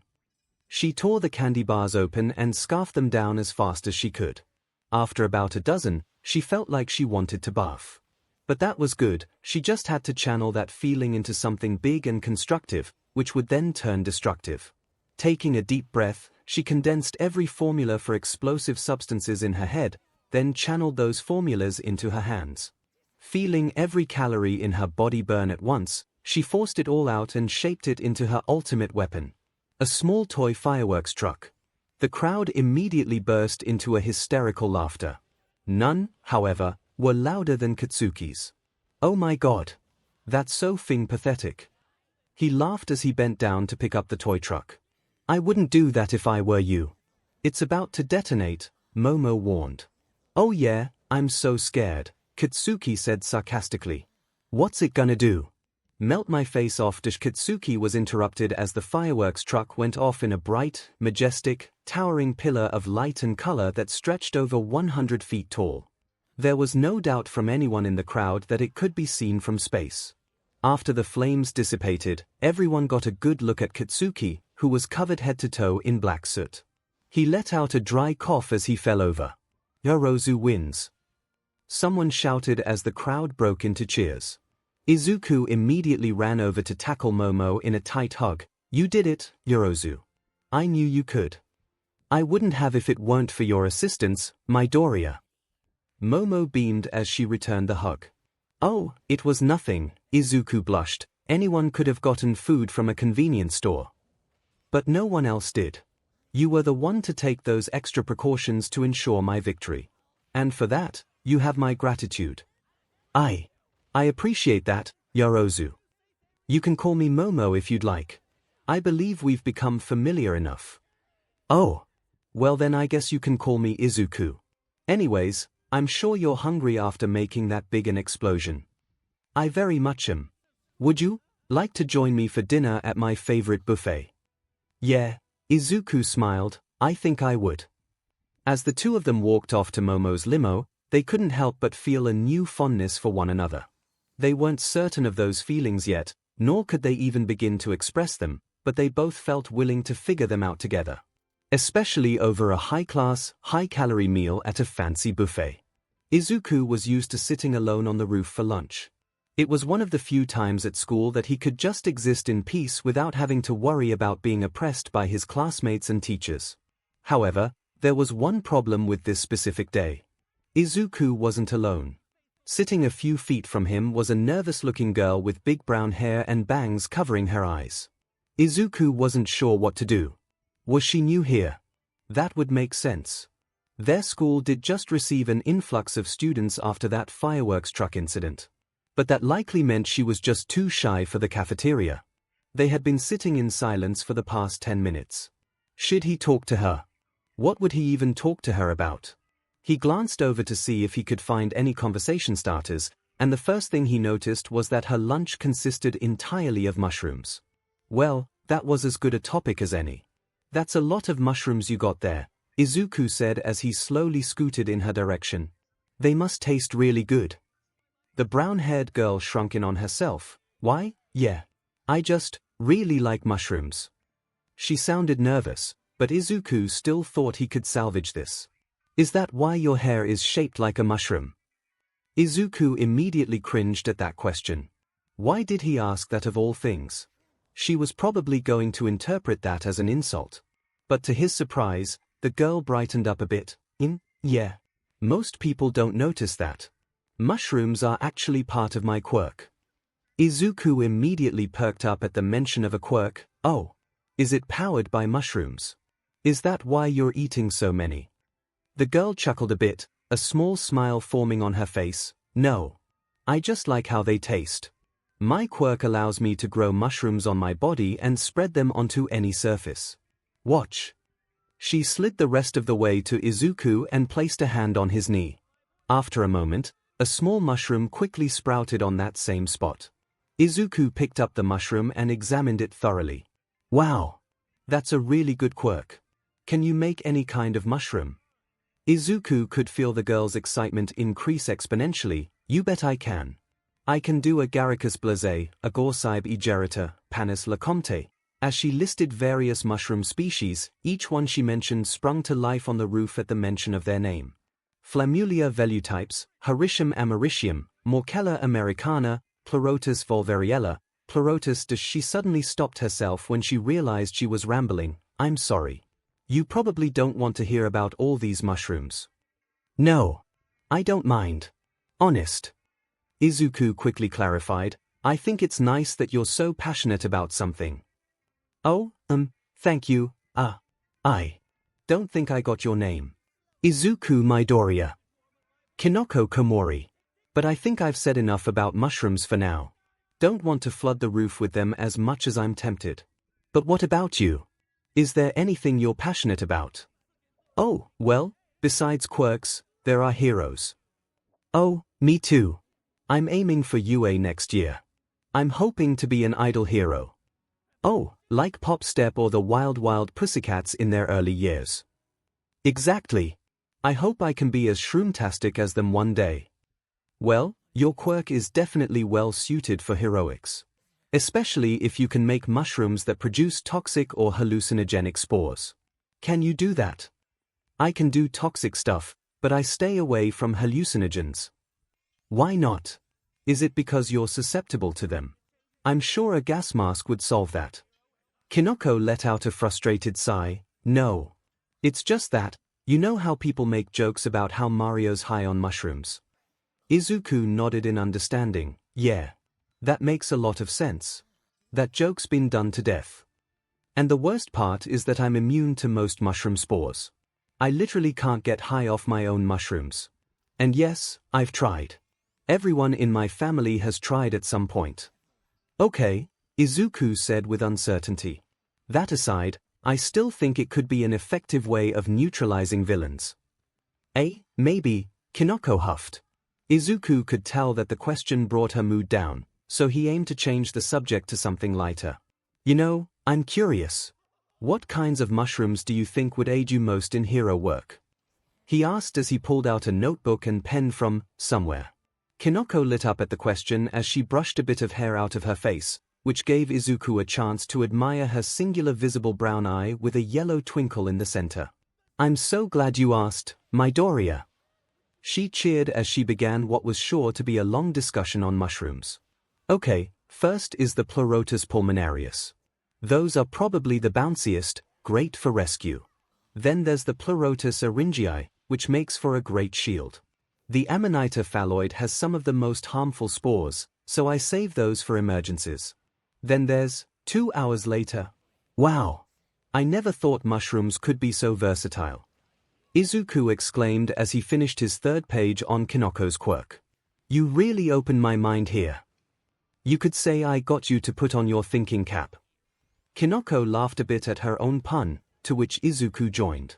Izuku glanced at his watch, then stared at it in shock as he realized what time it was. "Oh shoot! We're late for class. Like, very late for class." He ran to the exit but stopped and turned to Kinoko as he opened the door. Same time tomorrow." "Of course," Kinoko beamed. "You're a pretty fungi." "Ha! I get it." And so Izuku and Kinoko continued to meet on the roof every day during lunch, exchanging knowledge on quirks, mushrooms, heroes, and pop idols. Their meetups quickly became the highlights of each other's day. Just a half hour where they didn't have to worry about the stresses of life and instead shared their interests with someone they could call a friend. One day, however, would threaten to change that. It began as most days did, with a completely normal conversation between the pair. Have you ever just slept in the dirt? Like, you're really tired and dazed. So, you think to yourself, I want to be a mushroom, so you just bury yourself outside and steep in the dirt. Has that ever happened to you? Okay, maybe not that normal. Suddenly, the door to the roof swung open, startling Izuku and Kinoko, and revealing an angry blonde figure. Kaken! Izuku squealed. Bakugo! Kinoko squeaked as she buried herself in her hair. They might not have been in the same class, but Izuku had told her enough about him for her to dread his presence. So this is where you've been every day, you DMN nerd, Katsuki said as he threateningly walked towards them. And look, you've made a friend. Bet she doesn't know how much of a quirkless weakling you are. I know.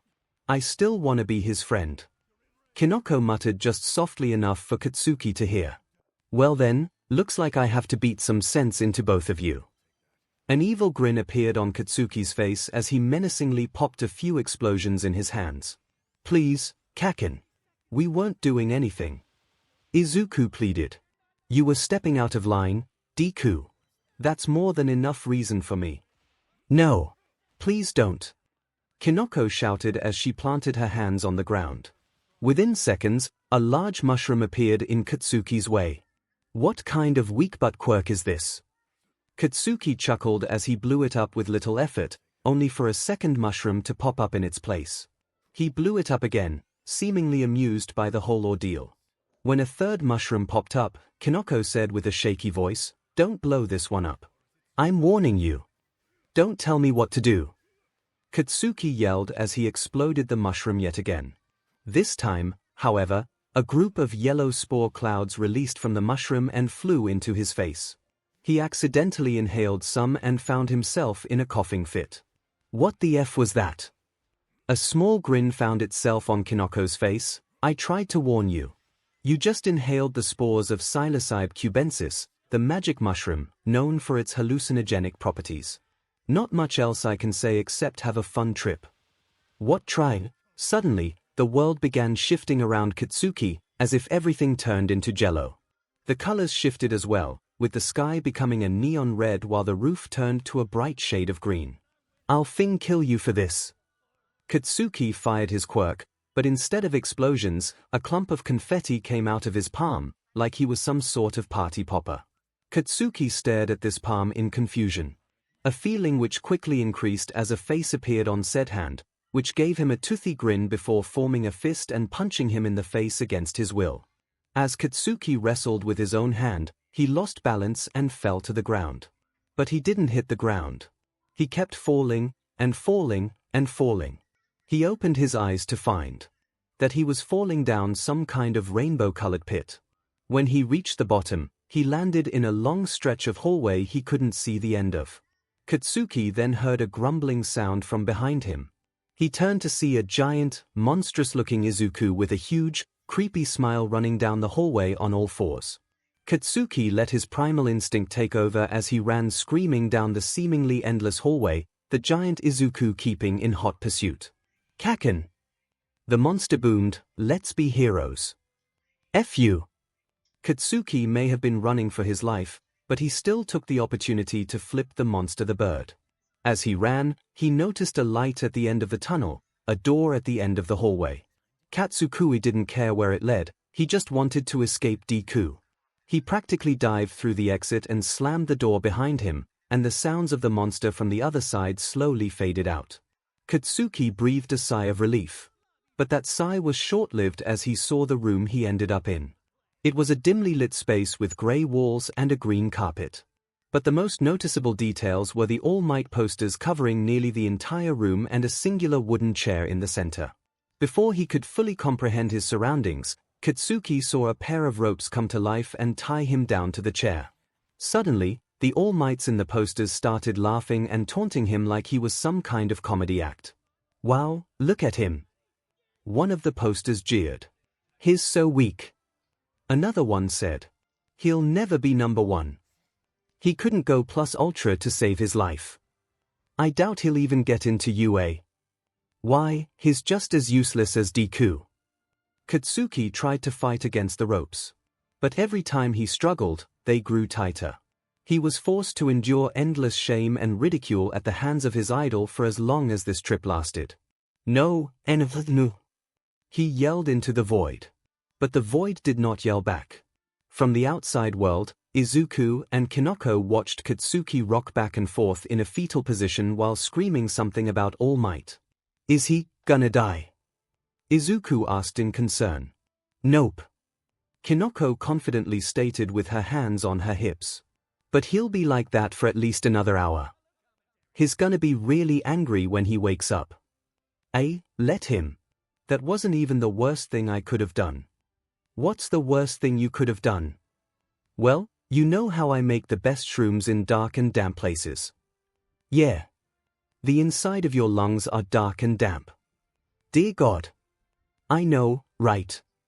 Kinoko chuckled. The best part is that I can claim plausible deniability because you can't see them. They're in your lungs. 𝐒𝐬𝐽 glanced at Katsuki again. I think we're gonna need all the plausible deniability we can get right now. What can I say? Shiitake happens. I mean, I tried to warn him. Not my fault fire causes spores to expand faster. True that. 𝐒𝐬𝐽 nodded, true that. Ķirishima knew transferring schools would be a bit of a challenge. He considered himself a pretty likable, friendly, headstrong guy, but he knew he wasn't the best with introductions. As such, he sat alone at his lunch table for what would be his 5th day in a row. He sighed. That made him 5 for 5. Kirishima wouldn't have any more time to stew in his loneliness. Because at that moment, Mina walked up to him, dragging along a green-haired boy. This was a bit of a shock to Kirishima.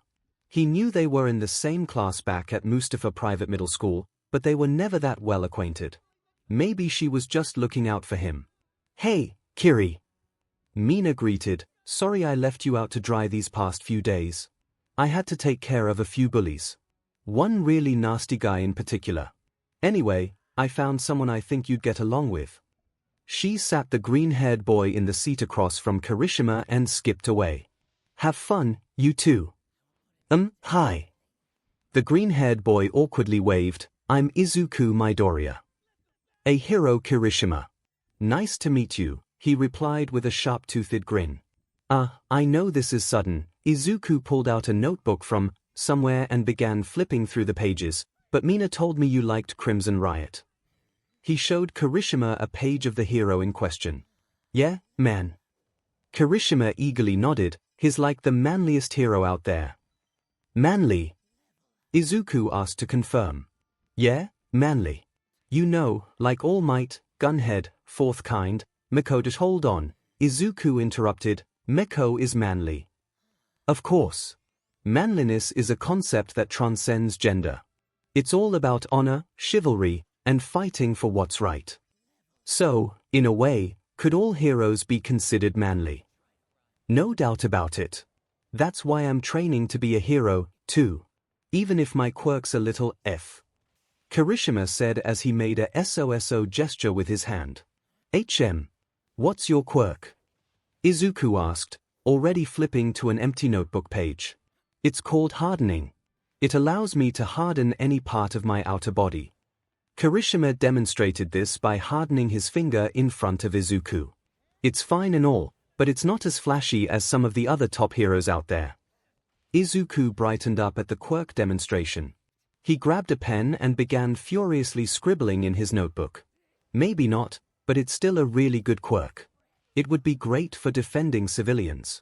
Plus, your finger seemed pretty sharp. I bet it'd be great for taking out villains, too. It functions as both a sword and shield, kind of like Fat Gum's quirk. Plus, it's not like you need a flashy quirk to be a popular hero. Edshot's isn't all that flashy, and his in the top 10.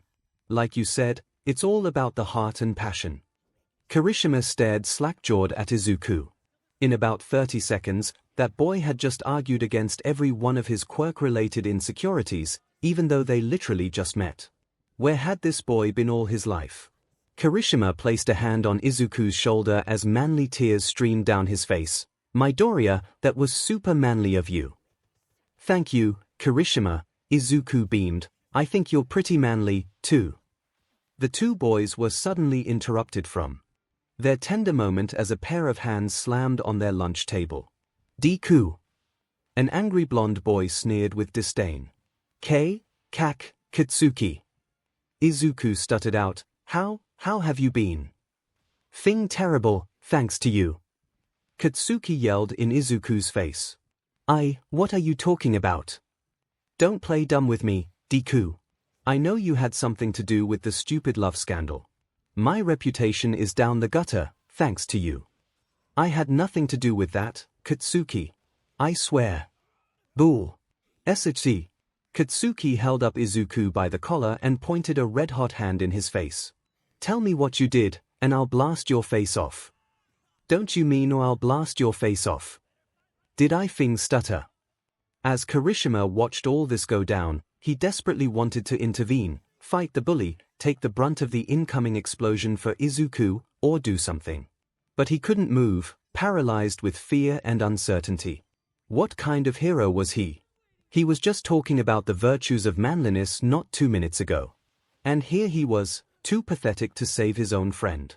Kirishima was pulled from his thoughts as a random voice in the crowd shouted, "Hey! Is that the Aldera heartbreaker? Is he breaking another heart?" Kotoki's head immediately whipped around to the source of the direction of the voice. He threw Izuku to the ground and stomped across the cafeteria, yelling, "I was gonna break his bones. Not his heart, you thing idiot. Where the hell are you? Show yourself so I can kill you." Kirishima let out a breath he didn't realize he was holding. He watched Izuku pull himself off the ground, but before he could say anything, the bell signaling the end of lunch went off. "Sorry about that, Kirishima," Izuku said as he stuffed his notebook in his bag. "Maybe we can talk more after school." As Izuku walked off, Kirishima couldn't help but simmer in his own guilt at how he handled the situation. Could he even be a hero if he didn't have the guts to rescue someone from danger? He didn't know. But either way, he knew he could at least make things right with his new friend. Midoriya.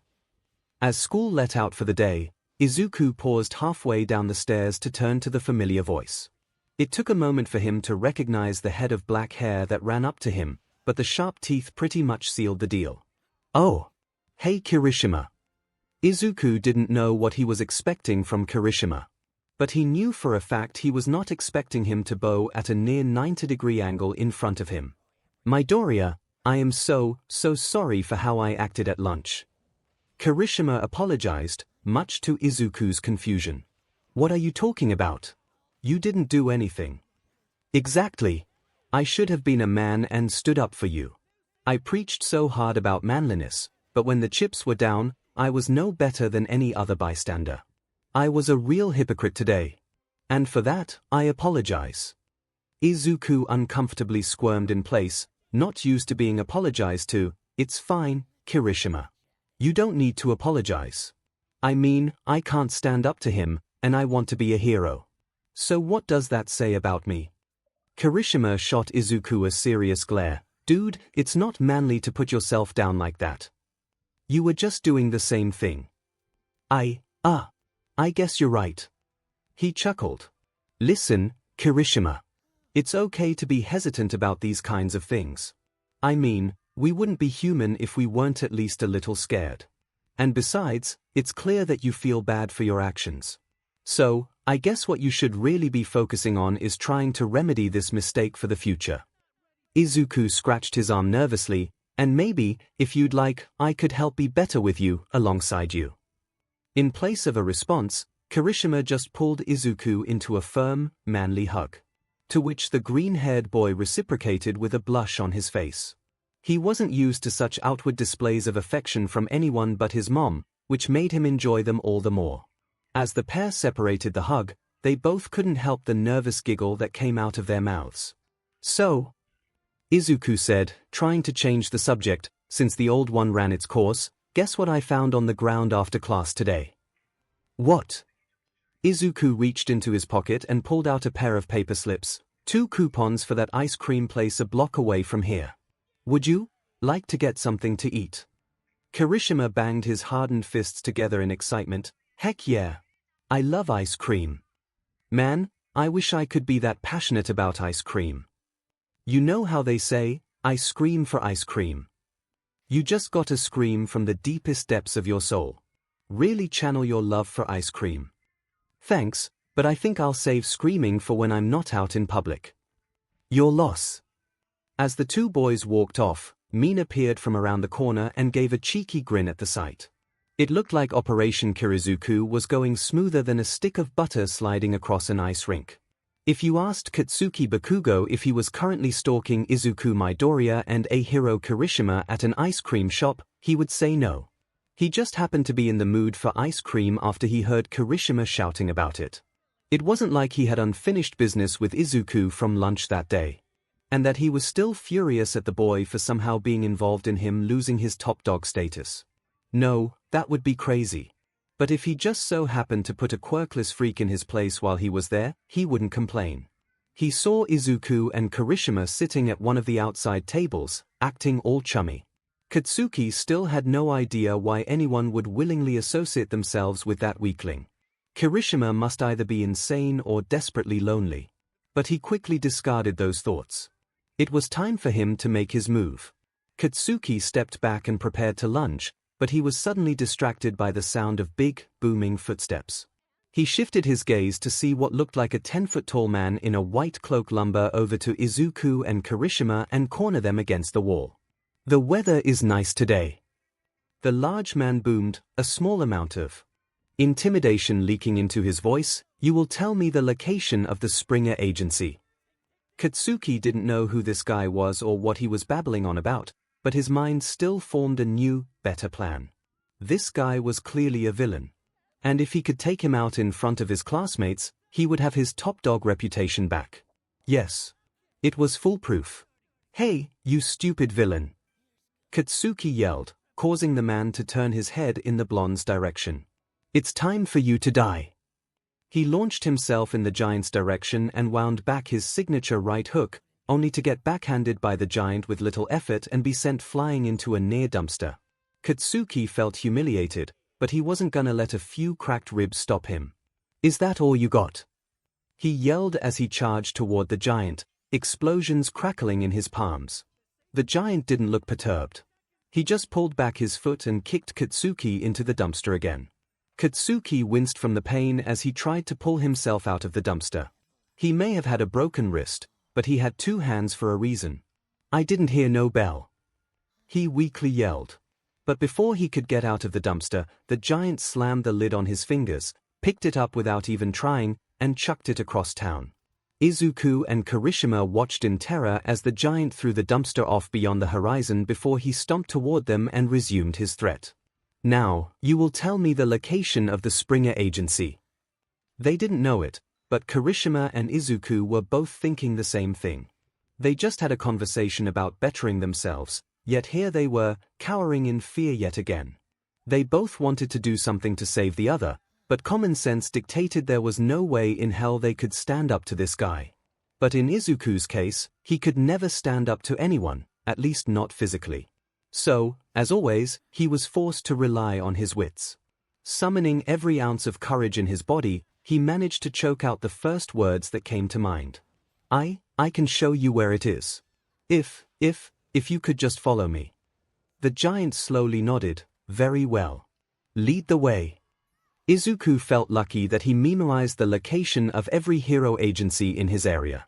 But he felt unlucky that he instinctively chose to lead the giant away from danger himself, instead of just sending him off on his merry way. Curse him and his heroic heart. What would Kirishima think? Wanting an answer to that question, Izuku glanced in his friend's direction as he led the giant away from the area. There, he saw Kirishima talking to someone on the phone. When the sharp-toothed boy noticed his friend's glance, he shot him a thumbs up and a toothy grin. Izuku breathed a sigh of relief. Kirishima must be alerting the agency in advance. All he had to do was make sure he and the giant got there in one piece. But based on the giant's silence and focused glare on the road ahead, he figured that wouldn't be too hard. Izuku's suspicions were confirmed when he turned the corner to the Springer Agency and found it flooded with pro-heroes and sidekicks. It took a combination of Midnight, Death Arms, Kamu Woods, and Cementos, but the giant was neutralized and arrested without excessive damage. Midobro, are you okay? Kirishima said as he ran over. I'm fine, Kirishima. I'm fine. Izuku assured. It was just, Wow, that was scary. I am so glad you thought to call the agency in advance. I was only following your example, dude. I mean, I always associated manliness with strength, but that thing you pulled was the manliest thing I've ever seen. I mean, the brain's a muscle too. It's just a different kind of strength. At least, that's what I like to think. The pair were cut from their conversation as the bouncy hero, Springer, walked up to them. Couldn't have said it better myself. That guy was Gigantomachia, a dangerous A-rank villain, and you two did a good job handling the situation. You both have my thanks. Oh, well, if it wasn't too much trouble, Izuku took out his notebook. Do you think I could have your autograph as well? Make that too. Kirishima added, this is an important mark of manliness I never want to forget. The next day. Kiri, is that you? Mina asked as she ran up to him and Izuku. Kirishima's hair was now dyed red and spiked with ungodly amounts of gel, and Izuku's was dyed a neon green but looked the same otherwise. You bet. Kirishima said as he smashed his hardened fists together. Me and Midobro had a life-changing experience yesterday. It turned us into true men. True men. Izuku repeated. Ah, a smirk grew on Mina's face, so I guess you two enjoyed your little date yesterday. A date? Kirishima questioned. We just went out for ice cream after Midobro found some coupons on the. His face lit up in realization. Mina slowly nodded her head. Yep, it was me. And it looks like you two had a fun time. Izuku's face turned red as Kirishima's hair. Did you say a date? Kirishima muttered to himself. Well, a man's supposed to live life without regret. Before he took a deep breath, turned to Izuku, and said, Yup. She said date. And I had a lot of fun, especially with the hair dyeing. So, would you like to go on another one? Yes. Izuku answered instinctively. Woo. Yes. Mina and Kirishima both cheered out. Kirishima repeatedly pumped his arm up and down while Mina did a celebratory breakdance. Mina patted herself on the back. Looks like the queen of romance has done it again. Kirishima raised both his hands for high fives. Up top, brothers. Both of you. As Izuku and Mina slapped his hands, then each other's, they all knew that this would be the start of an amazing journey that would no doubt be manly beyond all belief. Especially since that fireworks truck interrupted the reconstruction of Mustafa Private Middle School, thereby ensuring they would all remain at the same school for the foreseeable future. Izuku sighed as he grabbed his shoes from his locker. Another day went down the drain. It was one of the rare few days where Katsuki didn't mess with, threaten, or blow him up. One would think that would be a good thing, but it just left Izuku on edge all day. He was so distracted by the anticipation that he could barely get any work done. Izuku was about to head out when he heard a clatter from the next row of lockers. He curiously peered over to see a girl with a snake for a head on the ground, quivering under two boys, one with stones for hair and another with long orange bangs that covered his eyes. Izuku recognized the snake girl as Habuko Mongoose, his class's newest transfer student. Incidentally, the two bullies were also from his class. The rock-haired one was Kusumoto, and the orange-haired one was Suzuki. Please, Habuko sniffled. I just wanted to get to the train station. She tried to get up, only to be pushed back down by Kusumoto. Don't be like that, Suzuki said smugly. We don't have many heteromorphs in this school. We just wanted to see if they are as tough as people say they are. So come on, do something tough. Izuku very quickly decided he had enough. Hey! Leave her alone. He commanded, stomping up to his classmates. Oh great, Kusumoto rolled his eyes. Looks like Deku's trying to be a hero again. Get out of here. This is none of your business.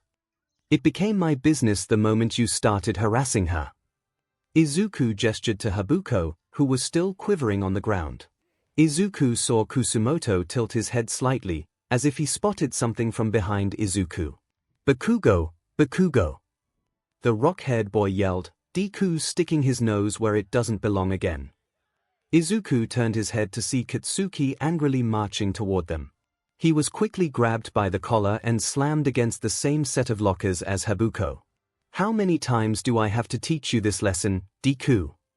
Katsuki spat in Izuku's face. Please, Kaken. I was just trying to help someone. Izuku tried to explain, only for Katsuki to throw him to the ground. You can't help anyone, Deku. You're a quirkless freak. And freaks like you deserve to die. Katsuki said as he released a large, threatening explosion in the air. Startled by the explosion, Habuko yelled in surprise as a bright yellow flash emitted from her eyes. When the flash cleared, Katsuki and his cronies' legs gave out, and they slumped to the floor, their bodies unmoving. Before Izuku could comprehend what had just happened, Habuko shot up, grabbed Izuku by the arm, and yelled, "Run!" Izuku didn't need to be told twice. He immediately booked it out of the shoe locker room, not even looking back when he heard Katsuki yell, "This isn't over, Deku. And you're gonna get it too, snakehead." Izuku and Habuko ran a few blocks before stopping in an alleyway to catch their breaths. Izuku wasn't exactly sure what Habuko did just then, but questions regarding her quirk would have to wait. Because right now, she was quietly sobbing into her hands while curled up against the wall.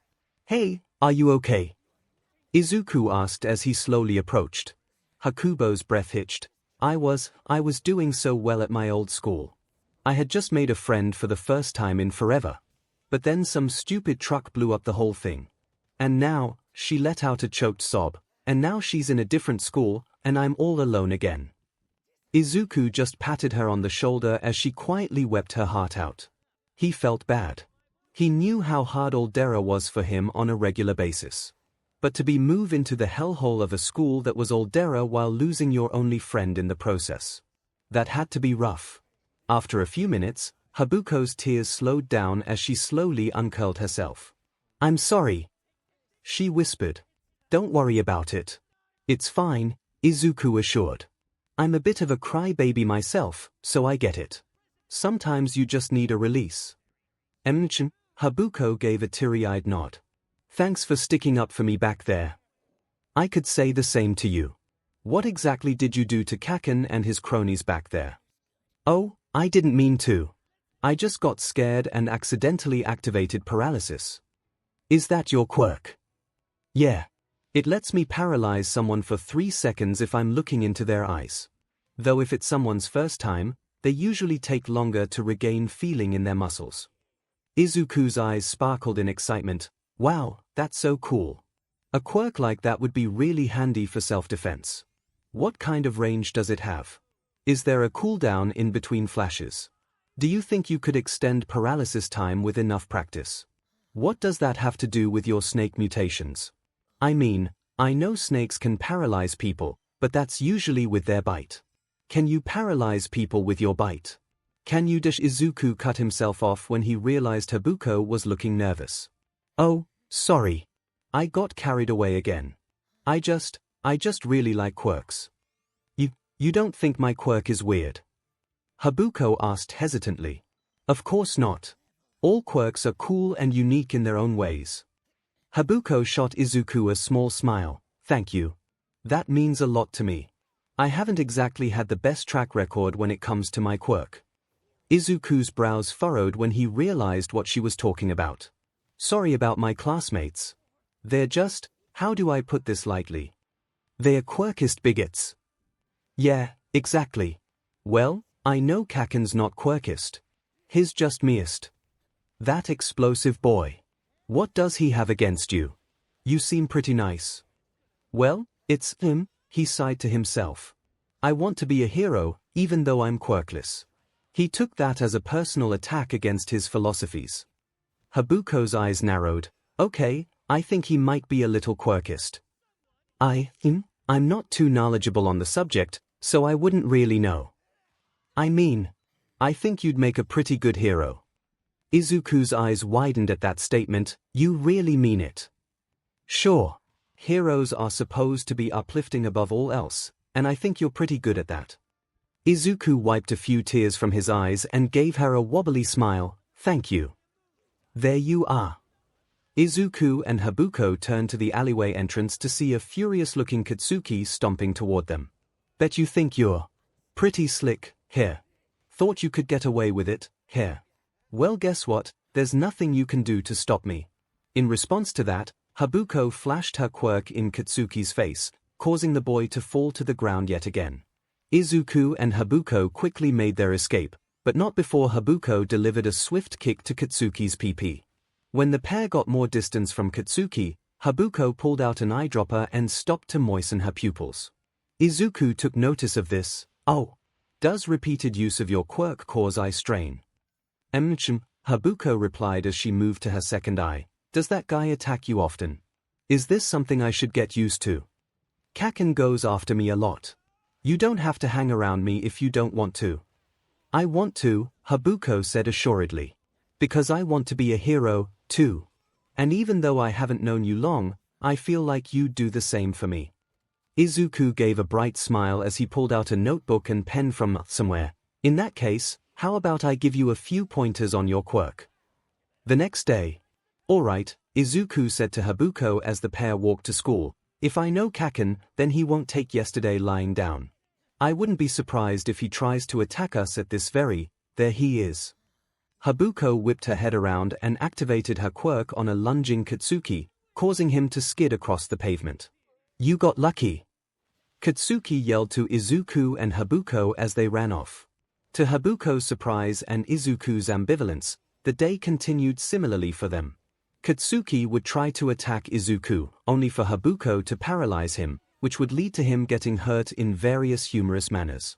Before class, Katsuki slammed his paralyzed head on a desk as he collapsed to the ground. During lunch, Katsuki face-planted into his lunch, which contained several very spicy peppers that ended up in his eyes. After class, Katsuki had the bright idea to try his luck on the stairs. You can guess what happened. The best part was that the teachers couldn't call out Habuko for using her quirk, since then they'd have to acknowledge Katsuki blindly attacking them in the first place. Since Izuku and Habuko were now attached at the hip out of a shared fear of Katsuki, they got the chance to become closer than ever, truly relishing in their shared dreams of heroism. Izuku even got to meet Habuko's friend from her old school. Needless to say, Izuku understood where Habuko's occasional bouts of bluntness came from. The cycle of Katsuki's paralysis repeated every day. For 3 months. For some reason pertaining to his own ego, Katsuki would just not let up no matter what. And it got even worse for him.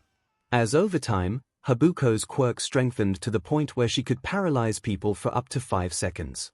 Something he would quickly find out when he got paralyzed after school for what had to be the millionth time. "You can't hide behind that snake forever, Deku," Katsuki yelled as Izuku and Habuko booked it out of the classroom. When the pair stopped right outside the school, Habuko looked at Izuku solemnly. "He's right, you know. About you not always being there." "Yeah, I figured." Izuku nodded. "It's not just that. I have to go out of town with my parents for a few days. You'll be all alone, and I don't want Bakugo to hurt you." To Habuko's surprise, Izuku didn't look concerned in the slightest. "Habuko," he asked, "do you know how many times you've paralyzed Kaken?" She shrugged. No.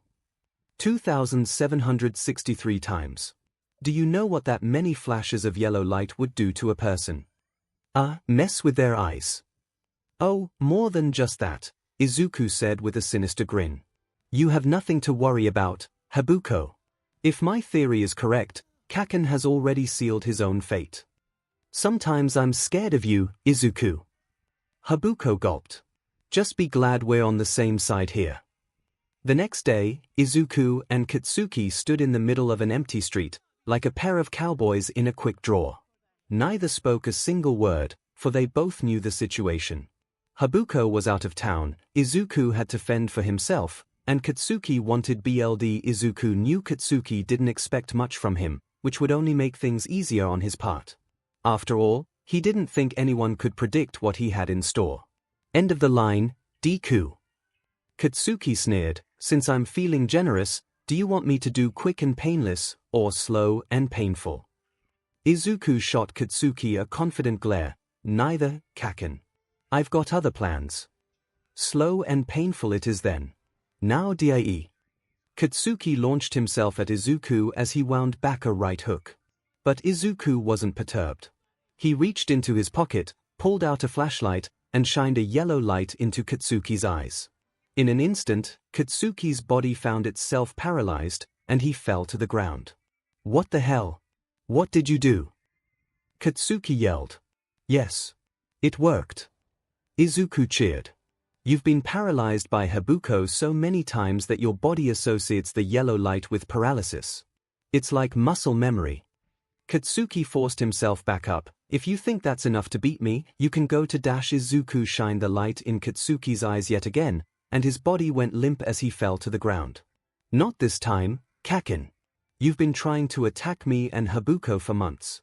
And it's not like I can get in trouble for this because a flashlight isn't a quirk. So promise you'll leave us alone, or I'll make sure you can't move during our next big test. You wouldn't want to jeopardize your perfect grades, would you? Katsuki growled in annoyance. Fine. I'll leave you the F alone. That's all I needed to hear. Izuku turned and walked away with a smile on his face, leaving Katsuki alone to stew in his own frustration. As Katsuki wondered how long it would take to break muscle memory, he noticed a nearby street light turn yellow. One glance was all it took for Katsuki's body to go limp and for him to fall to the ground. God damn it, Deku. It was gonna be a while before he could get his driver's license. 𝐒𝐽𝐽, so, you're Habuko's new friend. How do I know you won't hurt her, ribbit? Izuku, why does this feel like a shovel talk? Tsuyu, it's not. It's an interrogation. Izuku trudged down the street with his head hung low. This might have been one of the worst days in his life, which scared because it was going relatively well until after school when Katsuki and his cronies cornered him. It's a limited edition, Kakin. Please. You can't. Izuku pleaded. I'm doing you a favor here, Deku. Katsuki grinned as he slapped the watch on his wrist. It would have been wasted on a worthless nerd like yourself. Izuku had waited in line for hours to get that all-night watch, and Katsuki just took it like it was nothing. It was like he had the same mindset from when he was 4 years old. Izuku let out a tired sigh as he rounded a corner to the convenience store. He really needed some comfort food right now, and he didn't want to pester his mom to make katsudon. As he walked through the automatic doors, he heard a faux British voice loudly pronounce, "That's right. Make it swift and gentlemanly." At that sound, Izuku pulled himself out of his stupor to see a fancily dressed man with grey hair and a handlebar mustache pulling a knife on the guy at the register. This was all filmed by a short, red-haired woman with large pigtails. Izuku tried to back away and call for a hero, but he tripped on his own 2 feet and hit the ground with a thud, getting the attention of the robbers. "Why, look, la brava!" the mustached man proclaimed. "It seems as if we have an audience. Tell me, boy, would you say you've become captivated by our performance?" I'm a little more confused than anything," Izuku stuttered as he got up off the ground. "Well, confusing is still better than boring," the pink-haired woman, presumably La Brava, said cheerfully, "so I'd say we're still on the path to greatness. But I don't get why you're filming all this.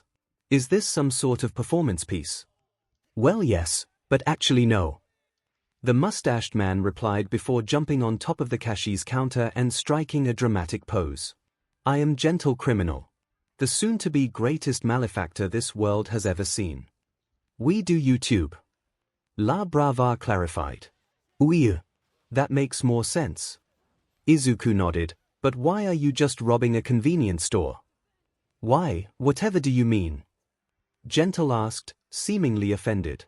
"I mean, if you wanted to be the greatest, I'd assume you'd do just more than what accounts to petty thievery. Not that I mean to offend. It just doesn't seem very original." La Brava huffed in annoyance. "Well, we'll have you know our channel has a wide selection of diverse and interesting content." Now curious, Izuku pulled out his phone and pulled up Gentle's channel. This is mostly just minor stuff. Pickpocketing, mugging, more convenience store robbing. Your most popular video is you guys trying to hijack a fireworks truck. It ran Gentle over. La Brava cheerfully commented. "And I took it in the most gentlemanly way possible." Gentle added. Izuku gave a look of concern and pity. "What I'm trying to say is maybe try something a bit bigger. Maybe a heist or something." Gentle narrowed his eyes as he scratched his chin in thought. La Brava just stared at him, eagerly awaiting his response. Not a bad idea, 𝐺𝐸𝐿 conceded. Very well. We shall scrap this video and focus our efforts on performing a daring heist. Yes sir, gentle sir. 𝐼𝐵 jokingly saluted. But what are we gonna rob? I don't know. 𝐺𝐸𝐿's gentlemanly demeanor faltered for a moment before he suddenly whipped around to face Izuku. You there, boy. You suggested the idea, so tell us, what should we steal? Oh. I dunno. Izuku stuttered out, not used to being put on the spot. I mean, I really wish Kaken would give me my limited edition All Might watch back. Wait, why'd I say that? You guys can't dash very well. 𝐺𝐸𝐿 interrupted. Our first target on our heisting spree will be the house of this Kaken character. Yeah. We'll teach your bully not to mess with you. 𝐼𝐵 stated. Wait. How did you know he bullies me? Izuku was quick to ask. I can tell by the timid way you carry yourself. Trust me, I've been there. Well, 𝐺𝐸𝐿 spoke up, now that that's settled, we must prepare for the greatest heist this world has ever seen filmed.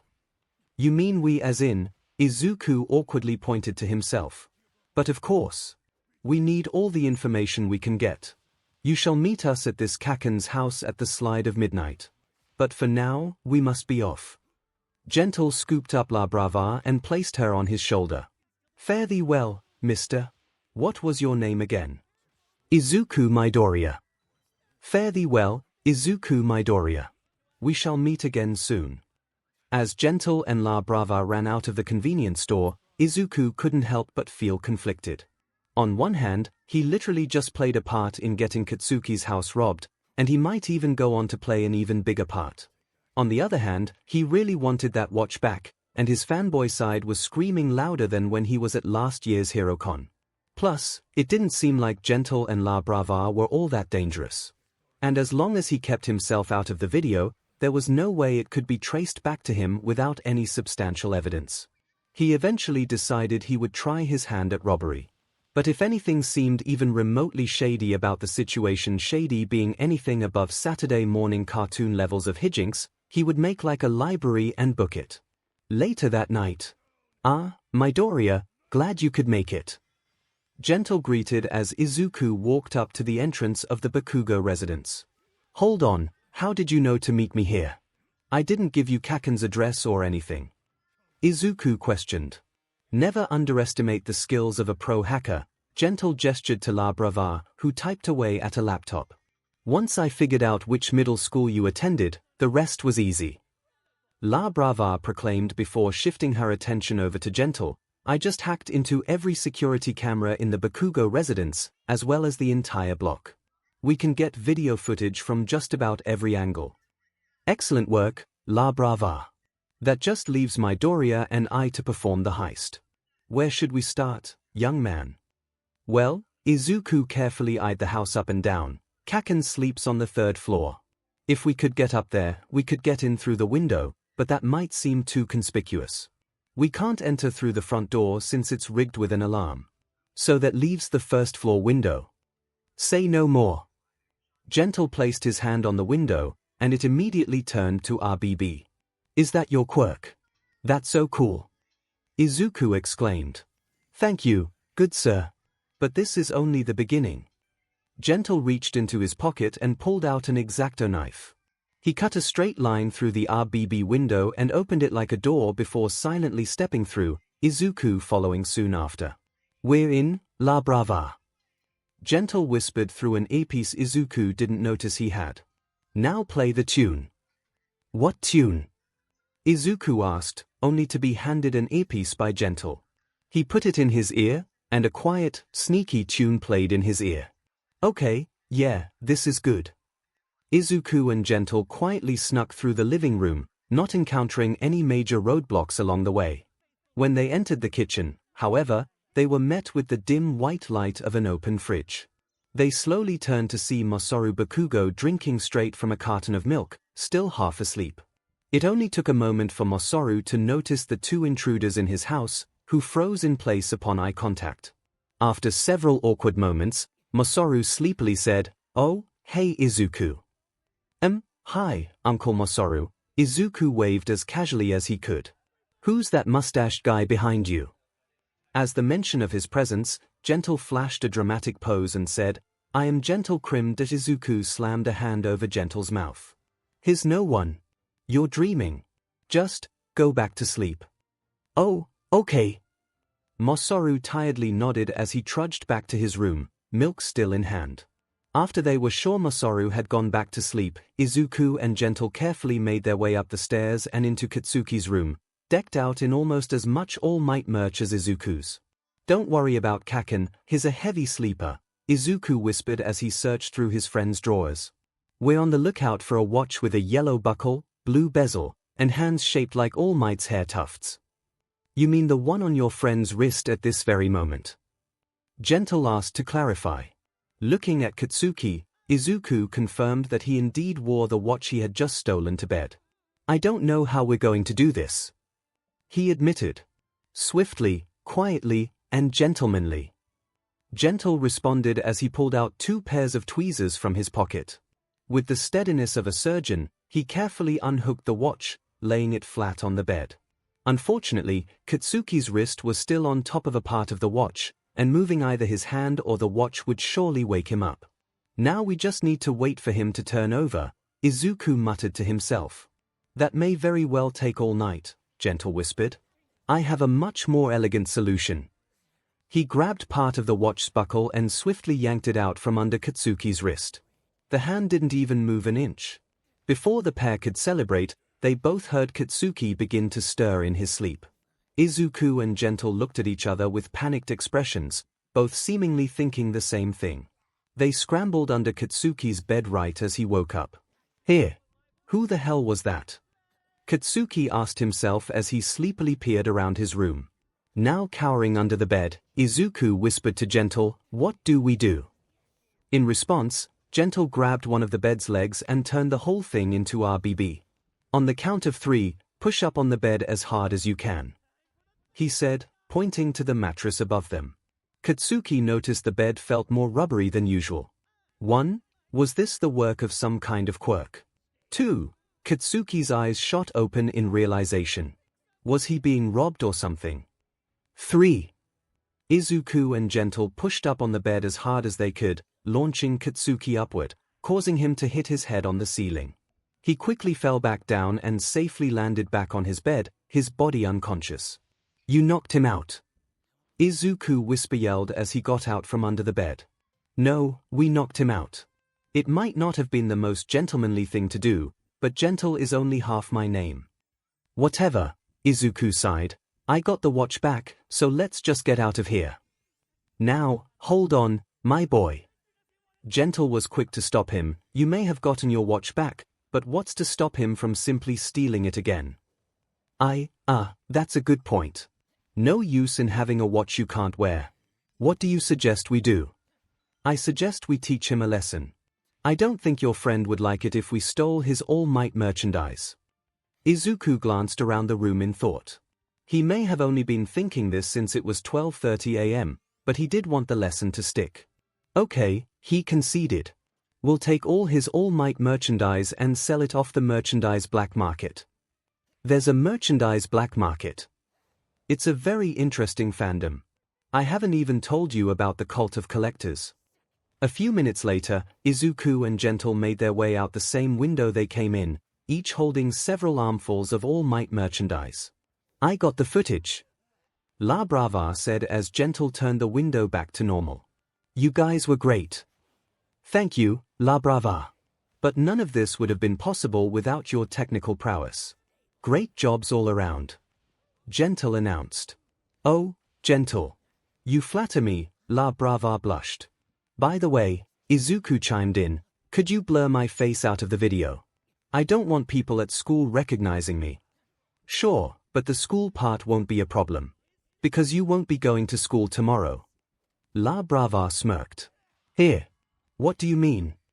While I looked into your school earlier, I combed through the security footage and saw how your teachers mistreated you. So I anonymously sent the footage off to a few hero agencies. Gentle gave a loud, posh laugh. Excellent work, La Brava. There's nothing more gentlemanly than justice. He leaned down to land a small kiss on her cheek, earning a blush from the woman. I don't know what to say, Izuku said in disbelief. How about like, comment, and subscribe? La Brava suggested as she pointed the camera towards Izuku. Like, comment, and subscribe. There. That was perfect. Katsuki woke up the next morning with a massive headache. But that soon proved to be the least of his problems when he noticed his desk, shelves, and walls were all stripped bare of their All Might merchandise. What the F? Where did it all go? Katsuki asked himself before noticing a small note at the foot of his bed. He quickly picked it up and read it. You've been struck by a smooth, gentle criminal. Suddenly, the brief memories from last night came flooding back. Turns out he was being robbed after all. God damn it. Stendhal was dead. He was now reborn as the hero killer, Stain. It had been several minutes since he had just cemented his new identity with the first of what would be many murders.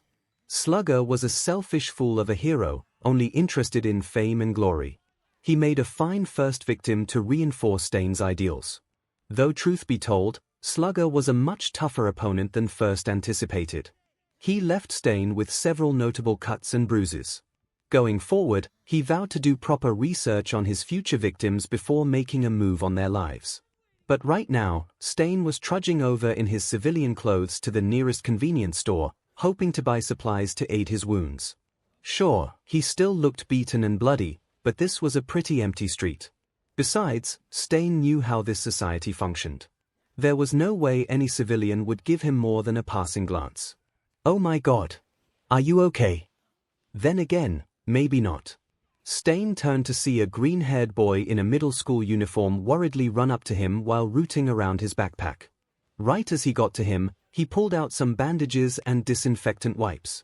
Hold on, this may sting a little, the boy said as he dabbed the wipe on Stain's arm before bandaging it. Stain was intrigued. It wasn't often he saw a civilian go out of their way for a complete stranger. Perhaps this boy had some potential. What is your name, child? He asked gruffly. Izuku Midoriya, sir. The boy replied. Could you please hand me your other arm? Stain obliged. Tell me, Midoriya, why did you decide to help me? Were you perhaps looking to get something out of me? If he answered anything even slightly noble, Stain was prepared to turn and walk away. You looked like you needed help. I don't think I need a reason other than that. Stain gave a wide, manic grin. Don't you have the heart of a hero? Izuku paused his medical work and looked up at Stain with hope in his eyes. You think I have the heart of a hero? Of course. The drive to help others without seeking anything in return is heroism down to its purest essence. It's that very philosophy that made All Might the symbol of peace he is today. Do you really think I could be a hero like All Might? Even without a quirk? Stain's admiration for the boy increased upon hearing those words. Pure of heart despite the bad situation dealt to him in life. He had truly found a diamond in the rough. Midoriya, please remember this, Stain answered. The circumstances of one's age do not determine their capabilities for heroism. With a drive like yours, I believe you could be as good a hero as All Might one day. With that, Izuku's eyes flooded with tears as he collapsed to his knees while clutching his chest. Stain stood there and let him cry his heart out. This was clearly something he had been waiting to hear his whole life. After a few minutes, the tears dried, and Izuku got up, looking a little embarrassed. Sorry about that. That meant a lot to me. Do not apologize. Instead, prepare yourself. Stain said sternly. For what? For training. If you want to become a hero, you must have skills. And I happen to be well versed in combat. As such, I have taken it upon myself to personally train you. Really? I would love that. Very well. Stain scribbled something down on a piece of paper and handed it to Izuku. Meet me at that address every Wednesday after school. I will see you tomorrow. With that, Stain walked off, leaving a hopeful and eager Izuku excited at his new opportunity to be a hero. However, he was left with one unanswered question. Hold on, how did he get so roughed up in the first place? Maybe it was that fireworks truck. Wait, No. It skipped town after it caused that citywide power outage. Oh well, he probably got mugged or something. The next day, Izuku stood at the door of the apartment listed on the paper his new mentor gave him. Despite his excitement from yesterday, he couldn't help but feel a little skeptical. He didn't even know this guy's name and he was already at his apartment. Izuku figured there was a non-zero chance of him getting jumped. But on the other hand, this man was the first person to truly support his dreams of heroism in his entire 9 years of quirklessness. Not even his mom went this far for him, though he still felt bad for lying to her and saying he joined an after-school club. Eventually, Izuku's drive for heroism won out, and he opened the door, though he kept his phone at hand in case he needed to call the cops. Entering, he noticed the apartment was almost completely barren, like whoever lived in this apartment rarely used it. "Good, you've arrived," Izuku's mentor said as he entered the living room, decked out in various knives and swords. "Yup. I'm ready for my training, Mr. Akaguro. 𝐒𝐻𝐽 Akaguro." He then reached behind him and tossed a training knife at Izuku, which he fumbled in his hands before getting a solid grip. "All right." Stain pulled out a similar knife. "Today, we're focusing on the basics. Do a high move transitioning into a low slash." He demonstrated the motion repeatedly, which Izuku was quick to mimic. After 2 minutes of that repeated motion, Stain spoke up. "All right, SWCH hands. You will be working with your left hand just as much as your right. As a hero, you'll need every advantage you can get, so you will teach yourself to be ambidextrous." "Yes, sir," Izuku shouted out. "Come on, keep jumping, or I'm increasing the distance," Stain coached. "Okay." Izuku grunted as he cleared the distance between the set of 2 tall foam platforms. Remember, an immobile hero is a dead hero. Just about every good one knows parkour. Which is why we'll be working on wall running after this. "Is that all you can do?" The training bag barely flinched. "Sorry, sir," Izuku blushed embarrassedly, "I don't think I'm as bulky as All Might." "A hero needs to be adaptable. Do a set of squats, kid. We're shifting focus on your legs." Izuku winced as the training katana hit his shoulder yet again. "Your strikes are improving, but your blocks still need work," Stain commented as he got back into a fighting position. "That's why I'm here, sir," Izuku said determinedly as he prepared for another round. Stain couldn't help the excited grin on his face. "Yes? That's the conviction that will make you a true hero."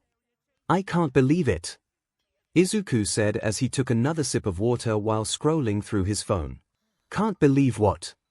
Stain asked his student while he took a quick water break. "Have you heard of the hero killer? He just claimed another victim 2 days ago.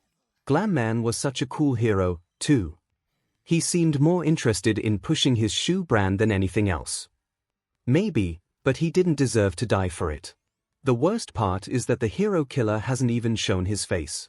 He just leaves these notes talking about false heroes and the corruption of hero society. Well, maybe he has a noble goal. Maybe he wants heroes to be less obsessed with fame and fortune. Even if that were true, I think there are better ways of accomplishing that goal than by killing people. If he had a problem, he should take it up with capitalism."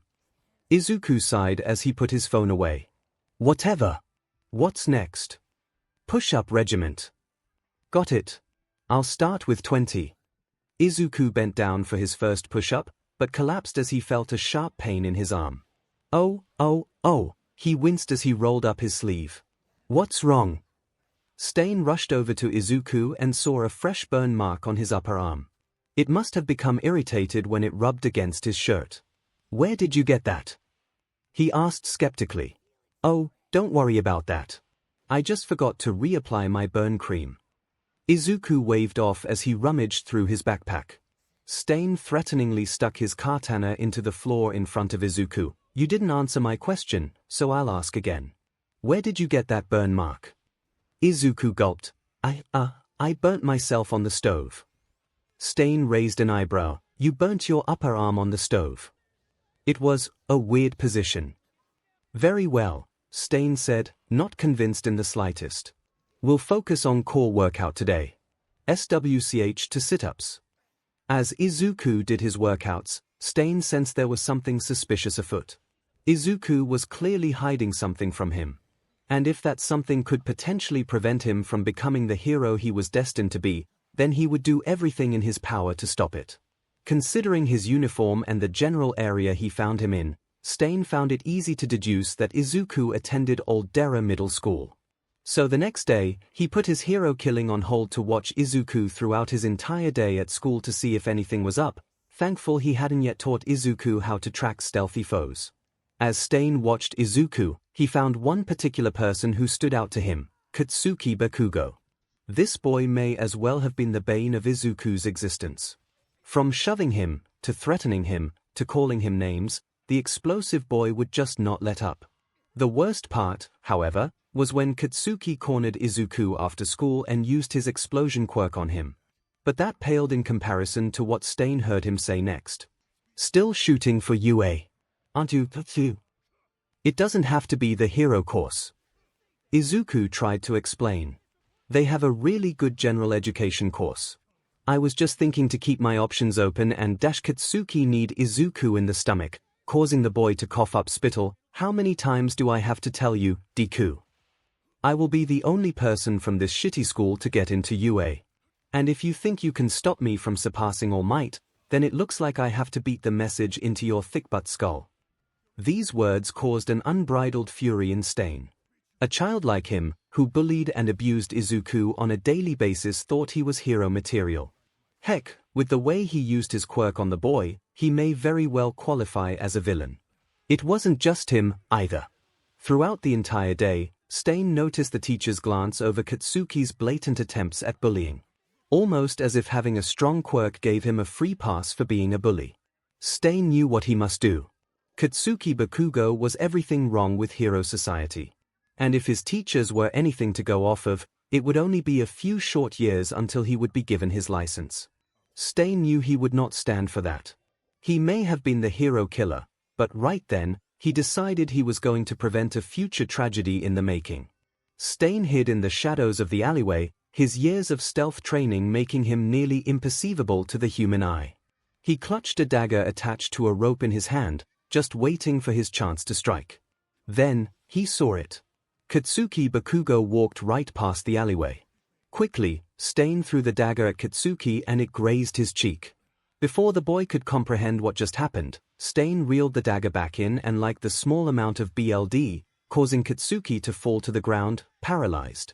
What the F is going on? Katsuki panicked as Stain brought his unmoving body into the alleyway and placed him on the ground. Who the F are you? I am the hero killer, Stain. He replied, and you are an affront to Hero Society. An affront? Hell no. I'm the future #1. Katsuki yelled, his voice portraying more anger than fear. And there lies the problem. Despite all that you've done, despite your downright villainous behavior, you still think you're the pinnacle of greatness. And if Hero Society has any chance of improving whatsoever, it shall begin with your demise. Stain took a katana in each hand and held each one over Katsuki's open palms. Your quirk works through your hands, correct? All it would take is one stab through the palms, and you're as good as quirkless. This will be your poetic justice before your death. You can't mess up my quirk, you Fing psycho. I need that. Katsuki angrily pleaded. Stain let out a disappointed sigh. Insolent to the last, I suppose. He raised his blades and began to plunge them into Katsuki's palms. Stop. Stain paused mere inches from the boy's hand at the sound of a familiar voice. Stain turned to see Izuku entering the alleyway with a water bottle in his hand. Deku, what the hell are you doing here? Katsuki demanded. I was trying to return your water bottle. But Akaguro, what are you doing? Katsuki's eyes widened for a moment before contorting in rage. You know the Fing hero killer. Did you put him up to this? He did not, Stain answered. He did not know of my true identity. I put this upon myself to shoulder the burden of a hero like him. I cull the unworthy so that more may learn from his example. Izuku instinctively took a step back as he struggled with the realization, wait, you're the hero killer. And you've been using me as some kind of martyr. You've been training me so I could serve as some sort of symbol you judge others by as an excuse to kill people. It was not an excuse. Hero society is corrupt. And only I can weed out the fakes. Like your bully. What? No. You can't kill 𝐿𝐿𝐵. Why not? He is quirkist and selfish. If he were to become a hero, he would spread his horrible influence to future hero hopefuls. If I don't nip this problem in the bud, the corruption of hero society will only spread to an unprecedented degree. I won't let you justify his murder, 𝐭𝐻𝐵. I'll stop you if I have to. Stain narrowed his eyes at Izuku. Do your worst. In an instant, Stain shot toward Izuku like a bullet, who had the foresight to dodge his incoming swing. However, Stain had years of experience compared to Izuku, and the boy had no weapons to speak of. As such, Stain was able to nick his shoulder with a follow-up attack and get enough BLD on his sword to paralyze him. He also took the time to get a bit more BLD from Katsuki to reset his timer. I'm sorry you have to see this, but it's for the greater good. Stain once again lifted his katanas over Katsuki's hands, preparing to strike. Katsuki shut his eyes in fear and anticipation. Wait, please. He's just a kid. Izuku pleaded. Katsuki's eyes shot open at that. Shut up, Deku. It's your fault I'm in this mess in the first place. Even so close to death, you refuse help from that which you despise. Stain shook his head. Pathetic. Just give him another chance, 𝐭𝐻𝐵. Please. Izuku begged.